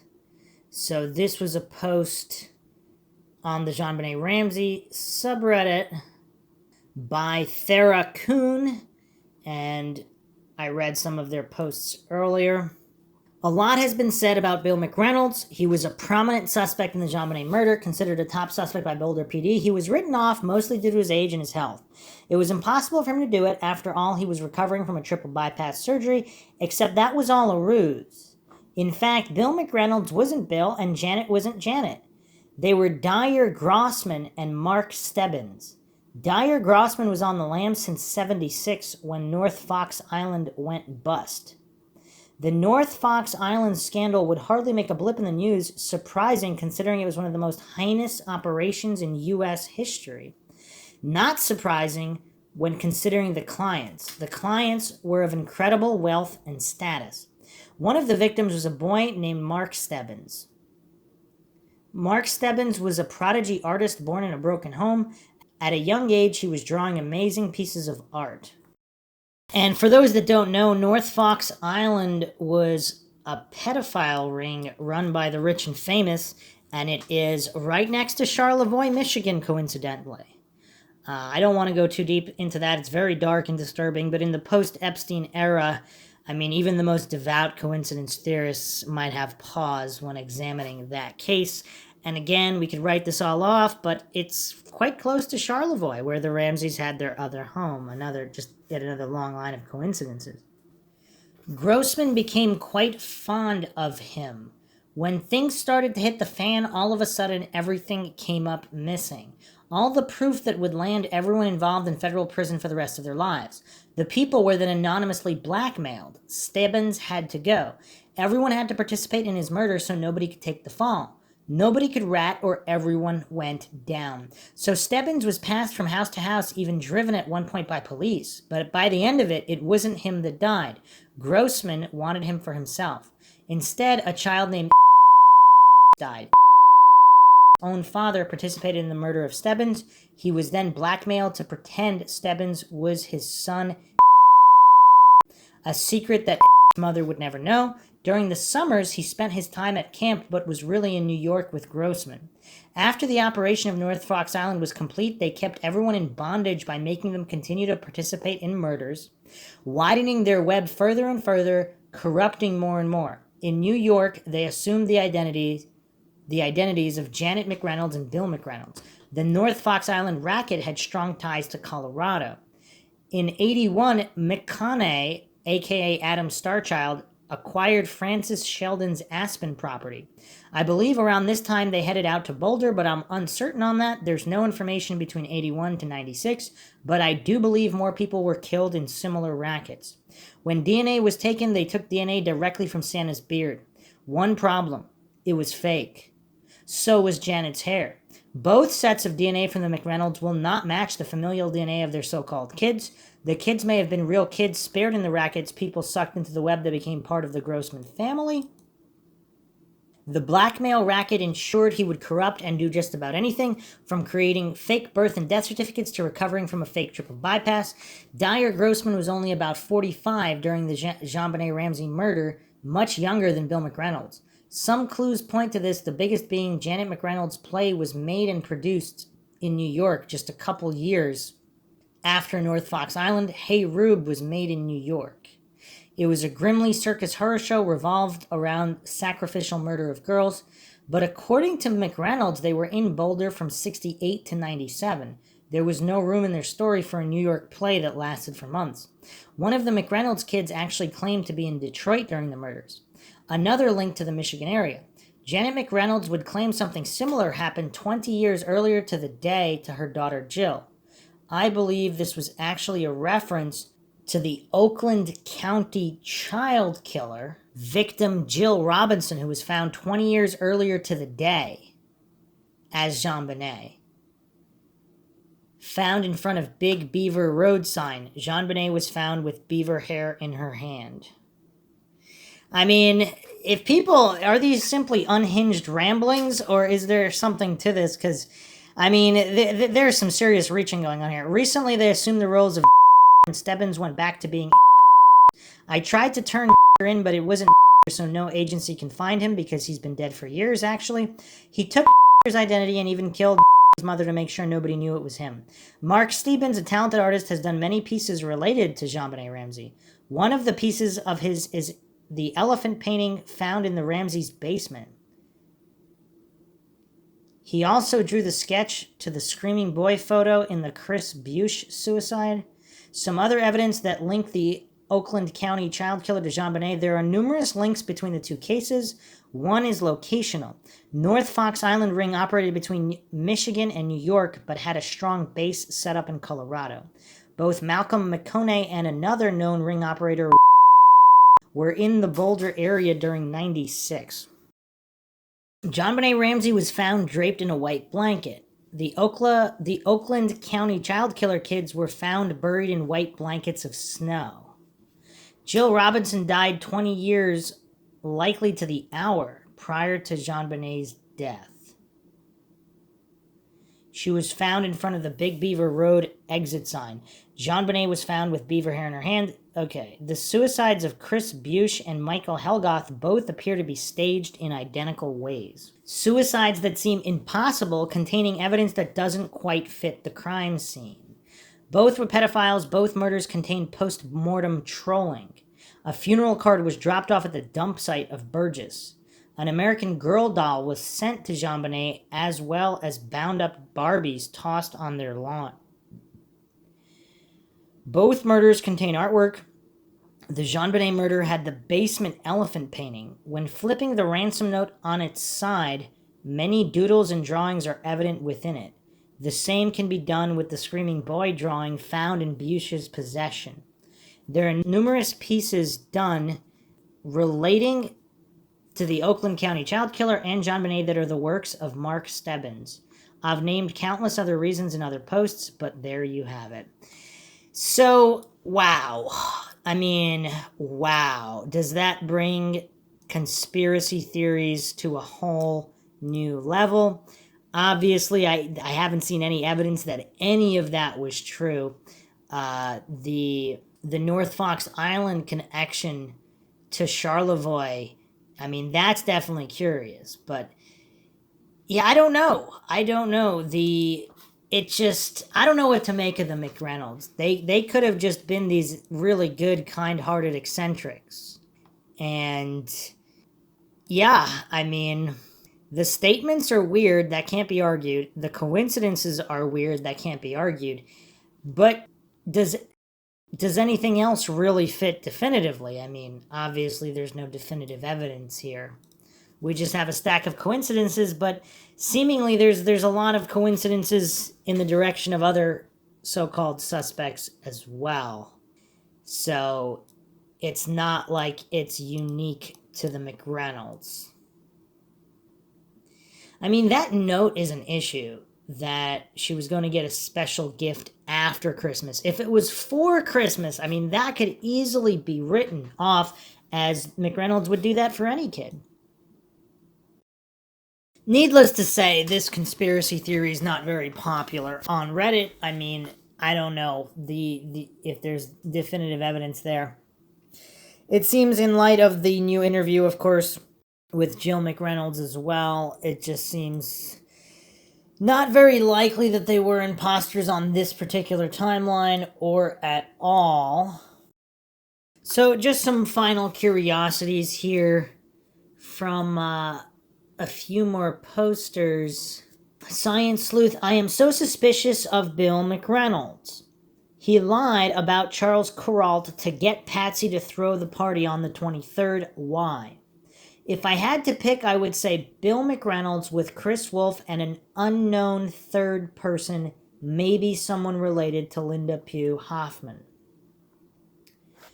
Sleuthing Some replied, Bill McReynolds was too heavy and out of shape in my opinion. It is odd that Chris Wolf's handwriting was considered the closest match to the ransom note, and his bizarre behavior is suspicious, but Fleet White had equally bizarre, aggressive, paranoid behavior that is also suspicious. All I know is there are a bunch of strange characters around the Ramseys, and sounds like Boulder in general. Half of that city sounds like they should be on a psych unit getting Haldol shots or electric shock therapy. I mean, that's without even getting into the countless sets of keys to the house, the construction that was being done, the workers that were going in and out of the house constantly, and some of them in jail had curious things to say about the case, which we'll have to examine as well. I mean, there's just no shortage. Science Sleuth responded, yes, he was, but there is so much weirdness with Bill McReynolds. That thing he said about how he always thought if someone wanted to harm the Ramseys, Christmas would be the perfect time to do it. Who thinks about things like that? Huh. The lie about Charles Kuralt wanting to film Santa at the Ramseys, Patsy put together a last-minute Christmas party based on that lie. It wasn't that Kuralt was in town and canceled the last minute. He was never there. Why was it so important to McReynolds to be at the Ramseys that night? I am sure he is the Santa who told JonBenet that she would get a secret special visit from him after Christmas. She never mentioned it until the 24th, the day after the party. Why did he say that? He and Chris Wolf denied knowing each other, which other people contradicted. Okay, the plot really, if this is all true, the plot's getting a little thick here. Was this simply an attempted burglary of sorts? A fake ransom kidnapping where they never intended to harm JonBenet in any way? Maybe lure her away with some candy, and then while they were on a special Christmas trip where no harm was to come to her in any capacity, they were going to get money from the Ramseys and then simply return her home, and she would have never even thought anything bad happened. Is that the plot that was concocted and then things went wrong? I mean, if it really was Bill McReynolds that got Patsy to throw the last-minute Christmas party, if that's true, that's a problem. If him and Chris Wolf deny knowing each other, I mean, that's a slightly less problem, because how many students would McReynolds have had at CU? He was a journalism professor at CU. He would have had tons of students. Maybe he wouldn't have remembered Wolf, but I mean, I don't know. It says here Wolf was getting his master's degree in journalism and took a class from Reynolds. Why did they say they didn't know each other? Actually, Chris Wolf more likely to remember his professor than McReynolds to remember him, unless there was more than one class. But McReynolds didn't seem to remember much about the kidnapping and sexual trauma of his own daughter. When it was pointed out that it happened in December 26th, he didn't seem to remember that. McReynolds went on the Today Show to stand outside in the audience and managed to get to talk to Katie Couric about JonBenet. This was about a month after the murder. Why did he want to do that? He said he had a special bond, more than with his own children and grandchildren, with JonBenet, a child he saw 5 times. So I looked through a bunch of documentaries. I couldn't find McReynolds on the Today Show where he wanted to talk to Katie Couric in that awkward hug. So supposedly this was about a month after, so late January, early February or so. Okay, so response by Sleuthing Some. Hot damn, well, smack my butt and call me Shirley, because that stuff is just beyond nuts. Why didn't I know all of that? I thought I read about all there was about this case. I guess I dismissed him as an old eccentric dude that wasn't physically capable of fitting through that grate or even walking up a flight of stairs without an oxygen tank. But that Chris Wolf connection really is suspicious, considering out of everyone that gave handwriting samples, Chris Wolf's was the closest match to the ransom note. So much that several of the experts said he cannot be eliminated as the author of the ransom note. I didn't know he was in cahoots with Santa, and they denied knowing each other. They are beyond Mr. Rogers creepy. It makes me wonder if this crime had a bigger picture. I've never thought more than one man was involved, but what if Santa and Wolf made a plan, then hired the young blonde guy that neighbors saw walking up to the house that night? Maybe Wolf did write the note but didn't commit the crime. Maybe Santa stole the notepad and pen at the Christmas party. I don't know, but all of these weird characters that could be straight out of a scary movie, it does make me wonder if more than one person was behind all of this, even if maybe only one person was physically present inside the house that night. Maybe there was an actual plan to collect ransom money, but maybe the guy couldn't get her out of the house for some reason or got too scared, and so he just played out his sick kid fantasy instead, because Santa, McReynolds, and Wolf's DNA didn't match, but that doesn't necessarily mean they weren't somehow involved. Yeah, I mean, there's a lot of curiosities, of course. All right, so the final post here this was posted on Google Groups, September 16th, 2006. Anybody remember groups.google.com? This was on alt.true-crime. Posted by Rise, September 6, 2006. I've always been suspicious of Santa Bill and his wife, Janet McReynolds. They acted very strangely after the murder. There are actually about 15 strange facts that made them suspicious. Google it and you'll see. But one I rarely see mentioned is the fact they took off for Spain within days of the murder. If I'm not mistaken, Spain usually refuses to extradite suspects who will face the death penalty in the U.S. Did they go there to seek sanctuary in case they were suspected, or in case they had left behind more evidence than they thought they had? Then, when they realized they were safe, the BPD was focused on family, as their fake ransom note attempted to do, and did not suspect them at all. They felt safe enough to return, promptly sought the spotlight on the NBC Today show, Geraldo, and LKL. Presumably, their DNA was not a match. However, they had a son who was a burglar kidnapper, and I'm not sure if his DNA was checked. I'm not even sure if the DNA was the killer's unless the same DNA was in the panties. When you start looking at them, there are about a zillion suspicious things, including that Janet talked to JonBenet Ramsey alone by the spiral staircase 2 days before the murder and could have easily stolen the ransom pad, and that Bill got a tour of the house from JonBenet Ramsey, etc. But that flight to Spain always made me suspicious. And we actually didn't address that in Mindshock, where we try to address every single aspect of every single case and every single variable in comprehensive fashion. But yeah, so there was that quick mention where I forget what I was going over. I think Janet did mention that the flight was booked the previous summer for Spain. So if that was verified, I mean, you would think if a proper investigation was done, if that really was verified, that still doesn't let them completely off the hook, because if they were planning, they could have booked the trip to Spain for that time period, regardless of whether or not they were planning any crime. And if they happened to plan a crime, would they plan it on Christmas? As McReynolds had said, he'd always thought that if someone wanted to harm the Ramseys, they would do it at Christmas time. I don't know what to make of anything. It's, yeah, again, they could just be really good-hearted eccentrics, and that kind of explains everything for the most part, except for Bill McReynolds wanting Patsy to throw that Christmas party and lying about some production. If that's true, again, that would have to be nailed down exactly. If that's exactly true, I mean, that's a tough one. And, of course, all of the weird coincidences on the dates. Another post here in response to this by TD. My first choice was always McReynolds and wife too. Strange is putting it mildly, in my opinion. The coincidence of their own daughter being abducted on the exact same date 22 years earlier is mind-boggling. Mind-shocking, if you will. But what made it stand out even more is seeing someone ask them about that event live on Larry King one night. So I actually couldn't find the video, but apparently it was March 4th, 1997, CNN Larry King Live, and there is a transcript.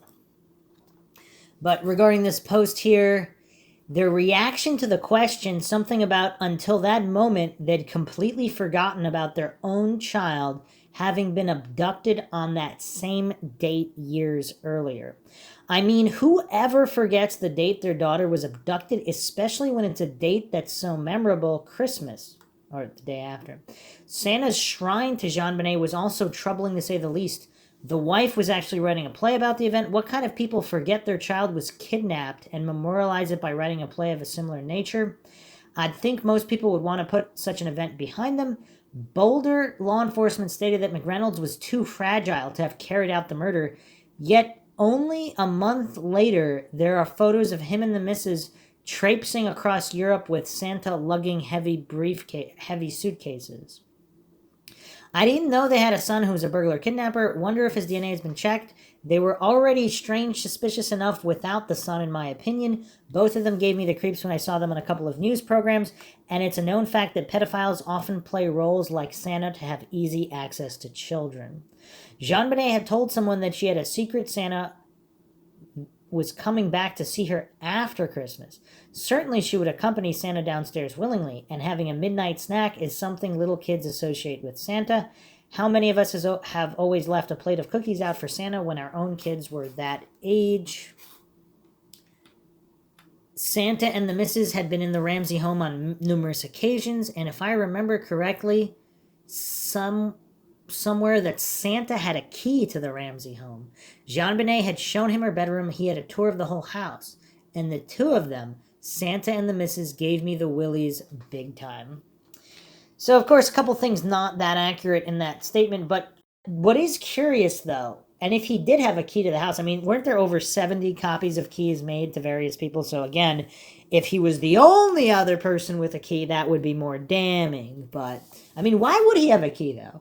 I don't know. I mean, the Santa that only comes to their party once a year. I mean, I don't know. That's kind of weird. Why would the Santa have a key? But he had some kind of shrine to JonBenet. I don't actually remember that, but I don't know.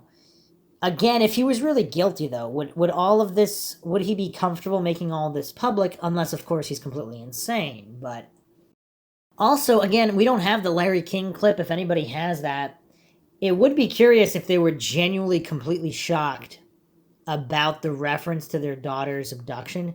Because that would lead someone to believe that if they did commit identity theft, they might not have had all the details down, but... Yeah, there is, of course, people also mentioning his handmade harps with dead children's names on them. That's another tough one. That's a tough one.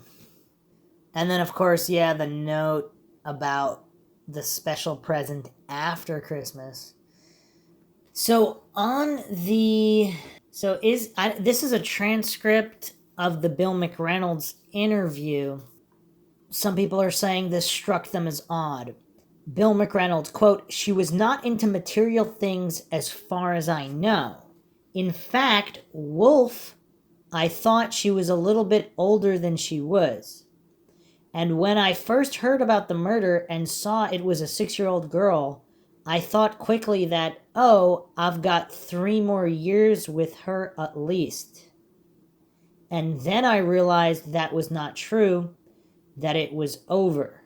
And I think that her spirit, in a way, had been diminished because it's not going to be able to continue in the way that it should be." End quote. I mean, what was that part about, oh, I've got 3 more years with her at least? Back when I first read it years ago, I remember that striking me as weird and nonsensical.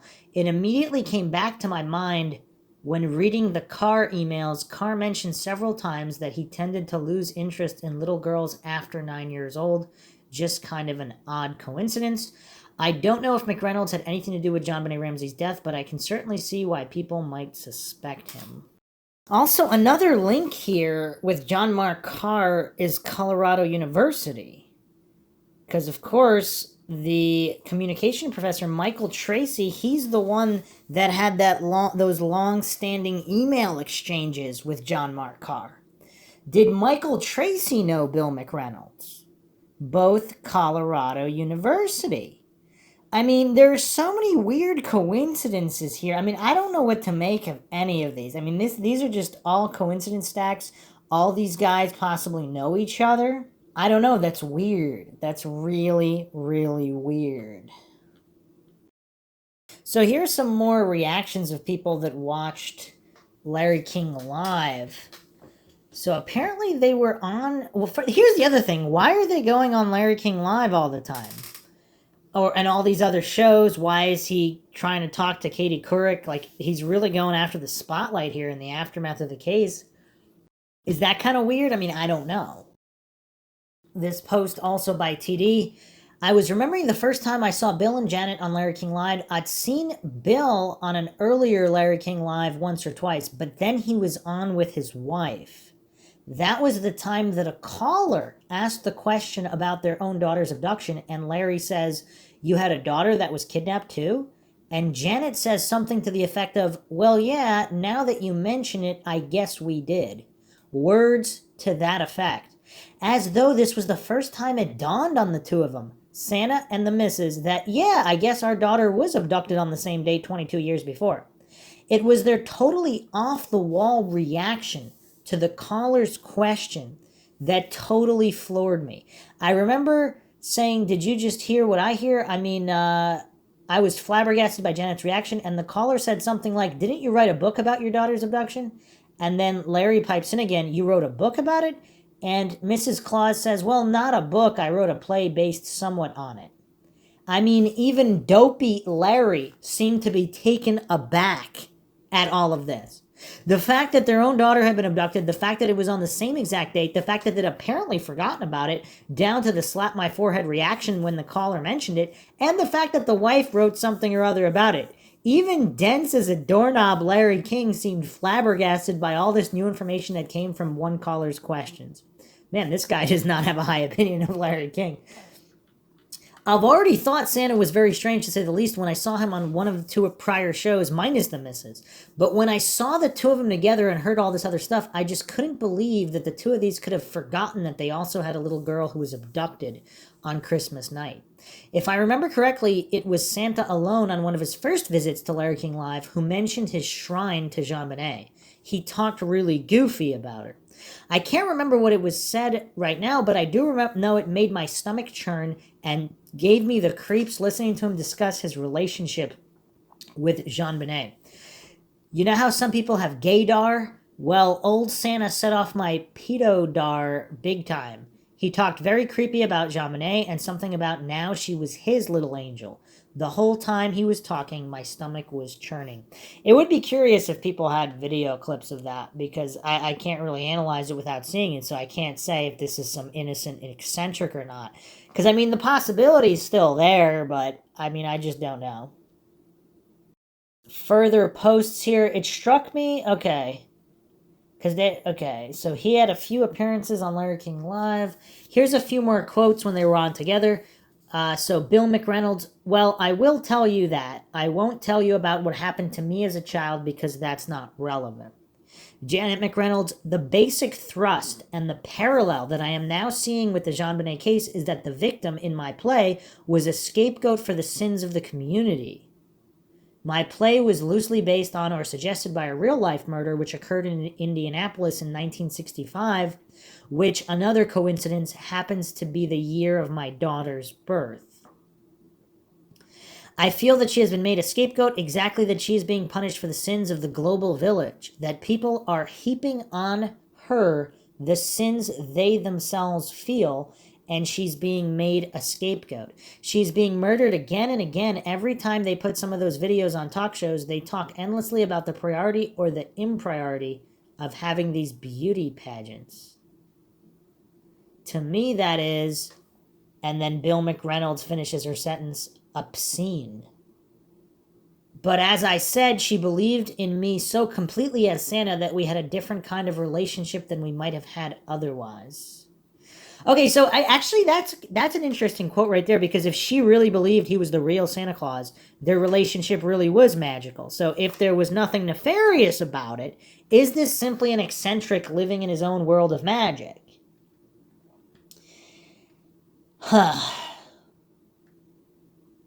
Okay, so here's a post regarding the so-called Shrine of JonBenet. Apparently, Dan Glick of Newsweek visited McReynolds at his Nederland home. The fireplace was littered with photos of JonBenet Ramsey. Wow. McReynolds... Okay, so during this tour of the home, Dan Glick was shown by McReynolds a small wooden harp with the names of dead children carved on its side. When McReynolds held the harp up, he shared a small secret with the veteran reporter. I've saved a small place right here for JonBenet's name, end quote. Now, here's what I keep coming back to, though. Unless these people are completely insane, I don't see them... Would you show somebody a harp with dead children's names and saying that you saved a space for JonBenet's name if you were really guilty? I mean, that just, it's absolutely mind-boggling, mind-shocking that if he's guilty, he would have done that. Or made any of the statements that he made. Or Janet made some weird statements too. If they were truly guilty, would they really go on all these shows and make all these statements? It doesn't make any sense. Unless, of course, they're both insane. I mean, I don't know. How likely is that? So we went over a lot of mind shocks. I mean, I don't know what to make of all of these.